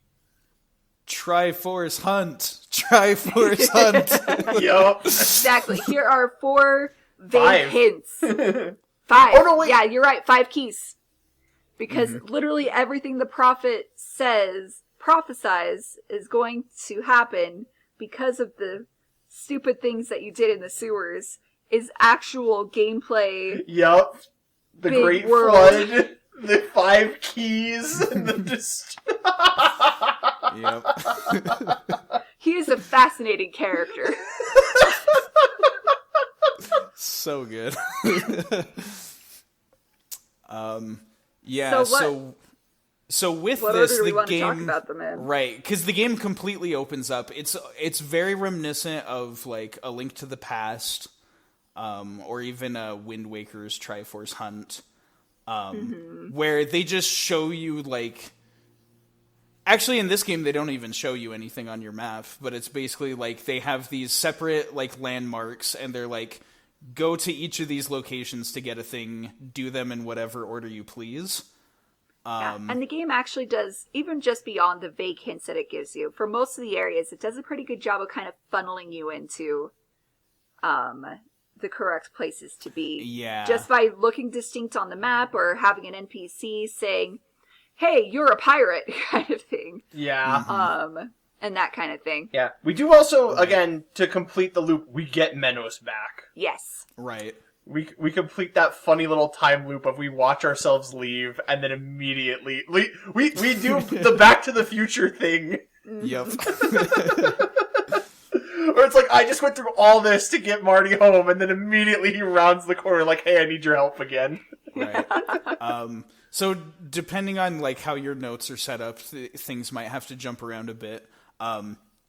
I have these written in the order that Sarah's lists them, in the order of hints. So going from fire, ice, nature, earth, time is how I have them listed. Yeah. I have them listed in the order that we did them. Right. Which is, I think, kind of that order, but not exactly that order. Yeah, we kind of jumped around a bit. Right. And obviously, the thing you should do first is get the flying machine, so you can get around the overworld. Like anybody else who's planning on doing another playthrough of that, if you don't already know that by now, get the flying machine first. It makes everything so much easier. That was the thing, because even I was trying to look up a guide, and it just was now that you have the flying machine, right now because it was doing out of order. It did that first, and so I was like, how do you get the flying machine? And then you have to scroll back through other stuff that you don't want to read through, so you're trying to skim, but you're also not paying attention. It's a mess. Yep. Yeah, I spoiled a bit of the game for myself trying to figure out how to get it, because man, getting around without the flying machine was so difficult. It was a pain. But okay, to start with the fire one, that involves you dealing with the pirates. That's right. The pirate island, specifically interacting with a side character that I enjoyed very much, the dreaded pirate Roberts. Yes. Dreaded pirate. That's another one. Again, there's so many pop culture references to things that people really know a lot about. The Princess Bride is still popular enough of a movie, but that one was a bit more of a deeper cut than I was prepared for. I was like, oh, we got a Princess Bride reference here. Yeah. And it was great. He's even about to give up piracy to be with his one true love. Yep. Exactly. And passes the Dread Pirate Roberts title over to you. It was perfect. It was just a great callback all around. Yeah. I also, just as a gag, I really appreciate Menos' approach to romance of well, in times of war, my father would send a letter or whatever, and to commence negotiations. Yes, and I'm just Menos, I'm so glad you didn't have the brain cell for that part. But it ended up being good advice, send a letter. Yep. Yep. Oh, it's good. And then, so... I'm a little fuzzy on this part. I remember, there's some time travel involved of, dealing with the pirates at different points in time. Yeah, because you get his flag or something like that. Right. Yeah, and then you go forward to the present, I think, to go do the Double Dragon segment. Yeah, because they're we don't mess with anyone that isn't, we're not even gonna bother with anyone that isn't a pirate. But then they see your pirate flag, and so they're like, oh, okay, it's on. Oh dang, Dread Pirate Roberts. The dreaded pirate. Right. Legally distinct. Yep. And so then our fun gameplay change segment for this one is, like you said, that Double Dragon Streets of Rage kind of scrolling beat 'em up game. Yeah, I think that was a genre that I have not played a lot of. No, but I was sad to think that my closest interaction with this, and I didn't even beat the game, was Scott Pilgrim versus the World. That's what I was gonna say. Yeah, this is my only exposure ever to this genre. Mm-hmm. Uh-huh. It is a good one. Also, pirate metal as a music genre. Yeah. Right. That was dope. That's the one. If you like pirate music, they have so much good pirate music at this part. And I just love how it culminates with just the big buff dude at the end, and the your big guy. Showdown. Was it Captain Ababa? Yeah. It gave me vibes actually of Punch Out. Yeah. A little I can bit, see it a little bit. It's not in a little gameplay, less, but in character design. Yeah, definitely. A little less puzzly than Punch Out, but definitely the character would fit right in. Oh yeah. And then the flea from fleeing in the opposite direction from the erupting volcano. We got a he picked up Metroid the escape key of segment. Right, well, because it was like, oh, this is the Stone of Fire? And we're on an island with pirates, and then the volcano erupts, and it's like, there's the fire. The key was keeping the volcano from erupting. So we have effectively burned this island out. You do a lot of destruction in the world, much more than good that you do. I think that even becomes a point, like, Velvet makes that point later, where she's like, is it, like, morally okay for us to do this? Like, yes, we're doing it because we want to save the people that are important to us, but, like, clearly these people think differently. Yeah. How many other lives are we affecting? Yeah. Right. Also, during this little scrolling beat-em-up section, you get the best power in the game, which is throwing Menos. Oh, yeah!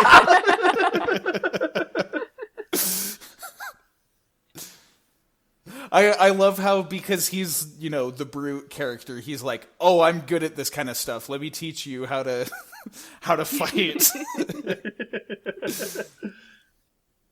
Oh, man. And then it ends with that silly little, like, Fina and Velvet are disappointed with you at the end. Yeah. Menos is like, oh, I thought we were going to come back and there'd be all this praise.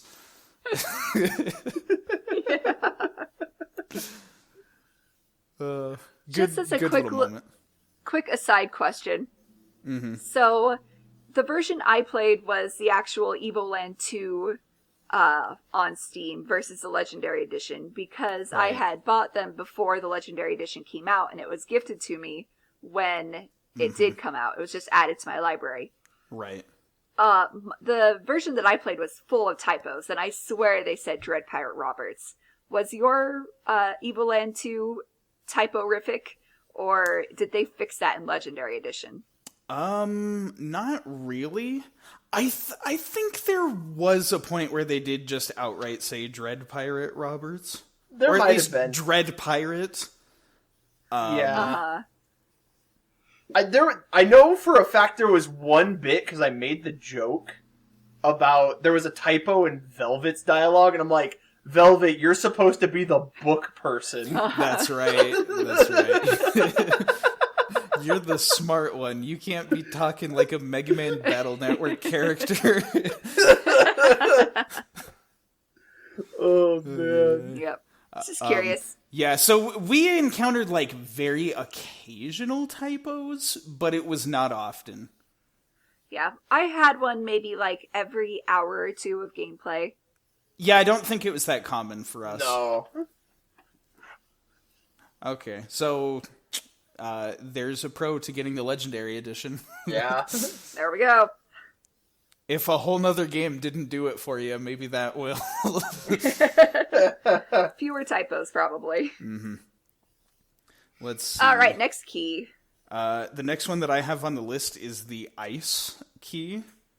Oh yeah, the Viking. The Vikings. Yep. The Caverns of Noria. Yes.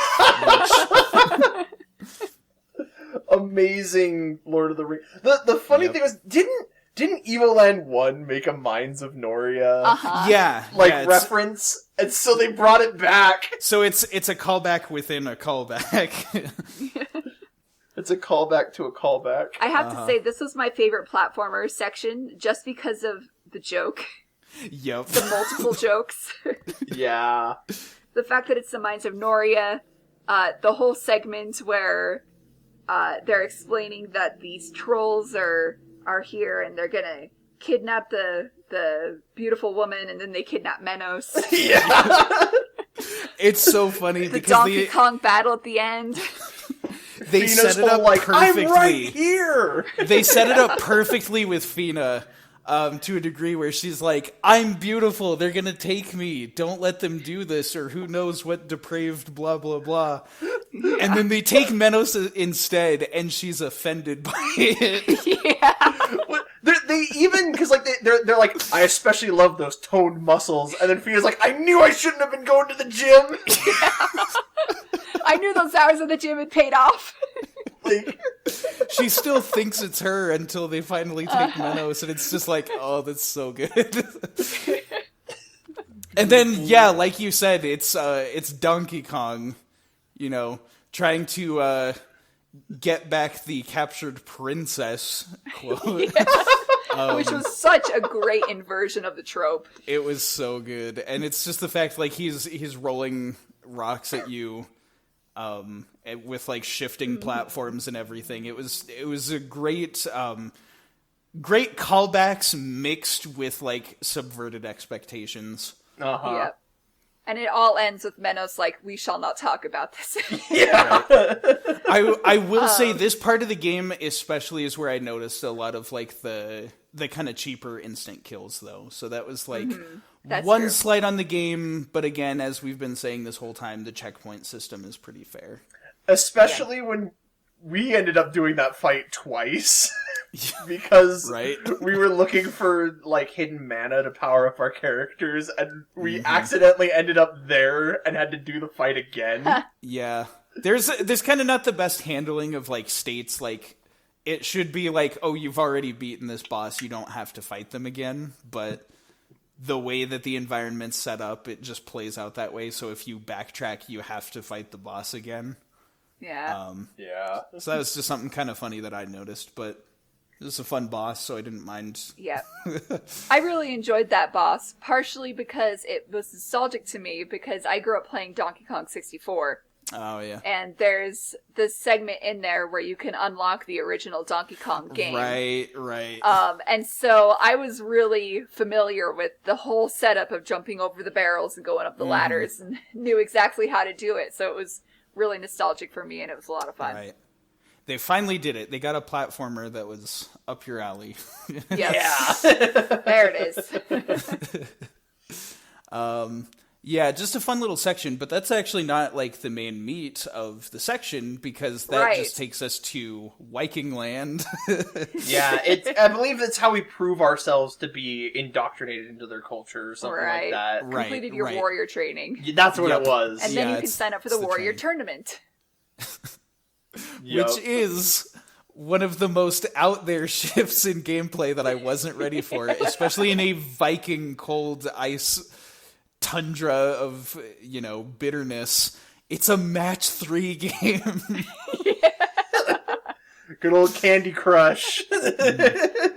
This one I found difficult too, because I'm really not into these games. But Right. I found that I really enjoyed it, especially because when we realized that what we called the Menos Meteor, we basically just set that up, and then Menos would just start beating the crap out of them. So true. I found, that was the best way to do it, because in addition to dealing a bunch of damage, you break a bunch of the blocks, so you get more charges for your abilities, and often you can just chain up. Yeah, you get some like Charges of crazy abilities. chains, and it was. Yeah. I I was impressed with how well thought out the mechanics of this. Yes. This was, because most like real match 3 games aren't even this well thought out. Yeah. Well, and I liked the combat aspect of it. Of like, all right, I can crush these blocks so I can build my special moves, but I'm not dealing damage, and so like I want to deal damage too, and like. You'd prioritize certain things. I loved it. Yeah, I was surprised by how much I loved it. They also the music was very it had that like really fun peppy sound that like match 3 games usually do. Yep. And match 3, like, it's definitely not Tetris. But seeing this was enough to make me think, okay, I'm fine that they didn't include Tetris because they at least thought to do this. Yeah. And I liked that every Viking had a different set of abilities, which not only kept it fresh, but it also meant there were more Vikings available than you needed to complete the tournament. So if you were really struggling with one guy's set of abilities, you could go find somebody else to fight. Yeah. Uh-huh. I think, was this one of the last ones? This was like the second to last one that we did. I think so, and like, as a result, our level was so high that like, we had hit points to just, like, burn. Definitely. And so, like, no fight felt impossible. Like, Yeah. we'd take some hits, but we're like, we can tank this. This is fine. Mm-hmm. And our our final opponent, freaking Jon Snow. That was the point where I was just like, it's a Game of Thrones reference. Except What he's the a heck? snowman. But it's, they taken literally snow, he's a snowman. That was... like, It as was- soon as we walked into the room and saw the snowman, and I was like, oh no, it's him. And then the characters, of course, are like, oh, okay, there's nobody here. And then they just start, like, talking, and I'm just like, oh no, they don't know. Because Yep. they left the brain cell outside. But even after they're all done and you fought him and everything, his dialogue box basically boils down to, these foreigners are crazy. They make no Yep. sense. Literally, word for word, the famous Game of Thrones line, Fina says, "You know nothing, Jon Snow." Yeah. And it's so funny that I know that. The only reason that I know that is because I had a friend who was, like, really into Game of Thrones, and so we talked about it for a little bit. Otherwise, that reference would have gone straight over my head, because... like, we both... Even if you don't know it, because, like, I didn't know the reference, but, like, as soon as I saw it, I was like, this is a reference. I know it is. It's set up like a reference. It has that, like, bad comedy stinger to it. Like, the timing and the way the line is delivered, like, you just see that, and even if you don't know the source material, you're like, that's a reference. Yep. But it was funny. I also appreciated the fact that, because one of the mechanics of, like, the whole Match 3 game was ice, and how it would, like, freeze your menu and stuff, as well as, like, Velvet has her ice attack. The fact that any of the ice-related things will freeze you, but will heal him because he's a snowman is just a funny little detail. Yeah. And then also in this area, we get part 1 of the book paradox. Yeah. That's right. We think that we're going to get the key from Jon Snow, but instead we get the book, which Velvet found in the library and allowed her to learn her ice abilities. It was put there by Largo the Explorer, who we discover in the frozen continent that we're at, and we give the book to him so that he will take it to the library so Velvet can find it in the future. Yep. And he gives us the key of ice that we were expecting to get from the tournament and didn't. Yeah. Well, not only that, but because the book is gone, that causes the ice to melt, which then causes the flood! And also Oh, the man. entire destruction of the Viking culture. Yep. The Vikings are interesting, too, because they were digging a tunnel to try and go attack the mainland. So they would have been a problem if history had gone differently. Yep. We unintentionally, like, saved a lot of lives But by destroyed an destroying entire civilization. an entire But it's- civilization. But it's all okay in the end because at a later point in the game, we go back to the antiquity and give a copy to the people there, and we know nothing bad happens to them. So Part 2 of that's the so fun. paradox, where we give a copy of the book to the magi who wrote the book in the first place for Velvet to find. time travel. Love Time paradoxes. travel is so shaky to base your story on when it's a serious story. It's amazing for comedies. Yes. Yes. Yeah, so that's most of what happens in the ice area. The next one that I have on the list is the nature key, Yeah. which involves us going to the Sylph Forest. Which you can actually get to from any time period, including antiquity. I am because it's so out of thankful time. for that. Yep. Because, the time shenanigans there. I have mixed feelings. I do too. Yeah, Because, that's the best way to put it. like, and here's why, is, like, I think the lead up to the actual forest dungeon was really good. Mm-hmm. I loved it a lot. We have meeting Fina's mom. No, it was her grandmother. Grandmother, that's correct, Right. yeah. Which is... Who is a sylph, which explains her magic. Yeah, that's cool. Also, just, like, I feel like this is the moment where Fina really grows as a character, and, like, honestly, we get some of the best writing for her. Yep. Definitely. It's this area was so like lore rich. All of the story implications of what happens here was just so dang interesting. Yeah. And of course, like, while we're still talking about the pros of this part of the game, there is that little section where there's the lines of the heroes. Yeah, I was gonna bring that up.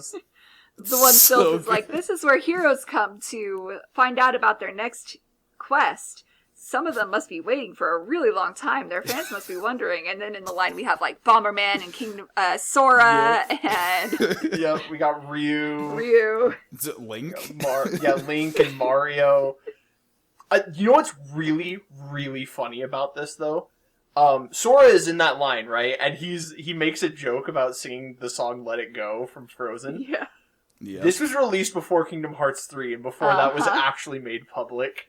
So, Right. like, they just unintentionally predicted it. Not only that, every character in that line is in Smash Bros. Yeah. Okay. Actually, yeah. Not at the time it was Technically. made. Not at the time it was made, but now they Yeah. all are. That really is just an area outside of time. And we have so many like on the nose quotes from the Sylphs. My favorite one being the one who's like, "Are you guys even heroes?" Oh, yeah. So true. Oh, man. Yeah, the Sylphs it's fascinating. Really good stuff. And then you actually get into the dungeon proper, and it's poopy bad game design. Yeah. I enjoyed some of the puzzles. Right. It was fun until it started becoming not fun. Yeah, I think it how dragged I on a would put it. bit. Well, and especially when we were trying to guess where mana would be, and then, like, we're like, Yeah. there's gotta be one if we clear out all of the things. And then we did, and it was for a card that we're just like, oh, no. Hey, there's something we skipped over. The card game. Yeah. Yeah, the The game within unnecessary the game. RPG card game. My sister actually really super gets into those kinds of things, and she put a Right. lot of time into that function. She really enjoyed it.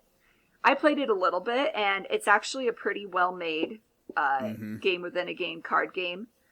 But I still don't get into them. Yeah. Right. That was, in my case, like, having gone back and, like, looked at the footage, because I didn't really get invested in that myself. It looks fun. It looks like a neat little mini game that's within the game, but it's just the fact that it doesn't really, like, progress anything actually in the story, and we're doing a show and trying to get these episodes out as quickly as possible. I was like, I did this in Shovel Knight. I don't need to do it a second time. Like, Yeah. And frankly, it's better when the card game isn't part of the main story. It is. Yeah. You have to succeed in a tournament of the resident card game in Final Fantasy IX. And let me tell you, if you haven't been playing the card game up to that point and you have poopy cards, Yep. it's hard. Thank you for warning me about that in case I ever play Final Fantasy IX. Yep, that is a Yeah. thing. You also want to grind up all of your characters in Final Fantasy IX. It's a grindy game. Yikes. But it's so good. I love it. Anyway, moving on. Yeah. Right. Back to this game, and it's Yeah. not fun dungeon. So I didn't realize this until, like, reviewing the game, but the whole, the puzzle in the mountains towards the beginning of the game with the mammoths is actually sort of, like, preparing you for this. Uh-huh. Yep. But instead of pushing mammoths around, you have like tree stump guys that spit Breathe out fire one hit and- kill fire. Yeah. And the hitbox is really, really strict. Yep. There is no generosity there. If you are even close to the line of fire, you are instantly dead. And it's the constant jumping around the time periods that, like, you gotta backtrack a whole bunch and take specific paths. It's hard to get around that place, especially if you want to get the chests. Oh, man, yeah. Very cool imagery in the levels. Very cool lore implications from everything you find. But some of those puzzles were just like, I was at a point where I was like, I don't want to be doing this anymore. And it's the fact that we kept having to come back there to like check stuff, and it's like, I just want to check this corner to see if I got this chest or not, but I gotta go through this whole gauntlet that's why you just send Nawi. Yeah, Right. but she can't pass through certain areas, and it's And was she an has to be in ordeal. the specific present In a timeline. specific time period. Yep. That was She is a probably gem, the though. thing I didn't like. Yeah. But with that, I liked a lot of the puzzles in that dungeon. I thought they were fun to solve. Right. But getting around that place is a pain. Yeah. And I will say I do like that it gets easier to navigate as you clear out more of the stuff. Yeah. You're able to push the tree guys into safer corners where they won't hit you, like more of the little demon things, or you kill them What do they so call you can them? traverse those areas. Sinistras. Yeah. Sinistras, I Yeah. think so. Sadistas? Sadistas, that's what it that's is. it. Yeah.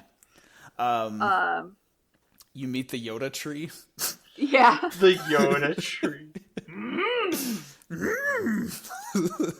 At one point his accent slips and he goes, I mean. I understand that, like, it's the roots on the tree, and then it's a Deku tree thing. I swear, his sprite made him look like Thanos. It did. It really did. Again, that was pre-Avengers Endgame. That was pre-Thanos. Yep. Technically not pre-Thanos, but pre-movie. Well, yeah. Yeah, pre-movie Thanos. When he became really recognizable in mainstream pop culture. Yeah. Be honest, did you know about Thanos before the movies? Nope. Exactly. I know people who did. I just gotta keep the timeline straight here. It hit the mainstream. Yep. Yeah. Yep. Among Us wasn't recognized until 2 years after it came out. Yep. Yup. That's the funniest part about that. And Just now it's waiting everywhere. for the right time. When we were all stuck in our houses and Right. wanted to play with friends. Sorry to cut you off. I don't. I was just gonna reroute back to the Evoland. Okay, good. That's what I was. I'm like, it's getting late. We kind of need to Yeah. Yeah. get back on topic if we want to have any hopes of finishing this soon. Yoda Tree and Nawi are both gems of characters. Right. Little throwaway characters. The Naui was an interesting thing that they brought up, and that's the temporary party member. Yeah. Yeah. Which we didn't get a lot of those, but then it was also like, I don't know, I kind of feel like in the cases of the temporary party members we do get, like, they could have just worked a way in for them to be, like, in the party all the time, but that's more dialogue to have to write for different characters and things, so I understand why they didn't. But it was just a funny little thing. You get to move a fairy around and suggest to these she monster speaks trees like that they kill things. And she speaks in like an aggressive Boston accent kind of thing. You can hear it. Her audio cue is a Navi. Hey! Hey, what's the matter with shoes? It's good. It's fun. It's good. It's good neat that they let you name her. subversive humor. Yeah, that's the other thing too. You get to name her. Yeah. They didn't even give you that with Delkin. Yeah. Yep. Speaking of, is he next? We'll see. I mean, did you guys have anything else you wanted to say about the Sylph Forest? Nah.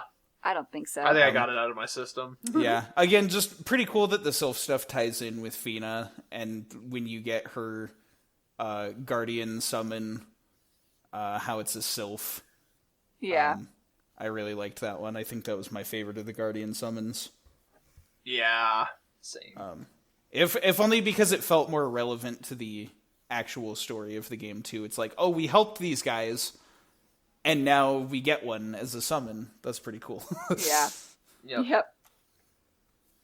Let's see.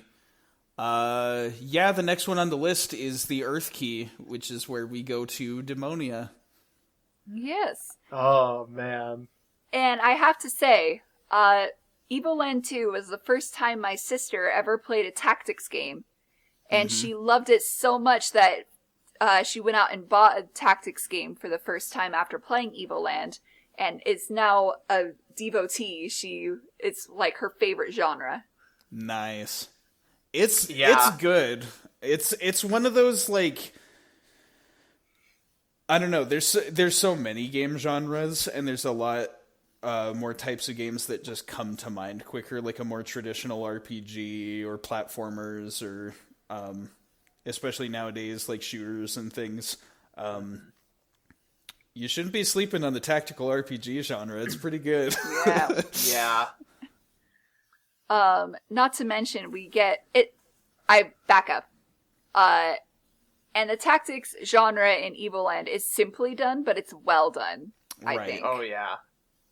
It's very basic on purpose, so that way you don't have to spend a bunch of time learning the system if you're not familiar with a tactics game. It's pretty easy to just pick up and get through quickly. Mm-hmm. And you've got some very powerful abilities. Yeah, to help you I was along in gonna there, say too. the Dalkin Velvet combo. Dalkin is busted. He is so busted. That was part of the fun of that chapter, is being like, will this work? And then just like Dalkin just like tanking everything while Velvet sets up her literal icy hell for everyone else. You have to think to try it out, but as soon as you realize that, like, Dalkin will turn the game into brain dead baby mode. Dalkin was so busted. I loved it. He's the Jagan. Yeah, except he doesn't fall off at the end. Like, he's just good the whole way through. And Dalkin himself is such a fun character. Oh, I love him. For sure. I was really impressed with him. He was one of the ones that I wanted to stay with the party the whole time. Yeah. He just didn't have enough motive to do that. The time travel shenanigans to, like, convince him to, like, work with you, and how you kind of like, oh, like, here's an official, like, badge from the Capitol. You have new orders to team up with us. It turns out he knew all along that you were BSing. Yeah. Well, I love, though, that he's like, one of these days, like, you'll have to tell me how you actually got that. Yeah. And I love Fina's line, though, about, like, he knew all along. That makes him a real hero. Because, like, it very much did. Yeah. It was the excuse he needed to allow himself to do the right thing. Yep. Right. And then, you can then time travel to talk to people who talked about Dalkin the Red and how he led this bloody battle that thousands died in. And after those events that you change in the past, those people now talk about how he was a war hero who defeated Magus when he betrayed the king, kind of thing. Yeah. And you can also talk to Dalkin himself, who, when you first go get the medal from him, he's a crazy old man who is suffering under the weight of his guilt. And later when you talk to him, he is totally calm and much happier guy. Yep. That's one I wish I had done that, because like I really like Dalkin as a character, but it was, we were just powering through the game. Yeah. So I didn't get a chance to like really see like a lot of the ramifications of like all the different quests we went on. But that makes me happy to hear that there's at least a happy ending for Dalkin. Yeah. This is one of the positive things you actually do in the in the game with your time travel shenanigans. Well, and also another thing about that chapter is how incompetent Magus's army Yeah. is. So good. Like it's so funny how like it follows almost a pattern of like, all right, how is he going to screw up by putting the most incompetent person in charge here, or give them exact orders that they are not going to follow? Yeah. And I remember actually in the first time you visit Genova, the army is talking about how the lieutenants are all really stupid. Yeah. And then you had to actually meet the lieutenants, and they are Incredibly stupid. Recognizably stupid. Like, the one that cracks me up is he like tells the guy to like face this way and like stop anyone that comes across this bridge. He's like, got it. So you just go up and around and like ambush them from behind. Like, oh, that was so funny. Yep, it's definitely. a great segment. It felt very long to me, but it was very, very well done. It was very good. Yep.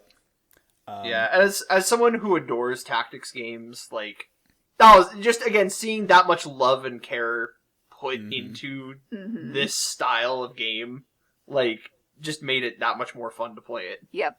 Right. And then it leads... Sorry, go ahead. Yeah. Well, I was going to say the tactics isn't the only genre shift we get at this section of the game. Yes. It leads right into my personal favorite moment of the entire game. I'm glad for you. This was the other moment I was referring to. The rhythm game segment. Rhythm game. We get Magus playing guitar, magic guitar, and to the super dope remix of the main theme of the game. Mm. It's a great combination too, because it's got the Guitar Hero imagery, but then it's also got like the arrow keys, like a Stepmania DDR sort of thing. So it just combines like a lot of rhythm games in there. Yep. And to be fair, the controls are a little bit clunky as a rhythm game because I had a hard time remembering who was up and who was down. Yes. And the hitbox of where you need to hit it isn't exactly clear. I found that it was easiest to take the approach of hitting the button on the beat instead of trying to use your eyes. Yeah. Yeah, definitely. But it was a lot of fun, and I loved the song, and I wanted to do it again. Yeah. Our approach to it, because that's the other thing too that one thing I appreciate is that it wasn't hard to do it, because like they give you a lot. Like, I feel like more like actual rhythm games, they're pretty punishing. That was hands down the most generous rhythm game I have ever played. To the point that I abused the system. That was. But that's like we might as well not dance around it anymore. I'm really bad with rhythm. It's the number one roadblock as to why I still haven't like learned to play an instrument properly. And I've been craving to let my musical passion shine forth, but I am just so bad with rhythm for some reason. And so like the moment I saw this, I was like, this is going to be bad. And it was until I learned that you can kind of just button mash like all four of the face buttons and it'll just count it. You're not going to get a very good score, but it's enough to pass. So I was kind of just like, I was giving it my most honest effort, but it's just so many, like, so much visual stimuli happening while I'm trying to focus on four different characters. And the arrows, that's another thing that I noticed comparing this to, like, DDR or something. In those kinds of rhythm games, the arrows are the marker for, like, where you push the button. In that game, the marker is the party member who is above an arrow. Right. And so that just made it really darn hard for me, because I'd be seeing a party member instead of the direction I was supposed to push, and I'd forget which direction corresponded to which party member, and I got all kinds of turned around. I was like, ah! Yeah, that part was difficult. But it does give you a lot of leeway for the success range. Yes, definitely. Which is nice, because the segment that they give you isn't a very challenging rhythm game, right? But it isn't like baby mode either. Yeah. If you're not pushing anything, you will lose. But definitely. Yeah. But it's also cheesable. It's exploitable, which helped in my case. I was able to not get stuck at that part of the game because of the cheese, and just be like, okay, this is a section that I appreciate for what it does, not necessarily for the challenge because of my ineptitude at it. Ooh, and the song was so good. And the music was absolutely killer. I just wanted to make a short aside, Joseph. Yeah. I sing and I play 2 different instruments, but I get super overwhelmed and struggle with actual music writing. So between us, we are a functioning musician. Hey. Nice. There we go. And then I'm just there in the background going, yeah. We need groupies. There you go. So true. Oh man! Together we make a musician and a fan base for that musician. There we go. We do also learn something in that castle. Yeah, you think you're just here to have fun, and then the plot gets heavy again. Yeah, about the creation of the demons. Mm-hmm. Turns out they're made by humans. Yeah. There was a weird bit in the dialogue again where, like, it almost seemed like Velvet was, like, consoling Menos, and then suddenly starts arguing with him. Yeah. And I'm like, wait, hold on. I think at that point they're all really confused and not sure what they're understanding. Yeah. Right, yeah. And again, this is one of those rare moments where Fina has the brain cell, and she's like, can't they just get along? Yep.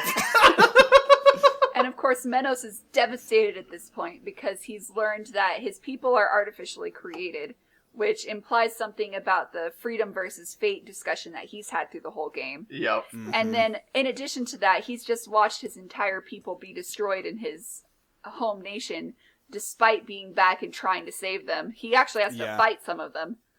Yep. Mm-hmm. And so he just has a terrible time in this section. Poor guy, man. Doesn't deserve all of this that happens to him. They did him dirty. Well, I guess you could say, as human beings, we create our own demons.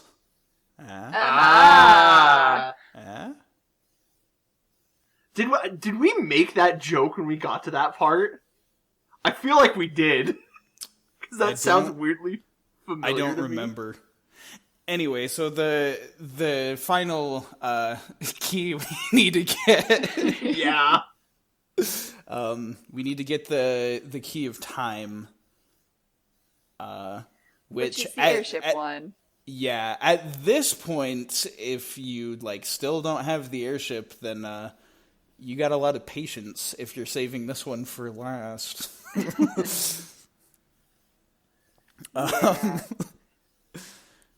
But yeah, so this involves going back to the pyramid where you fought the prophet, recovering the flying machine, taking it to a guy who can fix it up, whose name is Sid, which is great. Yep. Also, nice little reference.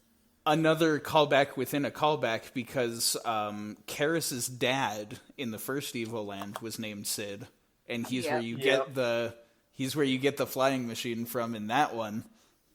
Also, interesting point of lore is that Sid is Kuro's grandson. Holy smokes. Yeah. We learned that Professor Jiro had a son, and we learned that son had Sid and then was absentee. And Sid invents airships to try and one-up his dad. So just a big, loving, functioning family. Yeah. Yes. Terrific. And, Sid even has red hair and the goggles. Yeah. Like, That's the visual right. similarities. Because part of me was like, are you Kuro in the future? But, like, it's more, it's in the more present. implied that you are a descendant. Mm-hmm. I should have caught that. I feel like I should have caught that. It was one of those background lore bits. Yeah.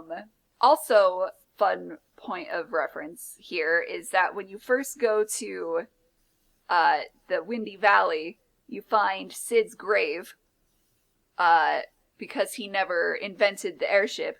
You take him the airship and he invents wind technology in a large scope.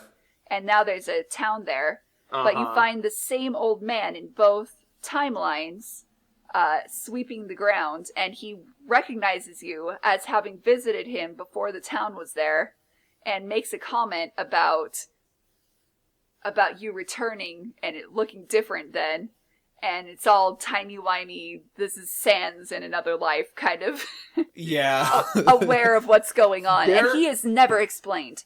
There are theories that I was looking at on the internet. Some people think he might be Kuro. You think so? I have heard that theory. I haven't seen anything like backing it up, but yeah, I believe it. It involves kind of the weirdness of the ending, which we'll get to, but especially if you're meeting him in an area that is revolving around his descendants and his legacy. Yeah. It makes sense. I can see it. But yeah, from there with the flying machine and all that, and doing that whole quest, you also go back in time to the land of Magi. Yeah. Yes. And I will save my whole diatribe on this for the theory section. Okay. Yeah, because there's a lot there. Yeah, in terms of like what you actually do there gameplay-wise, there's not a whole lot to do. It's mostly talking to NPCs and piecing together like the remaining bits of lore. Mm-hmm.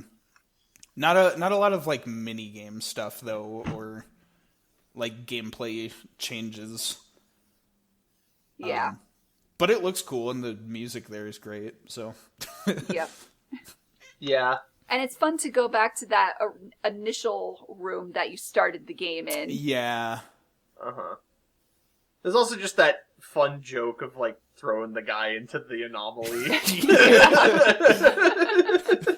Mario 64 him into the anomaly. Get the cannon. So, part of it, too, it comes into play later. The Guardian is being created there, and it, from what I understand, what people have explained, it swallows the anomaly, which is why it isn't there in the future years. I have theories about timeline. Yeah. That we'll get to later. It's weird. But, like, I was looking into that, and I'm like, that's kind of weird. But I can see that. Like, because you do see the room where they created the demons, where they created the... whatever the creatures are, the Guardians? Yeah, the Guardians. And most specifically, the big Guardian from the ending. Tiny Tiki. Tiny Tiki. Tiny Tiki. Such a cute name for it. Yep. So yeah, mostly you're just there to pick up on lore. Yep. And then go into the anomaly. But then launch yourself into the anomaly. The real highlight of your trip into the ancient era is going to the anomaly. I just want to put this out here right now. This is like one of the coolest dungeons I've ever seen in a video game. Yeah. I was gonna say, I put a note on here that, in my opinion, this is probably the most interesting dungeon visually. Yeah. Because they do so many cool things. It did give my sister motion sickness. She gets it very easily, and she had a hard time with this dungeon. Yeah. Yeah, I could see that, because it's got the very, like, warbly floor the whole time. This is also, as I mentioned earlier, the point where Velvet decides to not have the brain cell. I've had with this for all too of the- long. Somebody take it from me. Like with the resets, and she's just like, oh, like at least this is the easiest one to get to, no puzzles or anything. Mm-hmm. And like, mind you, some of those like involve you dying in different timelines, Yeah. which is like Experiencing and then rewatching his own death. Multiple times. yeah. There's like that one where like there's the thwomps that crush you. Yeah. And then you do that to stop them, and you do it like 3 times. Mm-hmm. She's like, you look a little pale. Oh well. Yeah, moving on. Oh, well. You're just gonna ... me if I question you about it. Maybe a yes or no at most. Yeah, but this is a I really think cool dungeon. the thing that I like the most about the anomaly is its merging of like all the things from the different timelines. Yeah. Because you see so much stuff from different points of the game come back there. Plus, it gives me that vibe of like a beta level in a game, like where the graphics aren't finished and all that. Yeah. Or like placeholder imagery and everything, and just like the music is really like eerie and haunting, which just like gets you so in the mood for like, oh, this is a big deal. Yeah. Super good. The perspective shifts where you go like the camera like swings around and then it's a platformer instead of top down. Mm-hmm. Super good puzzles here. Yeah. I'm a sucker for the light up the tiles puzzles. Yeah. Yep. That's That one when took me a also bit the particular. light up the tiles puzzle was something that was in the original version of Evoland, in like the Ludum Dare prototype. Interesting. And so like I didn't realize it playing through Evoland, but now that I see it in hindsight, like that's been in every game. They keep calling back to that one because it was one of the major puzzles of the original game. Oh, cool. So it's a cool little There's callback. also the boss here. I Yeah. really like that. This one was so good. The Shadow Kuro. All three of them. Yep. They split apart. They go full on 4 swords. Well, 3 swords, but you know. Okay, I'm gonna sneeze. Do it. Bless you. That'll get Do cut it, out. you won't. Well, if you make a joke, then it's gotta stay in. Come on. I'll Sorry. edit a funny sound over the sneeze. Anyway. And this one yet again works as a reference within a reference, because there was a Dark Clink in the first game that was a boss. Yeah. Yeah. Which And is this felt like a perfect place to put it. Yep. Oh, yeah. But it just And it's calling moderately back challenging to the... fight as well. Yeah, that too. Because you got all the perspective shifting stuff happening in the middle of the boss fight. That was such a cool idea. And then, of course, you get the airship out of the anomaly. Yup. And Fina makes the joke of, you have figured out how to land it, right? Or something along those lines. Yup. Yeah. I'll never tell. ... Yep. That's more intimidating. All right. So where I have in right. my notes is right onto like the big guardian thing with like the whole finale of the game. So Yeah. is there anything else you guys wanted to cover before? There is one thing that you went and found that we didn't. And that was the island. Oh, yes. The island where... So, one of Professor Jiro's logs in his lab talks about how he goes and kills the demon inhuman who had a baby and kidnaps the baby because she has all this power, right? And this is Ceres. And you can actually go to a house on an island off in the corner of the map and you find 2 graves behind the house, and you find an empty cradle, and you get the Ceres card in this house. Yep, that's right. That is a thing. Yeah. I don't think he specifies human and demon, actually. I'm pretty sure No. he does. It's, Ceres herself. It's Ceres who does. Says that she had a human parent and a demon parent. Yeah. That's right. And so But you do see the two gravestones there. Right. It's enough to infer, like, oh, this is where they lived. Yeah. I'll talk about this more when we get into the theory. Yep, stuff, I have right. more material on this as well. Yeah. Probably the same Yep. material. Right. But what was funny for us was like the double fake out once we restored the land. Because I think we misunderstood what was happening Yeah.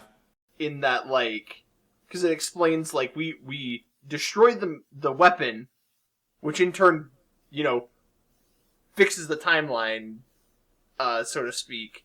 And as a result, Ceres gets her powers back, when she starts using them, and we're like, we knew it, she's a traitor. And she's like, yeah, sorry, I got my powers back, I'm still figuring out how to use them. We're like, Yeah. oh, okay, you're a good guy.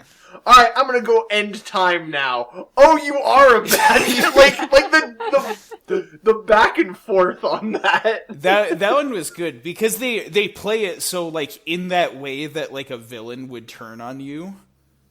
That, like, the moment you see it, you're like, oh, she's evil. And then you're like, she's not evil. Mm-hmm. Oh, she's evil! It's some good trickery. So yeah, I guess getting to the actual the Guardian is unleashed upon the world. Tiny Tiki. Yep. The tiny tiki. Good old tiny tiki. Not exactly a fight. Kind of a side-scroller platformer again. Yeah, it's not counted. It's not counted as a boss fight because it doesn't like really have a health bar. But this one kind of gross was with the pustules. yeah. Eyes. Flesh dungeon. Yep. Very fascinating what they did with the gameplay here. Because you are on the flying machine in the present, so it's like a 2D scrolling, auto-scrolling shooter. But you can also hop off the flying machine, and it's an auto-scrolling platformer. Yeah. So very interestingly enough, it combines like, I almost want to say like Touhou kind of gameplay. Yeah. But it combines it with Mega Man, which is such an unusual combination, but it works, at least in my opinion, it works extremely well to create like a really exciting segment of the game. Yep. Feel free to disagree. Nah, I liked it. I thought it was awesome. I thought the music was great. The music. Ooh, the music. Found it a little bit frustrating. It's in that same genre. Yeah. Mm-hmm. Although I was also at the end of a long day of playing this game because I knew I was near the end. Right. And on a normal day, I would have stopped by then. Yeah. That final push definitely. to get to the ending. Yeah. Mm-hmm. And they do not pull their punches with the difficulty on this one. It's really hard. Yeah. Yep. There were so many instances when we were playing where you were just like, if I can just level up, I will be able to get through this. Mm-hmm. And that is a nice touch that leveling up refills your health, and there's a lot of EXP around this section of the game, so it's like, okay, this'll work. Yeah. Yep. But yeah, then by defeating Tiki, we unleash the anomaly again. I don't think that we do. It was Sarah. It was Ceres who does it, but that unleashes the anomaly. And what was the thing? I don't know why this cracked me up, because like I literally because I was taking notes while we were playing the game. I was like, okay, the final battle, and then it's like we need the Stone of Time. Okay, backtrack to the Stone of Time. Now the final battle. Right. Because you need to bring it to the anomaly. So you can get to where Ceres is. But it is kind of a funny little, like, oh, it's not quite the final battle yet. Yeah. Back I was to the almost first wondering battle, if one more time. Yeah. I was almost wondering if they were going to throw another dungeon at us before. I didn't know. Right. Then the actual fight with Ceres is so cool. Yeah, and this one manages to be pretty original in its execution. It's not, like, directly a reference to anything specifically. Yeah. I was gonna say, because Kuro unlocks his ability finally. Yep. After, like, the whole game of not getting any. His time slow thing, which is so cool! Yeah. And we get all 3 eras in the time. Yup. In the final battle. So we get that weird little 3D pyramid spinning Yep. thing. Which, somebody, I actually had this pointed out to me when I was reviewing it, pointed out that the robots that you fight are the same ones that you fight in the prologue. Like, when you're first introduced to the game, and I'm like, that's cool. That's really neat. Are they not also the ones in Jiro's lab? In the lab. They might be. I'm pretty sure they are. I would have to actually look at them to know for sure. Yeah. But for sure, like, somebody pointed that out, and I was like, that's cool! Yeah. And then that little 2D... What did we... It's classic, like, old-school Mario Bros. Yeah. With all the... You can wrap around the screen. And there's lots of, like, just the scrolling platforms and everything. It's just cool. I like that bit. And then, of course... That final little gauntlet of just the shoot 'em up. Yep. I was like, oh no! Oh no, this is the final boss. It wasn't too bad, though. Yeah, it was very Kirby, so I was happy about that. Yeah, well, most specifically, it's because you can't turn around in the airship. Yeah. And so, like, she she goes behind you. Mm-hmm. Very, very clever. Very sneaky. Mm-hmm. And of course, as we've been saying at all the major moments in the game, very good music. Oh, yeah. I like that it's got, like, a different version for each of the eras, where the instrument quality changes. Very, very cool final boss. Yep. And then her monologue at the end, she still doesn't read as a villain exactly. Yeah. Yeah, that ending was so weird, because I don't know who was the hero and who was the villain in this scenario. The point. I have something. Yeah. How it all works. Mm-hmm. She doesn't even give a reason exactly for being like, okay, I'm gonna go end time now. Why? Because I have to. And I have a theory on that. Yeah, okay. And it's very meta. Yeah, but right, then. There's, like, the implied time loop. Menos and Fina, or not, Velvet. Yep. That was, like, a shock out of nowhere. Turned out to be Ceres' parents, implied. I was, though, maybe it was just me, like, brewing my own theories on the side, but, like, I saw those two, and when they said that she had a human and a demon parent, I was like, is it those two? And I was, like, looking for any sort of hints of it throughout the game, and I wasn't finding anything. Mm-hmm. But then, like, right at the end, it was like, oh yeah, it's them. Well, and it was funny because when we watched it, potato quality, right, on the stream, I couldn't even tell it was a baby in the crib.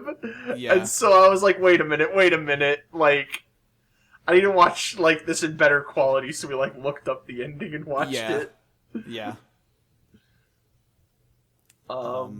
And then as a reward for different percentage completions, you get more people on the island. On the island. As the final picture. Yeah. Which was... I appreciate the 100% you get the profit there. Yeah. Just jacked out fishing. Also, the fact that we didn't mention her, but what's her name? BB? Yeah, shout out to BB. Chasing after him. Also, a Dragon Ball reference. This is a reference to Bobbity the Witch. Right. Yeah, that's right. a deep cut. That is a deep cut. Because most people don't know Dragon Ball, they just know Dragon Ball Z. Mm-hmm.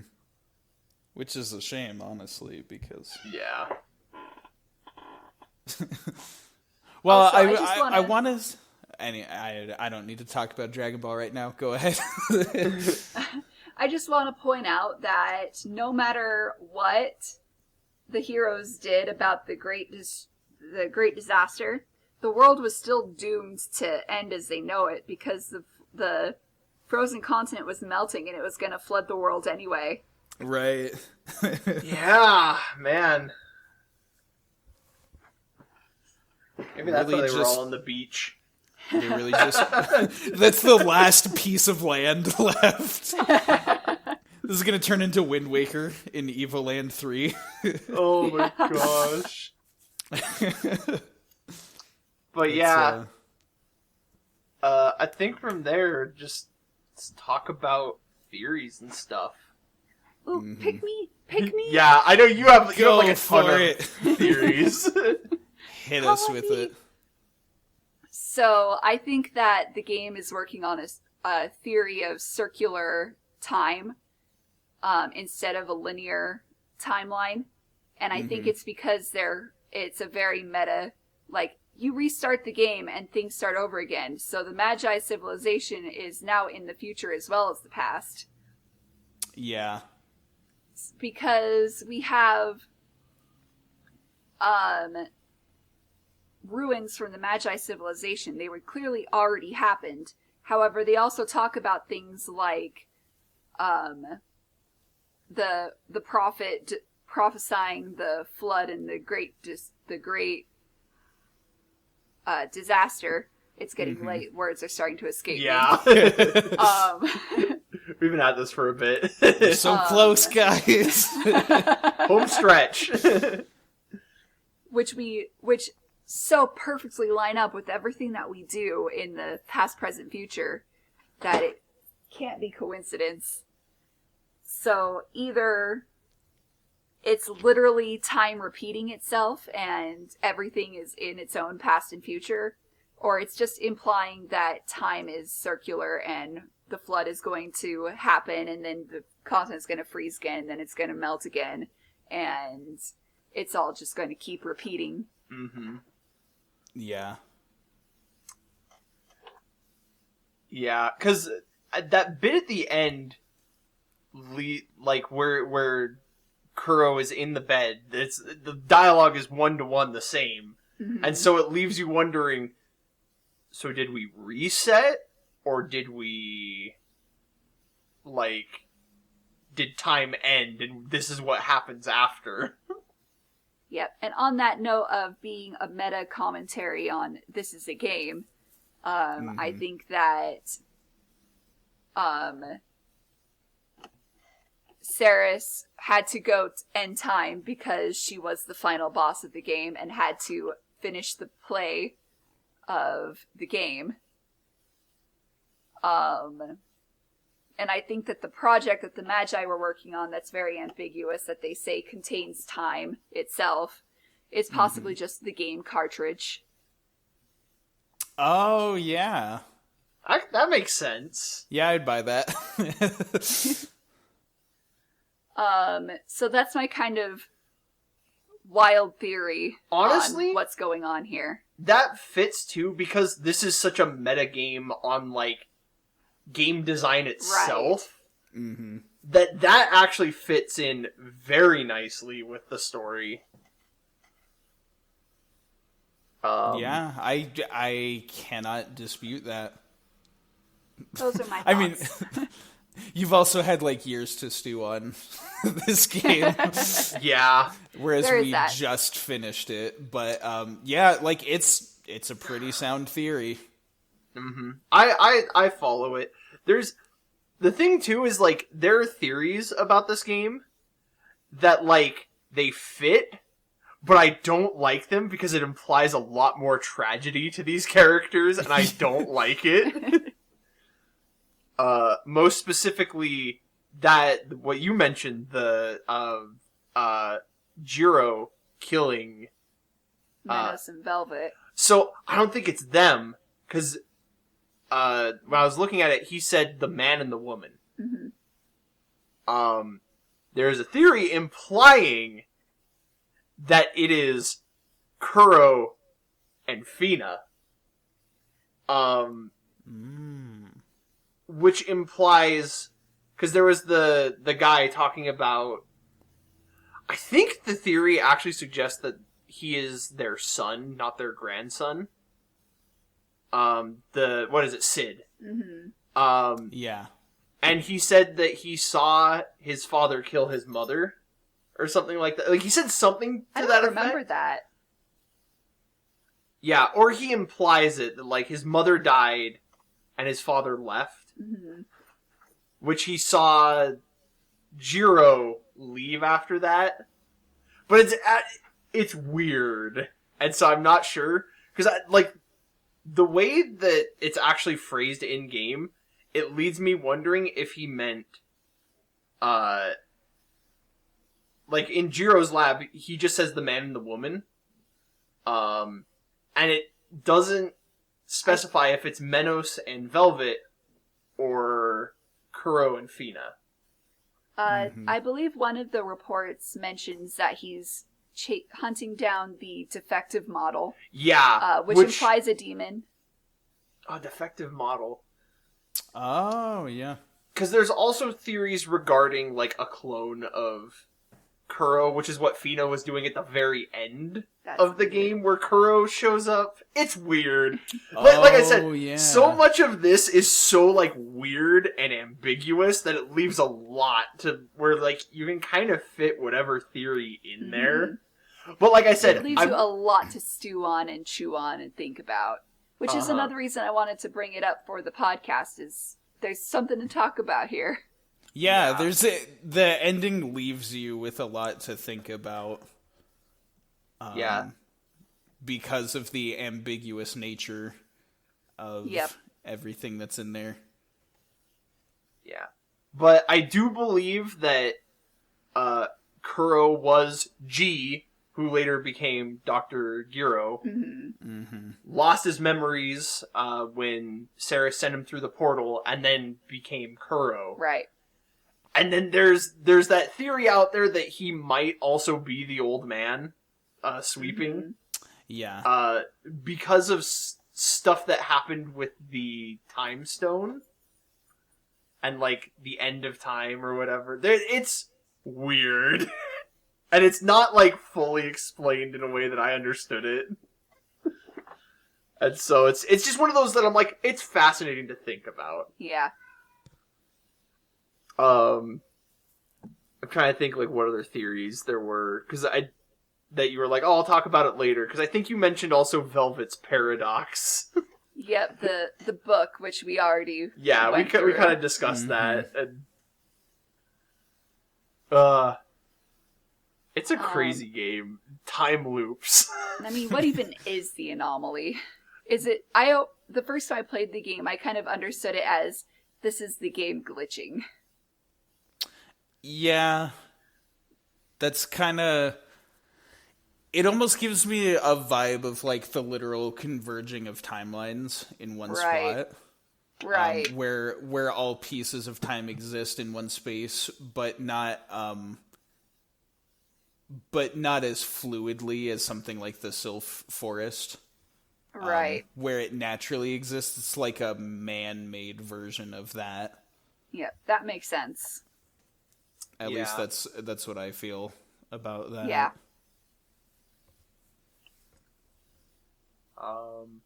Any other theories or that's what I have on my notes. Like,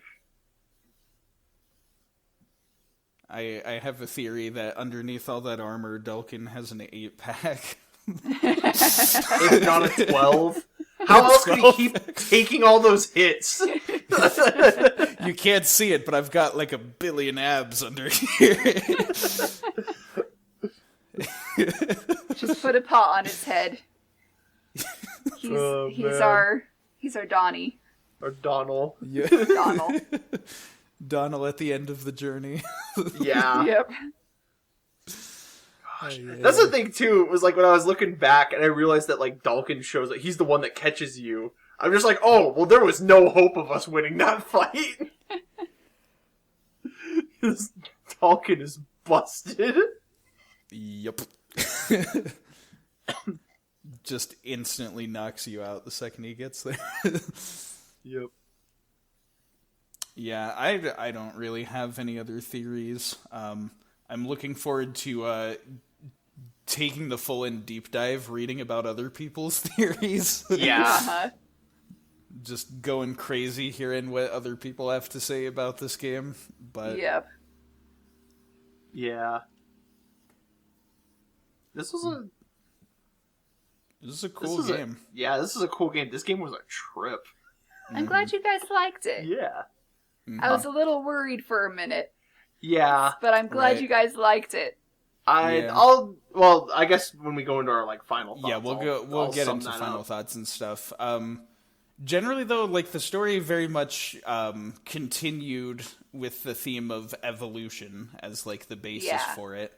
But it kind of did it in a more creative way with its story, defining evolution as like things change, and you kind of have to see like how do you deal with change when it happens. This is something that I saw somebody pointed out in the comments on a video about Evoland.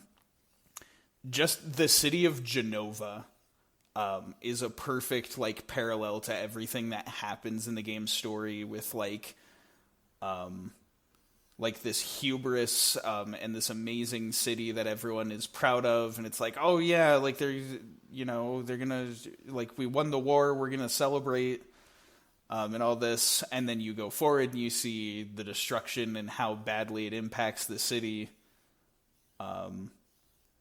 And then you get to see it at just like all these different points in time, and just like the ways that people have to deal with everything. Yeah.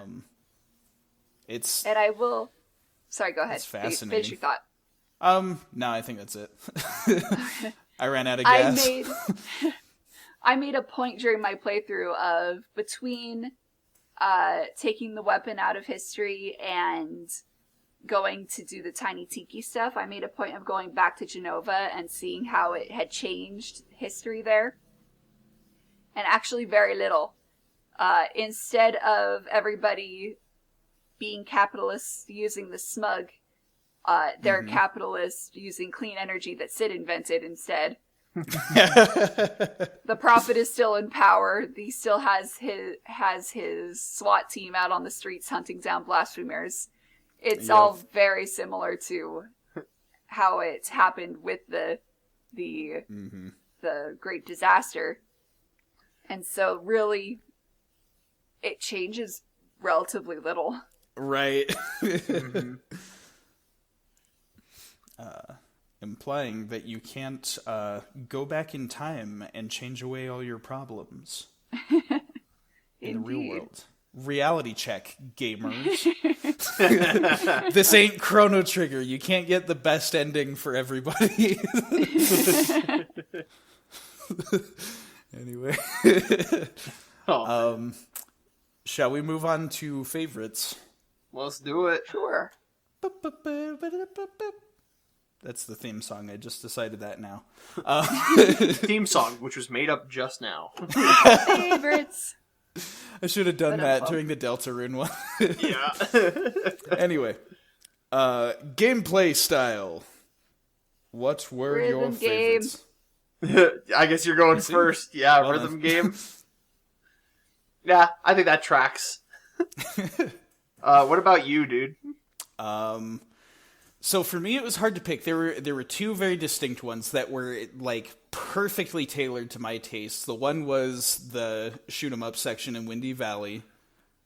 Just really, really liked how that one was done. The other one was, of course, the Bomberman section in the mines.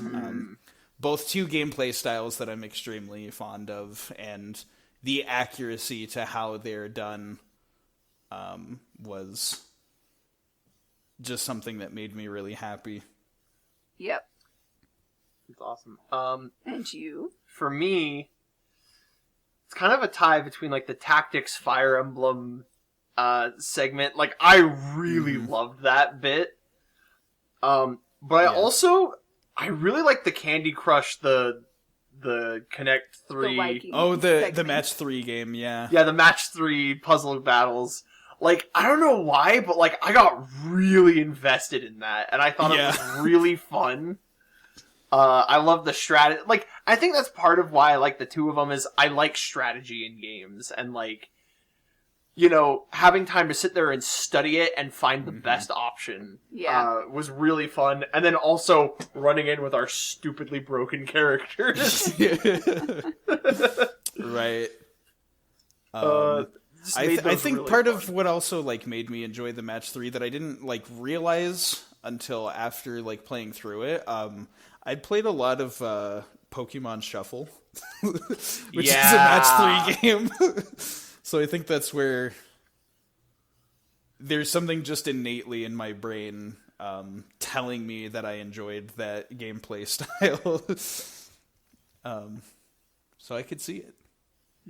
Yep. And those were all very diverse answers, which is pretty cool.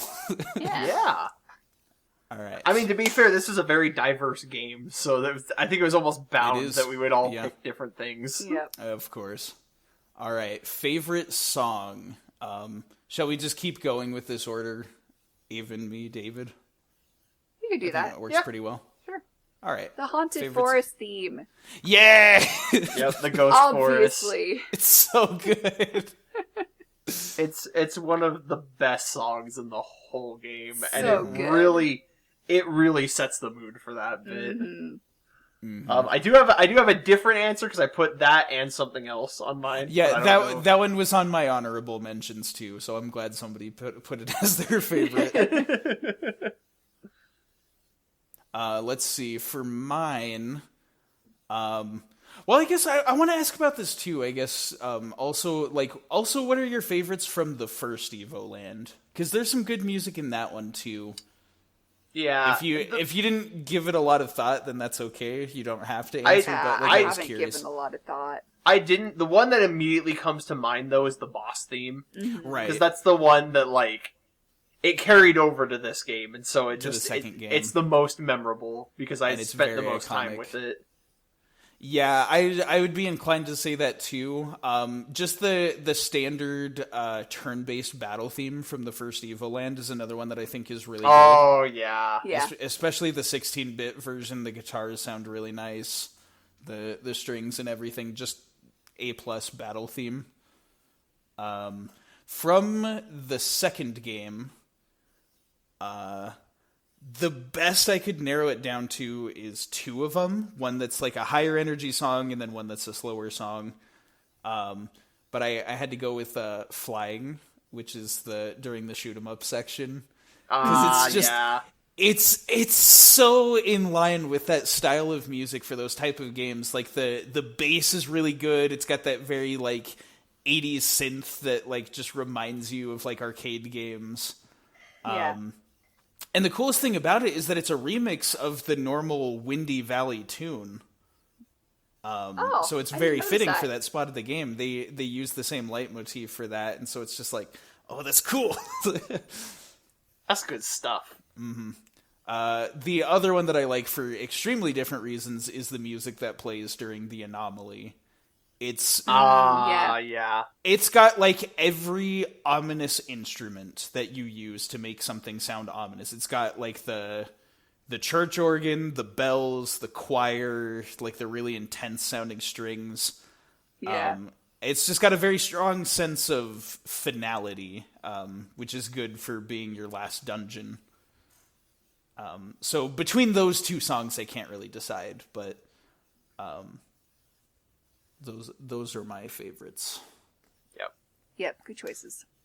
David.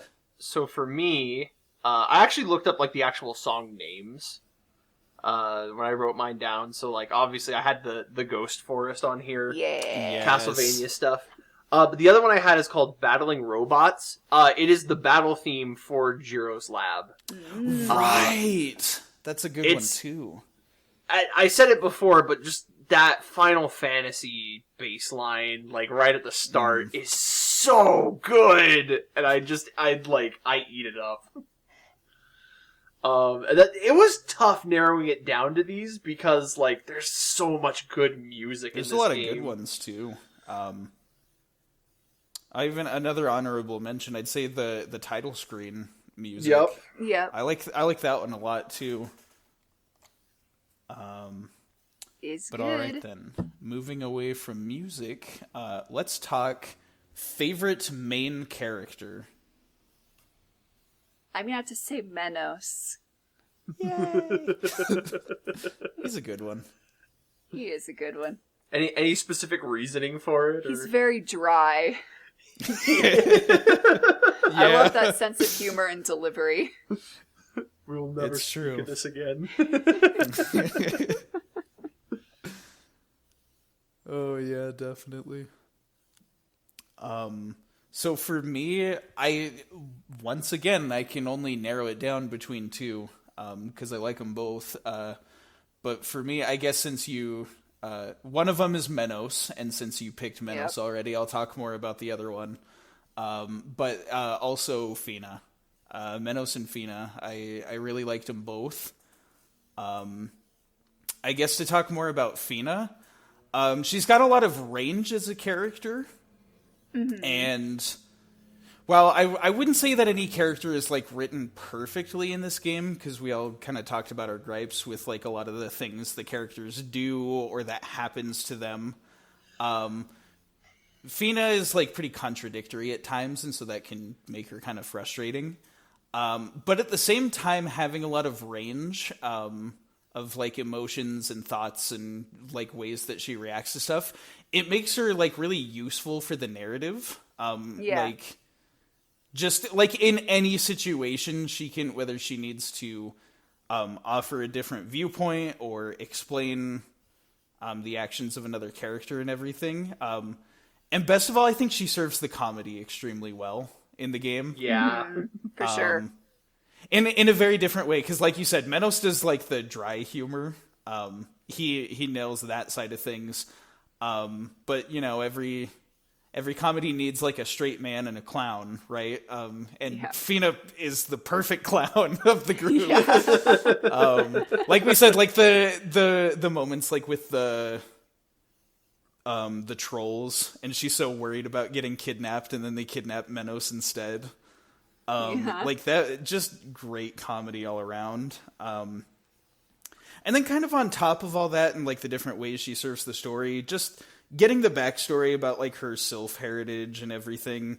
It was a neat tie-in that felt like, okay, so there's some fun backstory to this character as well. Yeah. Yep. And then I guess like the only thing I want to add about Menos, like in addition to just, you know, great comedy and everything, I like that he's not just a brute. Like he's not always the most intelligent, but he is very insightful.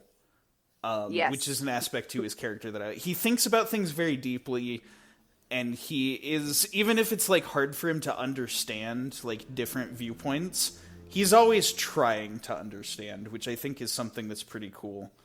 Menos to me comes off as the type of character, like, to put it in D&D terms, low intelligence, like high wisdom. Yeah. Yeah. Like That's a good way to put it. You know, he doesn't understand a lot of things, but he like tries to learn from them.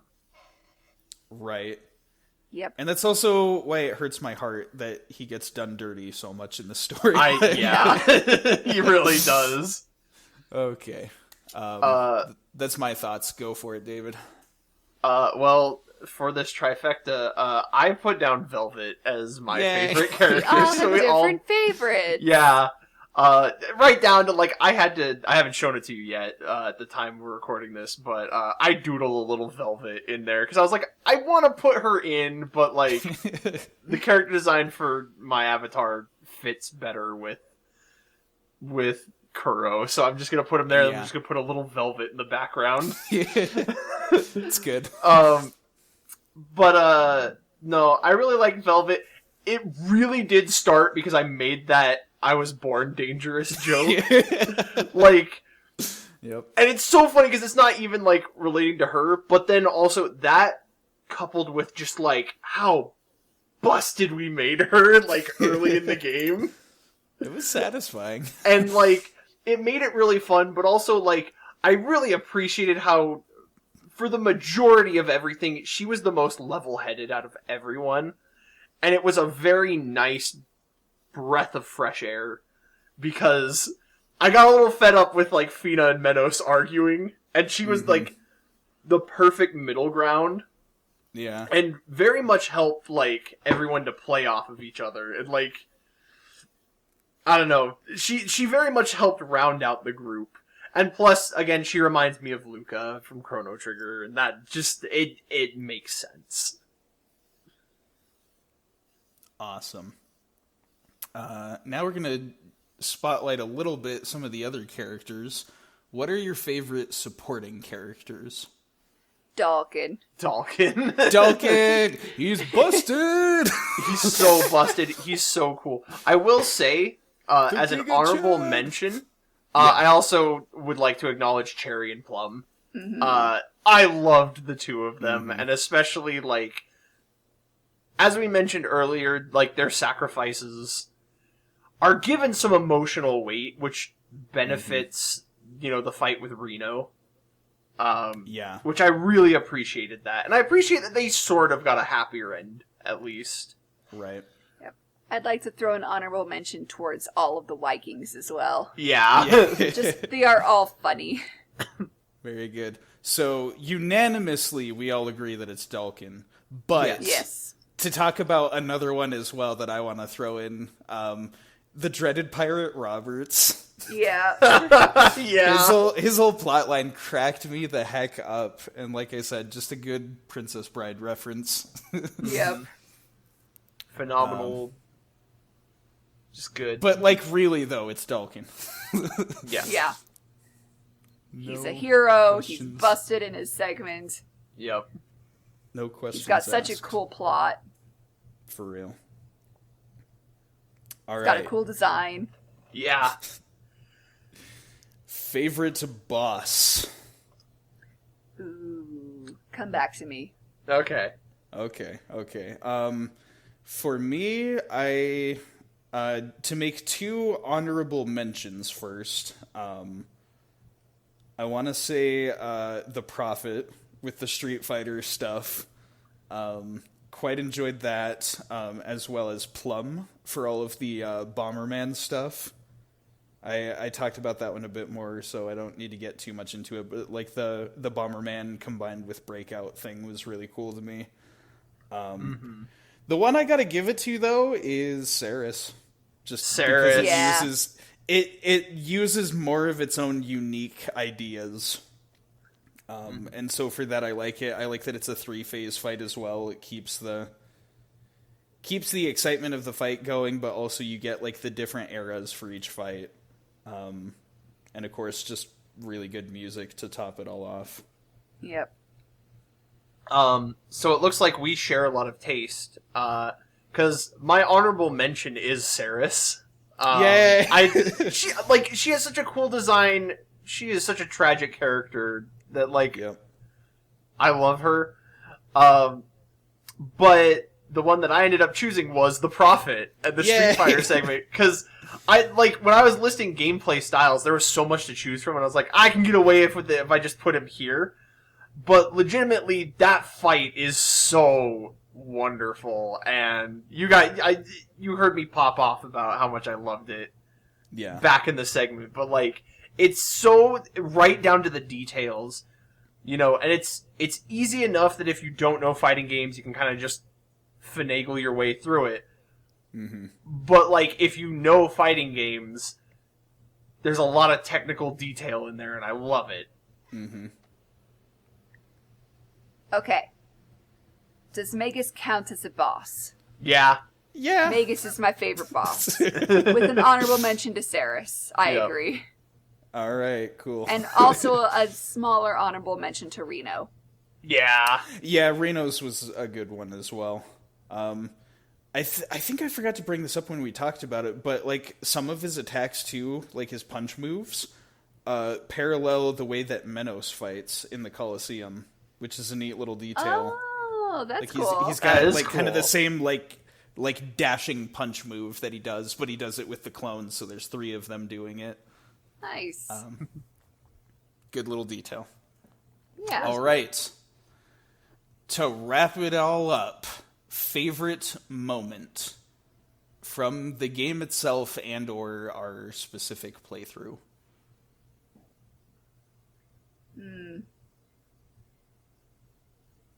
I can't overstate how much I loved that rhythm game segment. It's good.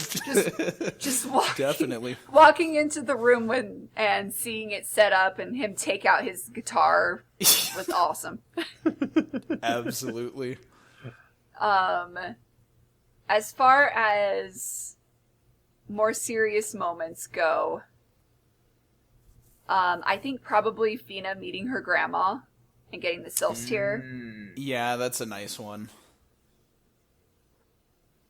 Yeah, I think those are my 2 mentions. Very good. I also have 2 mentions, so Hey, so do I. That's good. We're all Great. original. So one, I've gone on enough about this freaking thing. It's the anomaly. It was such a good section. Yeah. It's the music, the gameplay concepts, the trippy visuals, like The puzzles. I love stuff like that in games. And again, just like the feeling of it like tying in all the stuff from all the different timelines, it felt like a really good way to end the game. But even beyond that, it technically doesn't count as a boss, but freaking Tiny Tiki. I was so on board with that. I love me some rail shooters. Oh, man. Me oh my. But those were my favorite moments. Alright, so mine, specifically from our playthrough, if it wasn't obvious, it's my I Was Born Dangerous. I was born dangerous. I was gonna say that if you weren't, but... And that's part of why I like this segment of, like, okay, specifically to our playthrough, that was so funny. And, like, again, it made Velvet very endearing to me, which is so funny because it wasn't even in the game, but, like, it's the fact that, like, we joke about that, and then she became our strongest fighter for the longest time. Like, so many things, it was like, alright, let Velvet set up so we can obliterate everyone. It's such like a bad one-liner too that like it has sort of an adorkable charm to it. But for things that were actually in this game, Right. I also have down Fina meeting her grandmother. Yep. It's specifically, there's a line that the Sylph says, and I'm gonna butcher it, but it's something along the lines of, like, you know, I could have lived in that forest for eternity, like, feeling nothing, versus, like, I live here for a few short years, and this is the most free I've ever felt. Like, and I really liked that. Yeah. Because that's such a cool message, and again, you know, everything that we've said about Fina, like, I know when we first started talking about her, I mentioned, I was like, Fina's kind of dumb, but, like, I love her anyway. But, like, it's that growth of her character, and, like, that is where she shines the most as a character, is that meeting. You know, like, how she tells her, it's like, you were here this whole time, I could have just walked over here and just talked with you, and I didn't. And she's like, it's okay, like, we're doing this now. We're just like, my heart. Mm-hmm.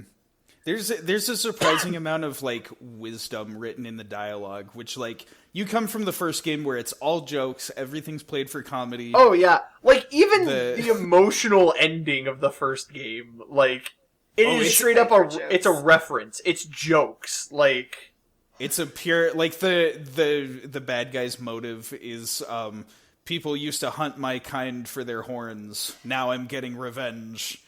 And then you start the final boss fight, and it's so like, really? But yeah, then you hard cut to this game, and it's like, oh, there's actually some real insight here. There's some real heart, some emotion, definitely. All right, well, it's down to final thoughts, and I'm curious how you guys want to do this. Would you say your final thoughts include any spoilers in them? Mine don't. Because if not, I'm thinking about like inviting the people who are skipping for spoilers back here to hear our final thoughts. But if you have things that relate to spoilers, we can do that first. I don't think I have any spoilers to. Yeah. All right. Include on. Welcome back. Yeah. Hello, friends. We've just been here talking. Yep. Okay. I guess we'll continue with the same order then. Yeah. That works. Yeah, mostly I'm just glad that you guys enjoyed it. Yay. I adore this game. I think it's super fun to play, super fun to think about and theorize on. And I'm glad that you guys enjoyed it too. I think it's a fun game with a expansive amount of variety, and it keeps you interested. It keeps everything fresh, and I think it's good. That's it. Nice. All right. Yeah, I can wholeheartedly agree with that.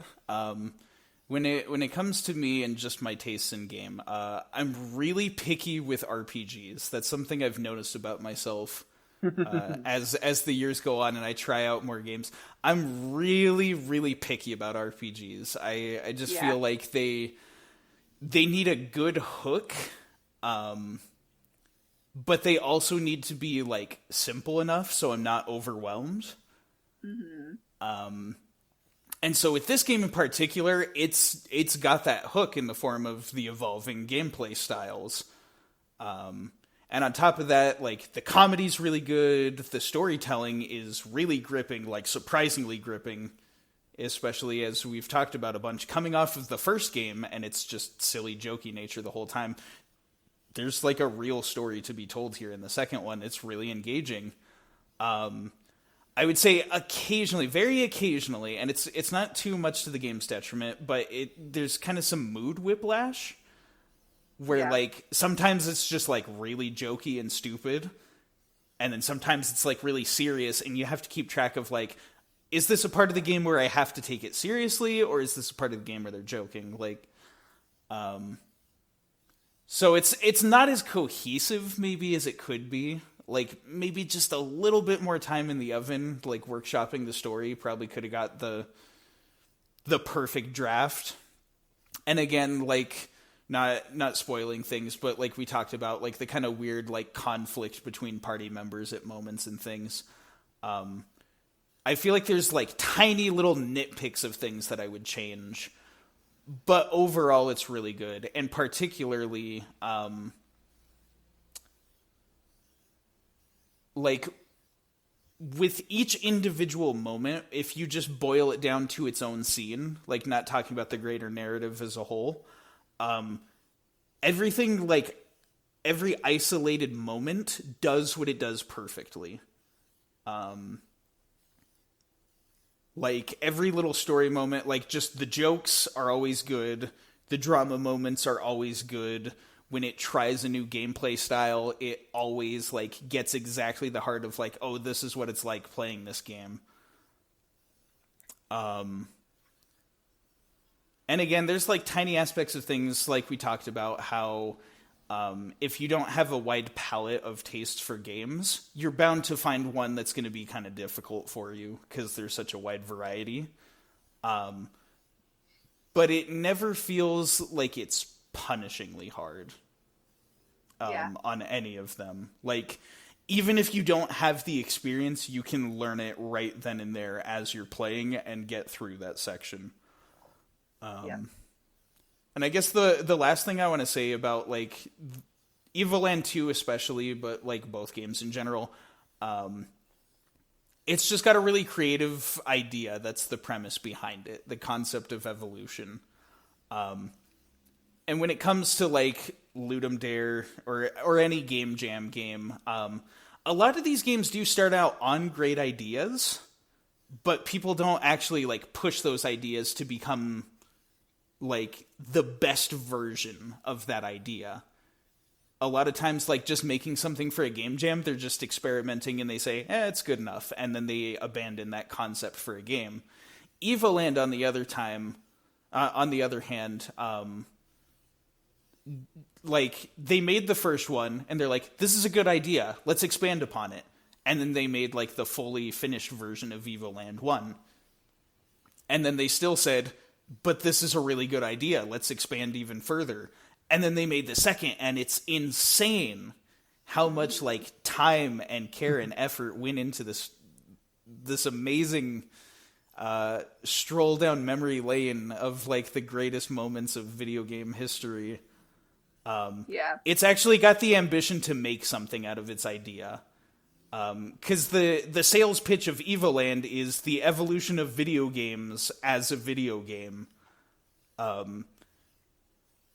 And it seems like an idea that you could mess up, but Evoland doesn't mess it up, and that's what makes me super happy.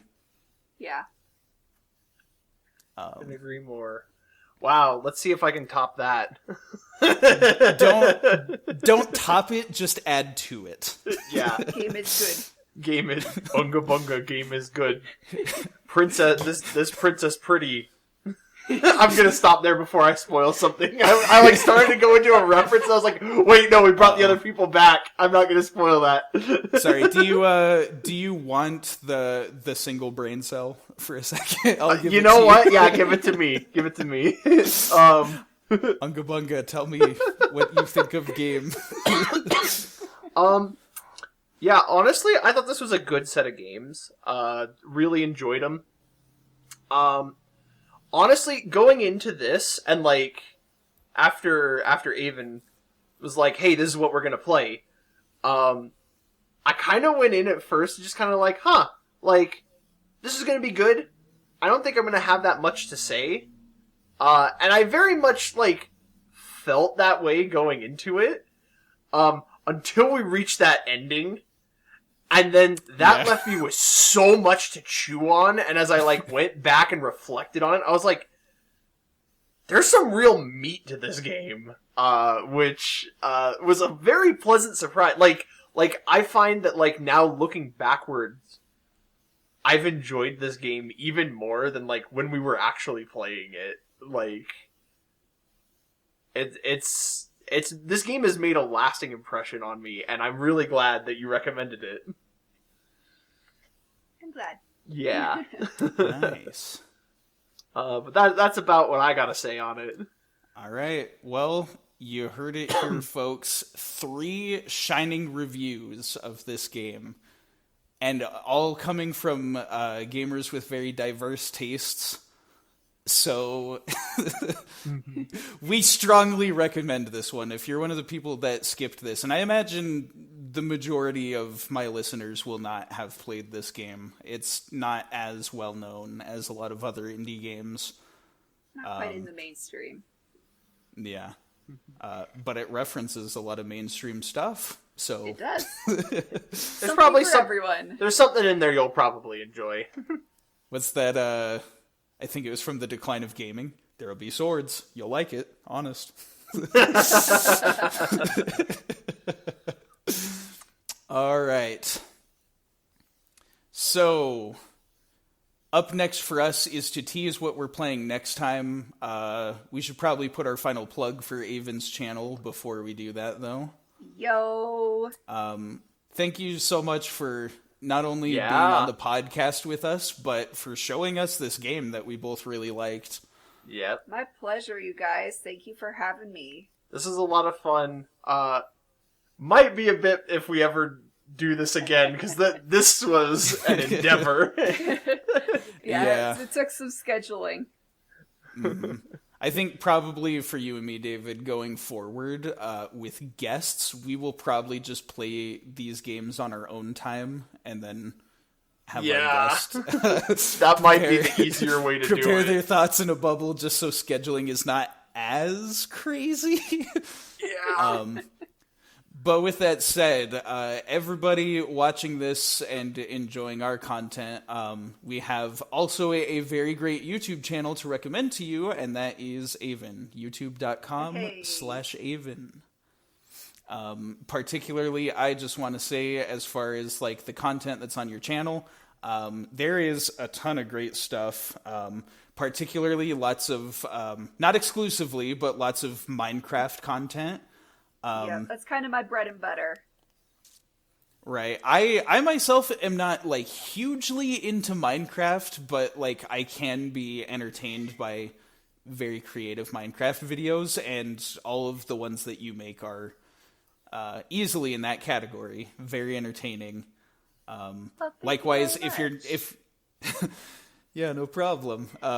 For viewers out there, I'm happy to give a shout out because your stuff is good. If it wasn't, then I wouldn't be doing this. If you're not interested in Minecraft stuff, but you still enjoy Let's Plays in general, she does playthroughs of lots of other stuff.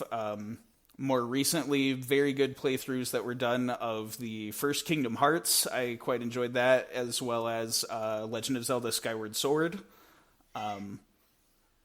So, seriously, if you want to see some good gameplay that is a combination of creative, entertaining, and informative, check out Avyn. Yep. I will second all of that, and not just because she is my wife, but like all of her content. There's a reason I decided to marry her. She is a wonderful individual. It was because of my YouTube channel. Right. She's a wonderful individual, and her videos are thoroughly entertaining. She puts a lot of thought into like how they're edited and stuff. And so big recommendations for me. Probably one of my favorite series that you did was your 3-heart run of Ocarina of Time. Oh, that was a really entertaining series to watch. And so that's one that gets a big recommendation from me. Right on. Well, thank you very much, you guys. I'm kind of speechless for my own plug. That's how we do it. You don't need to worry about talking yourself up. We do that for you. Yeah, it's easy for us to do. Great, I'll just lean back here with this cat on my lap and sip at my husband's water bottle. I'm kidding. I don't need it. Thank you, though.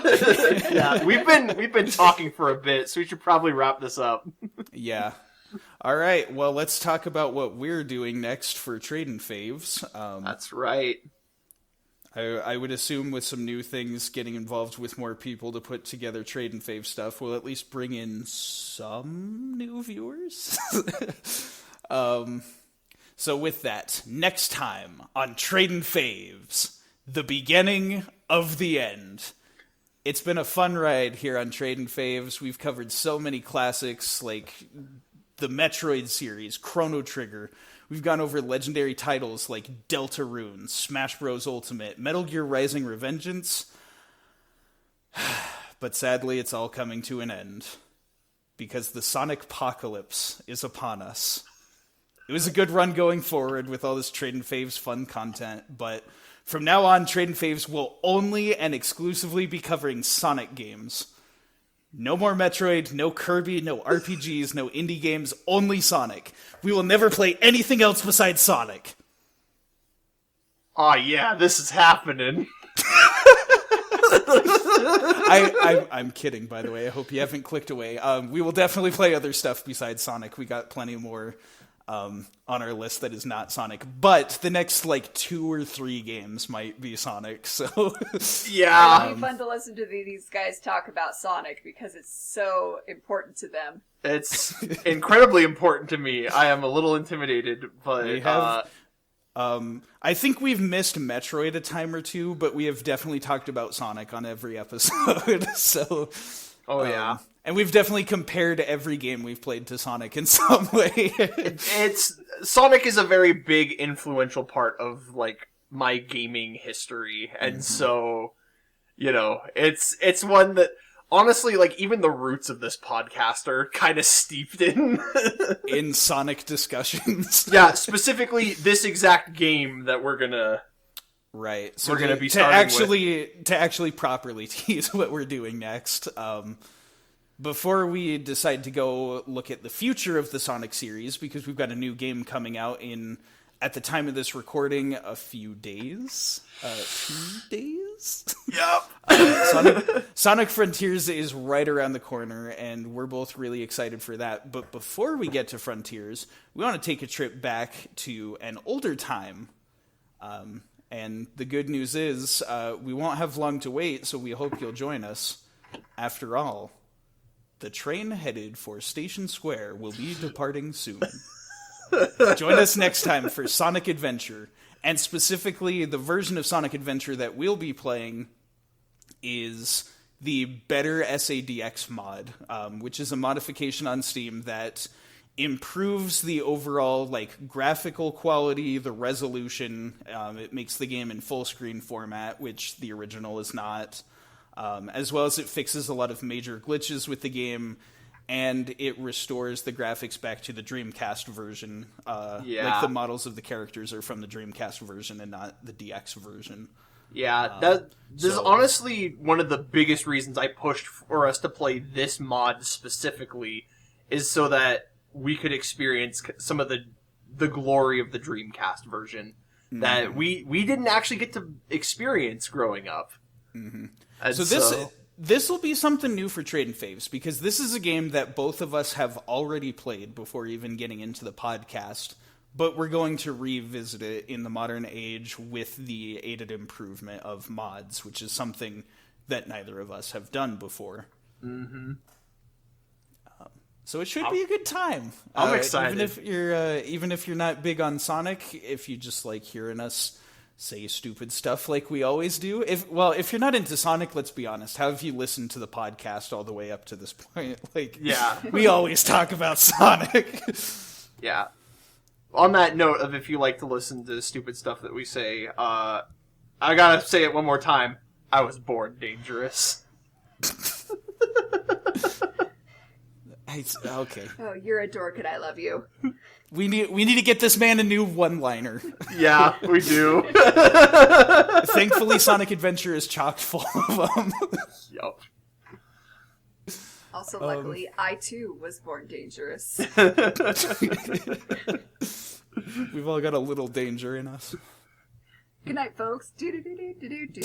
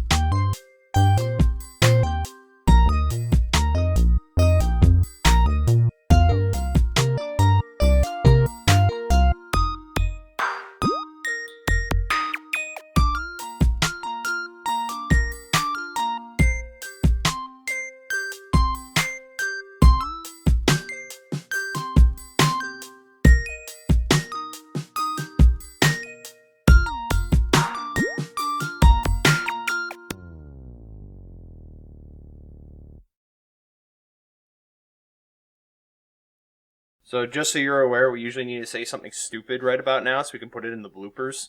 Right. Uh-oh. Something stupid. There we There go. you go. You We got did it. it! All right, everybody, we can go home. Evoland 1 and 2 That's a suck. wrap. That's the end of the podcast. See you next time. Yeah, thanks for recommending this game to us. We're gonna go Right, back I to am playing never Sonic. coming back. Excellent. Oh, I mean, Poor again, old computer. I'm listening to you from my laptop, so there's a little bit of chunkiness to it. Yeah. Colin. just say I am your father and it'll sound perfect. I am your father. Wow, just like James Earl Jones. Yeah. I think you guys have seen more Star Wars movies than I have. We 'Cause watched I never saw Solo on our honeymoon. Yeah, I'm so sorry. we were too. We had such a great time watching it, though. There was so much snark. Yeah. I'm also just sitting here thinking, like, my friend who listens to our podcast, who is a big Star Wars fan, is going to hear this and be like, heathen! Oh, did he? Blasphemer! Yeah, he did. Oh, okay. Well, I haven't 2 seen words, it, so space I'm kraken. just kind of taking a jab at all of Star Wars. And now he's also going to say, heathen! I like the OG trilogy, and I surprisingly enjoyed Rogue One quite a bit. I think there's nothing surprising necessarily about that, at least in the second half. The first half, they tried to put too much in at once, but once the actual battle got started, it was really good. Mm-hmm. And this is the point where the audio will cut out on this recording. Thank you for listening to our review of Star Wars.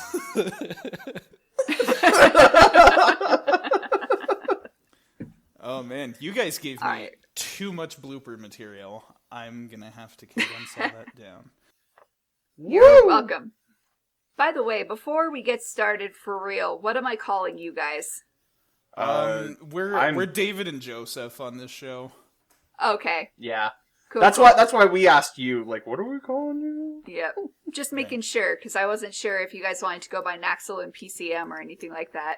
No, it's in the title, Tradin Faves with David and Joseph. So on this show specifically, that's what we go by. This won't go in the bloopers, or I'll censor it if it does. But for our final season, when we've given up on everything, we're ready to be doxxed. We should change the name of the show to Tradin Faves with David, whose address is, and Joseph, whose address is.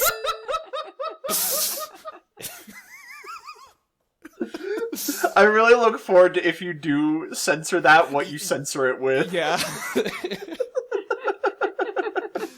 And then we'll pull back the curtain and you'll be there. Ta-da! Look what I found behind. Vanna White. I've been paid to wear this dress tonight. Hope you all enjoy. Very stunning. Okay. Well, shoot. Now there's going to be more blooper than episode. The episode runtime is like 5 minutes, and then the blooper reel is like 3 hours of just us goofing off. Evoland's good, I guess. Anyway, on to the bloopers. That was good. That is the cutoff point. I can't believe we're ending it on a joke that wasn't even in the actual game. Oh, man. But you kept using it throughout the podcast. I know, because it was so funny to me.